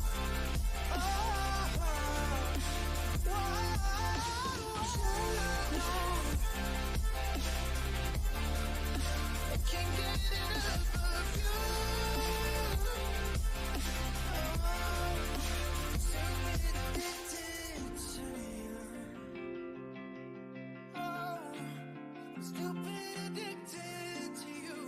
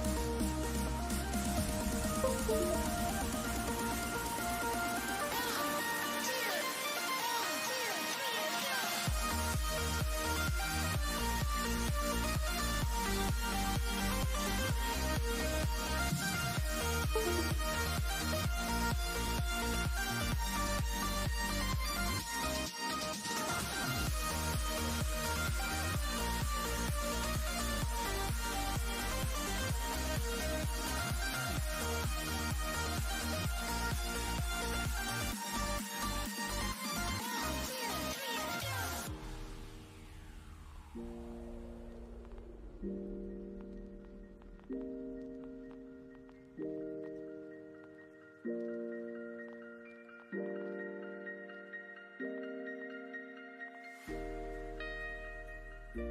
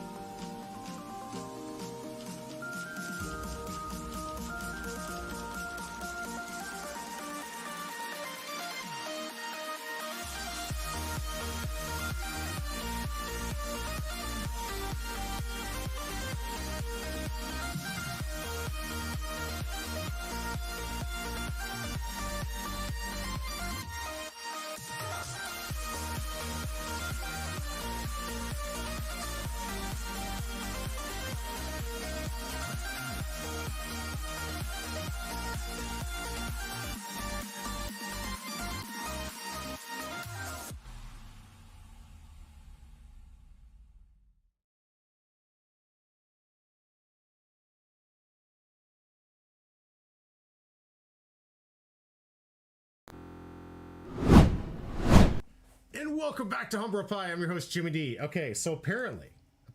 Just not gonna introduce me, huh? Oh, sorry. And I'm Porter. I'm Porter, thank you. Sorry. Sorry. We've been trying to get my phone to get the decks up. For instance, like, I'm hearing Windows updates. I'm hearing. Yes, you were. You were hearing me trying to connect my Dex app to my phone, which allows me to put the display that I have this nice little setup here so I can do face down camera shows. And apparently, my new update on my phone, thank you updates on phones, actually said that this doesn't work anymore. And I had no idea that the update didn't work anymore. So you were not going crazy. It was me trying continually to get the phone to be the camera to go down so I could do it, which is kind of why the camera's a little wonky, because we're going to set the camera to go face down so we can do the pack openings with this camera, because it's the only camera I can use right now because the Dex app apparently is outdated. So now I have to do some research to find out what app I can use this new UI to make the face down camera work now. It was my setup. I've been using it successfully for the last year. And of course, right when I'm trying to do a cool box opening, I find out that it doesn't work. So it's going to be some work I got to do this weekend. I will find an alternative app to get this to work, or find some other way to get a face down camera working again. Because I like the face down. I like being able to see me and to see the face down at the same time. So that's going to be something we'll look into, guys. I am sorry. But this is the last time you're going to see our face for a little bit, because we're going to move the camera down. And we're going to open up some packs side by side. So it's going to be a little weird. Let's see if we can make this work well. We were trying to play with it before to see if it could capture properly. Let's see. On the mat here. It's like this is what I would use for my face down cam if I was going to get the... Let's see. Only we still had the old camera working. Right? Okay, so we're going to have to open it up upside down, it looks like, because that's the way that the camera seems to be facing. So, you're going to get our voices, but not in our hands, but not anything else. But we're going to first do the pack giveaways here. You won't see my excited face if you guys pull something big, but we're going to get over, of course, our 500th follower. Thank you very much, devs. Appreciate you so much. We're going to open up yours first, and then we're going to get into these 3-pack giveaways for the stream before we get into this box opening and the starter decks. So let's find out. Let me get my notepad ready. Who's walking away with some awesome packs here? First, we're gonna get into devs. Appreciate you. Chain Low says, beep boop boop boop boop ba-da-bum, ba-bum, ba-ba-dum. Yep, that's what it feels like. Yep. All right, devs. Let's see what your I cannot guarantee the hits and ratio in these. These are loose packs. These are just random stuff. So I hope we're gonna get a hit. But I can't remember from the trip when we went down to Texas what our ratio pulls were, because if you guys would have seen the video, we opened up so many packs from that trip that it was just like I was giving away packs all the time. If you recognized me, I was going to give you a pack away. I was throwing away some boxes packs. I got some loose packs from other boxes around here. Yeah, homie, you could be tonight. Could be your win. Let's find out. All right, first one. Manda. Dogura. Buckin. Porchemi. Pickles. Keribu. Island of Women. Ronor Zoro. Joseph. Glorious. That's a Cease play. That's good. Blaze Slice. Okay. Haven't seen that one played in a while. And Kaku. Okay. All right. Good utility for CP, right? Yep, decent in Luchi. All right, let's find out who our first winner is. I'm sorry this wasn't a big winner, but huge shout out and thank you, Divas. Appreciate you for winning this thing. Let's find out who's going to get our first pack giveaway. We're going to go this one first. Well, no, this is guaranteed. Yeah, so we're going to do this one first, then we're going to do these two last. Yeah, I'm sorry. It wasn't a big win, but who knows? Sometimes these rares can spike out of nowhere. Let's go. Promo Kaku? Is there a promo Kaku coming around? Not that I'm aware of. Are you thinking about the reprint in the tournament pack? But That could be it. All right, let's find out.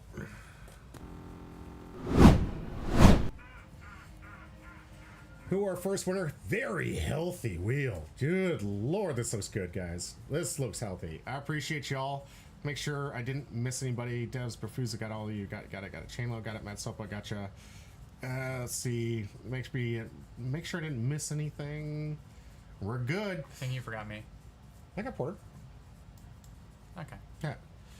Bruhane, last second, bro. Last second. I think. Do we already have Bruhane on here?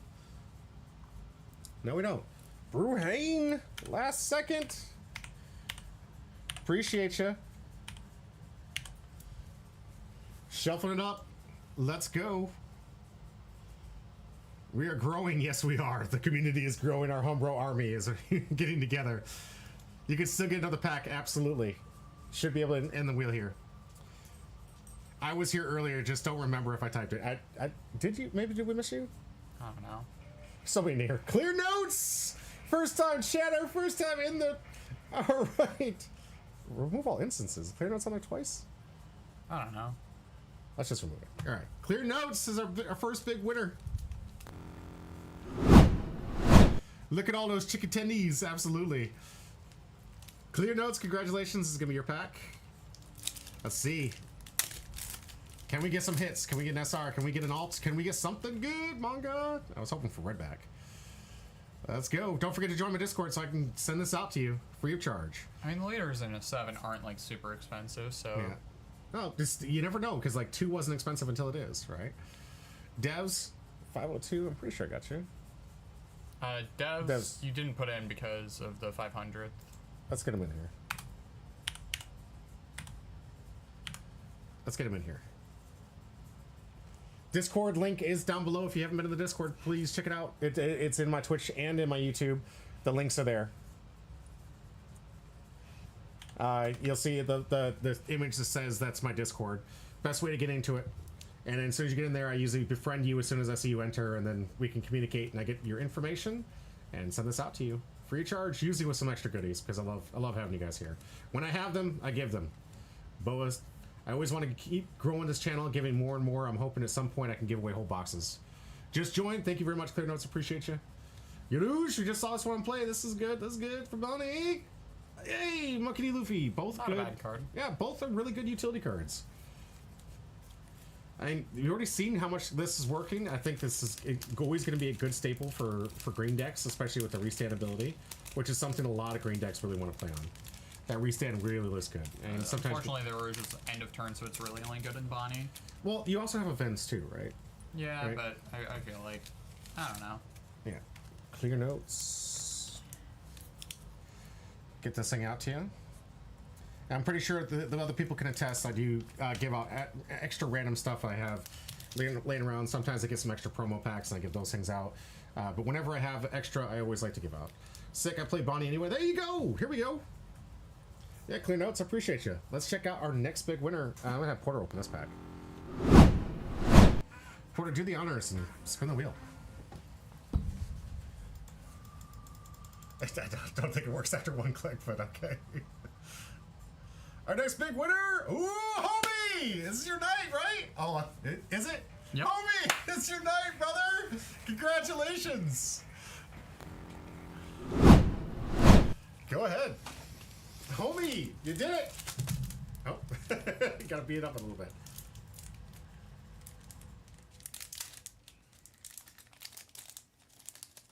I know he's in the chat. I've already been talking to him.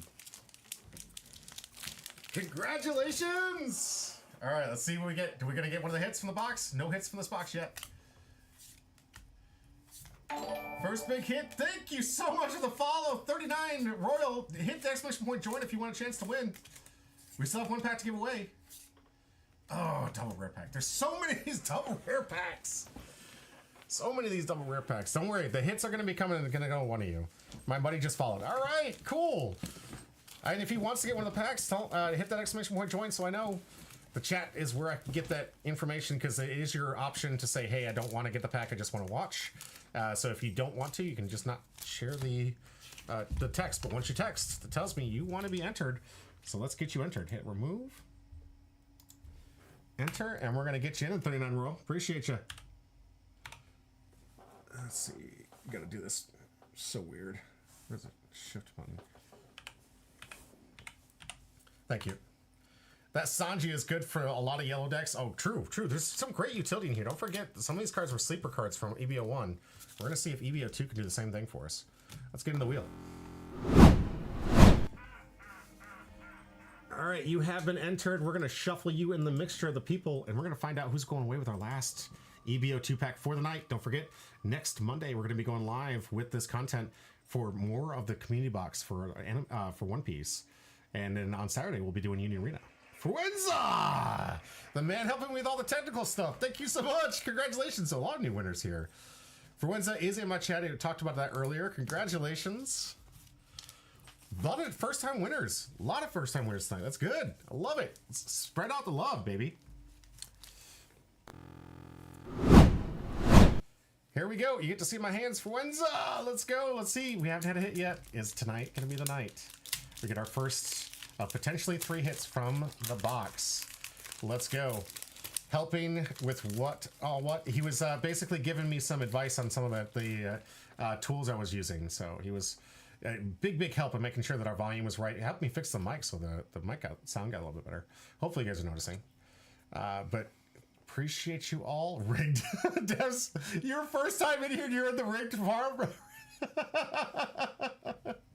All right, love it. I love that that's always gonna be a thing. Bueno, Merry-Go, Crocodile, All Hunt Ground, Karoo, Grandpa Ryu, Cloven Rose Blizzard, Hidon, Konami, Rigged. There we go. Our first Merry-Go. This is a staple. Do we get a hit?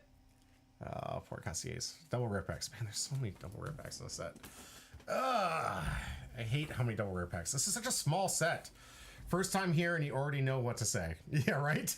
it's like we've been carrying over the this trend. Rigged. Didn't win. All right, learning from the ropes quick. Yes, he is. Absolutely. Send me the pack. Send my pack to Fuenza, please. Okay, absolutely, will do. Yeah.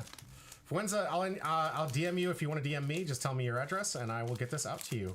And then you said you want your pack. Devs, you want your pack going out to Fuenza. So we're going to go to Fuenza. You got it. I'll send them both together. Appreciate it. Here, you got 2 packs. Congratulations on your first time in the chat. Appreciate you, Fuenza. All right. These packs going to go out here. I just got to get your information, and thankfully you're in the chat so I can talk to you now. Most of you guys, I try to contact you through Twitch, but it defaults to not letting me communicate with you because it turns off your ability to DM people on Twitch, which sucks because if I don't get you in my Discord, I have no means to communicate with you. So luckily you were all here, so appreciate that. Excellent. All right. All set here. Now let's get into my fun because we get to open up one of Lifelink's Black Cobra boxes. It's gonna be a split between me and Porter checking out this new set. You got a knife over there? There's a knife over there? I don't know.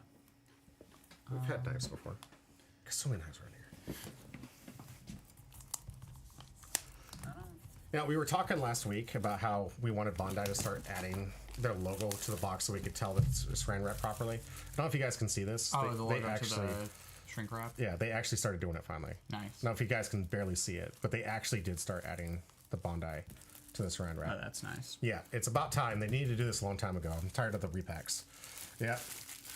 W chat, what's a hit this set? Anything that's a alt art is automatically a hit, but the 3 stars are the big money. We're talking thousands of dollars sometimes.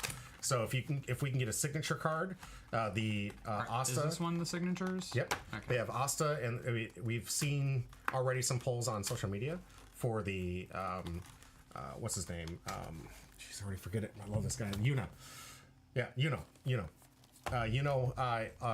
signature card and the Asta signature card, and I think there's a signature card also for. Don't quote me, but I think there's one for what's her name? The Aqua Girl. Noelle. Thank you. Terrible with names, but awesome. I can tell you about everything about her character and what makes her awesome and special. All right, so let's find out. Usually these are 2 to 3 hit boxes. I thought it was 1 to 2. 1 to 2, sorry. 1 to 2 hit boxes. Thank you for the correction. You can get a foil AP, which goes for some good money. You can get 2 alt arts or 1 alt arts. Gonna do yours on the side.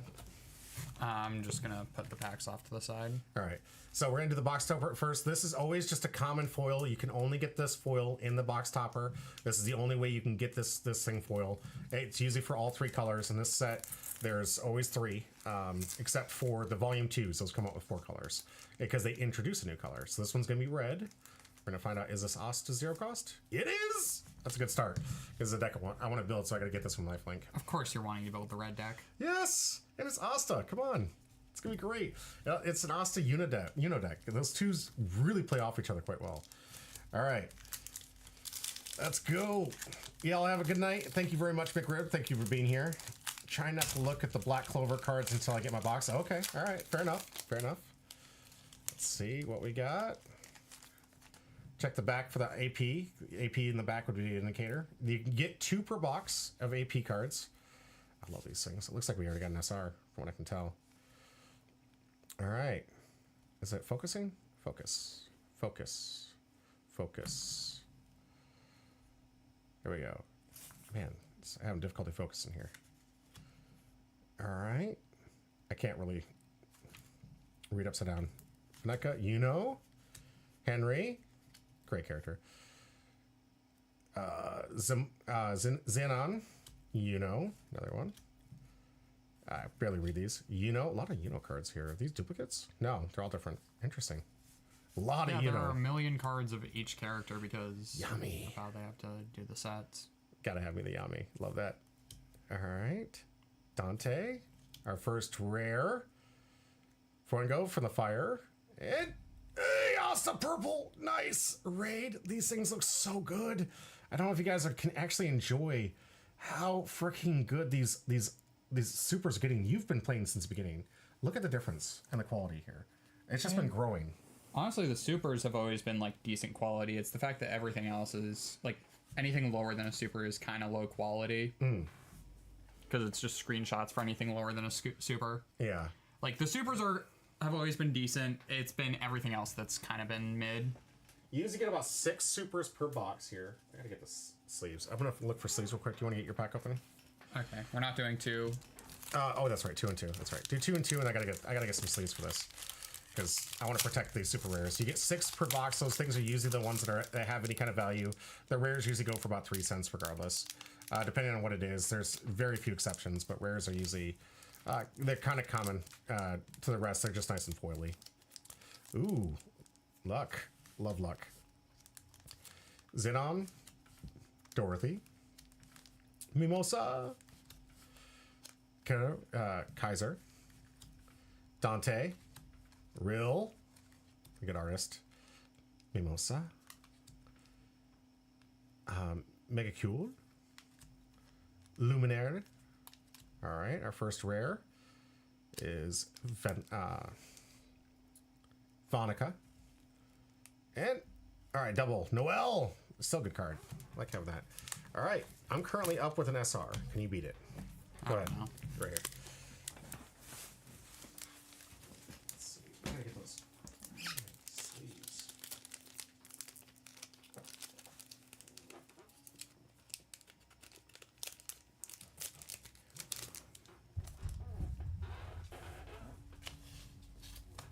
Okay, so Dragon's Lair, Henry. I'm not gonna go through all the names. Oh, you don't want to? Look, man, It's late. yeah. You're tired, I get Oh, it. Ooh, oh, Asta! SR, baby! Looks like I might put this in something different. there. Match your SR for an SR. And I think even a better one because it's a red. That's just your red bias talking. Of course it is.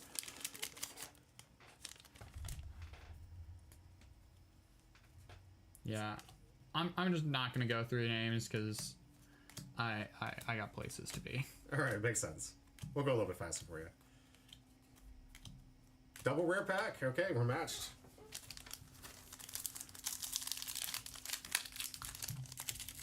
Let's see what we got for my pack number 3. No AP yet. That's good. APs usually put you behind when it comes to rarity. Unless it's foil. Yeah, then he can put you up. Loving some of these gray. Oh, man. Redo the anime. Come on, bring it back. Julius. Oh, nice. Knocked. Beautiful. Look, the black clover symbol in the back, too. So you get the black bowl cover.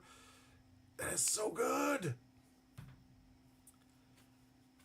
Yeah, I'm a huge fan. I'm loving this. I love everything they're doing with this. All right, 1 SR to 2 SR. Let's see if I can get an alt. No AP. Still looking good. Still looking good. There we go. Nero.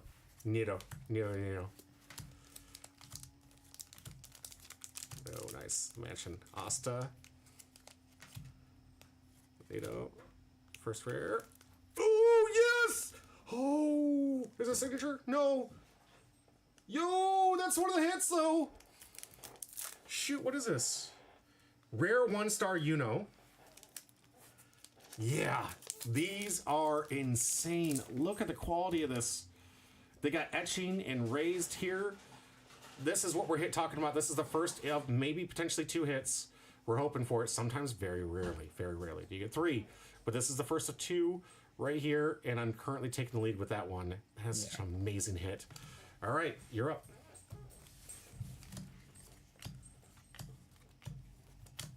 Get that one on the sleeve. All right, Sleeves. no hit from that one.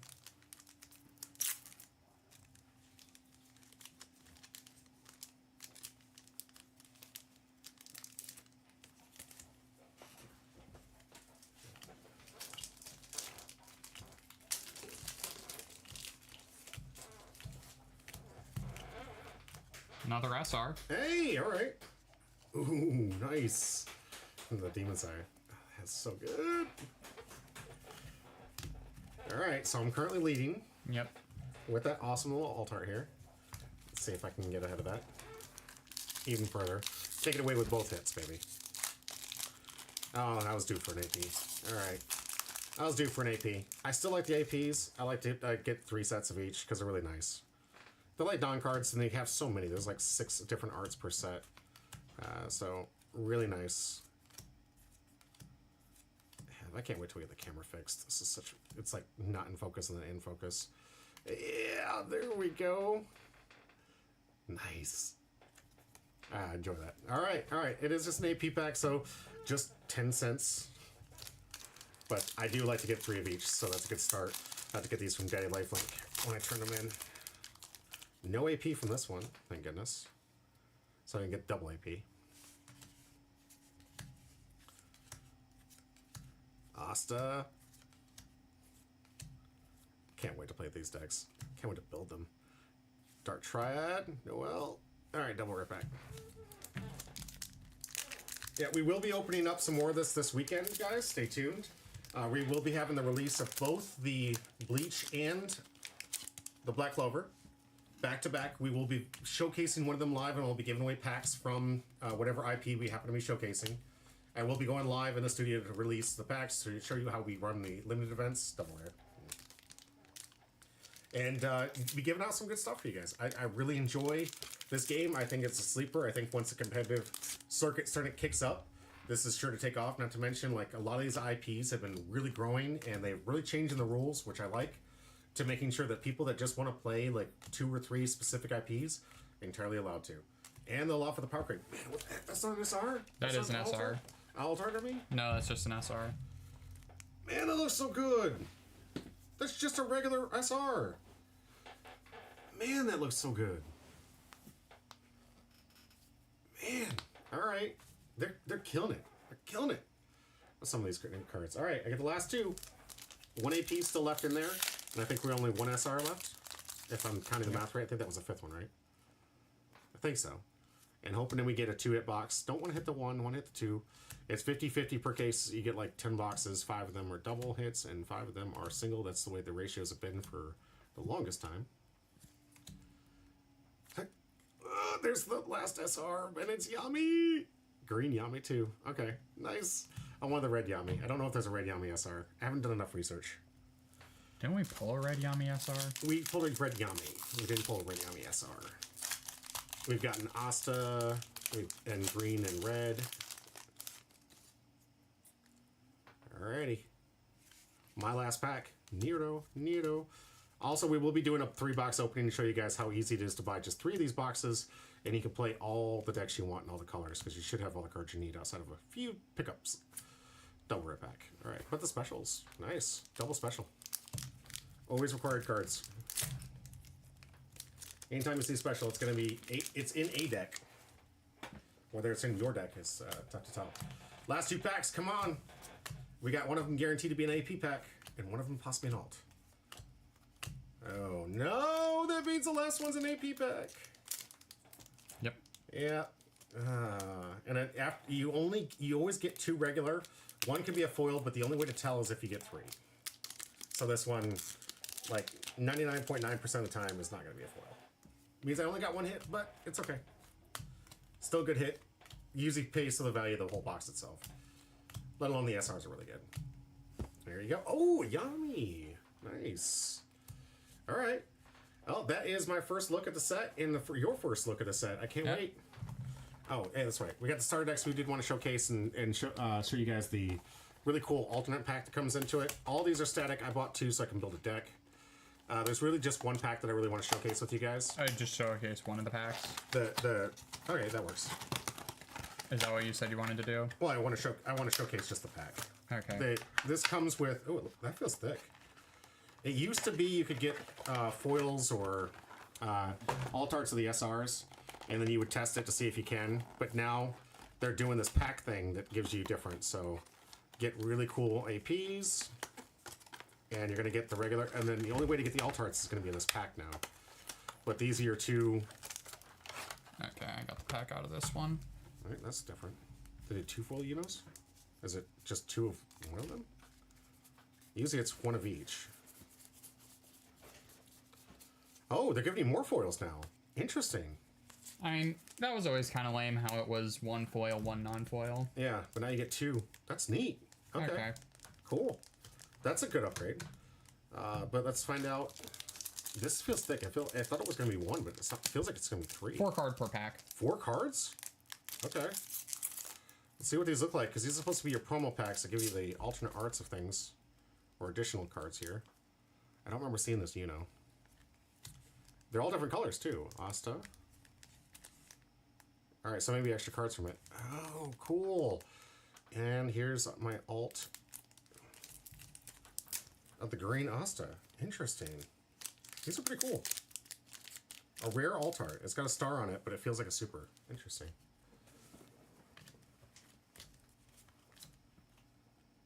Another Asta purple? Yep. Alright, cool. So you can get promos actually outside of the color, because I thought they were going to be promos of this. But, yeah. Can you see if your AP? Oh, the AP. Might be foil, I don't know.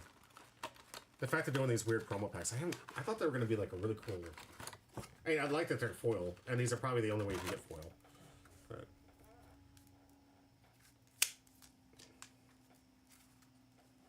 just regular. Nope. Yeah, just regular. Interesting. And the supers all look to be The same. base, yeah. Alrighty. All right. Let's get the camera fixed up. Let me get situated real quick. Sorry. Oh, you're good. All right, guys, that's going to do it for tonight. I'm going to get the camera fixed up so we can get this box thing looking right next time. Okay. Got some massive cleanup here, but we got a call tonight, and we're going to do a raid.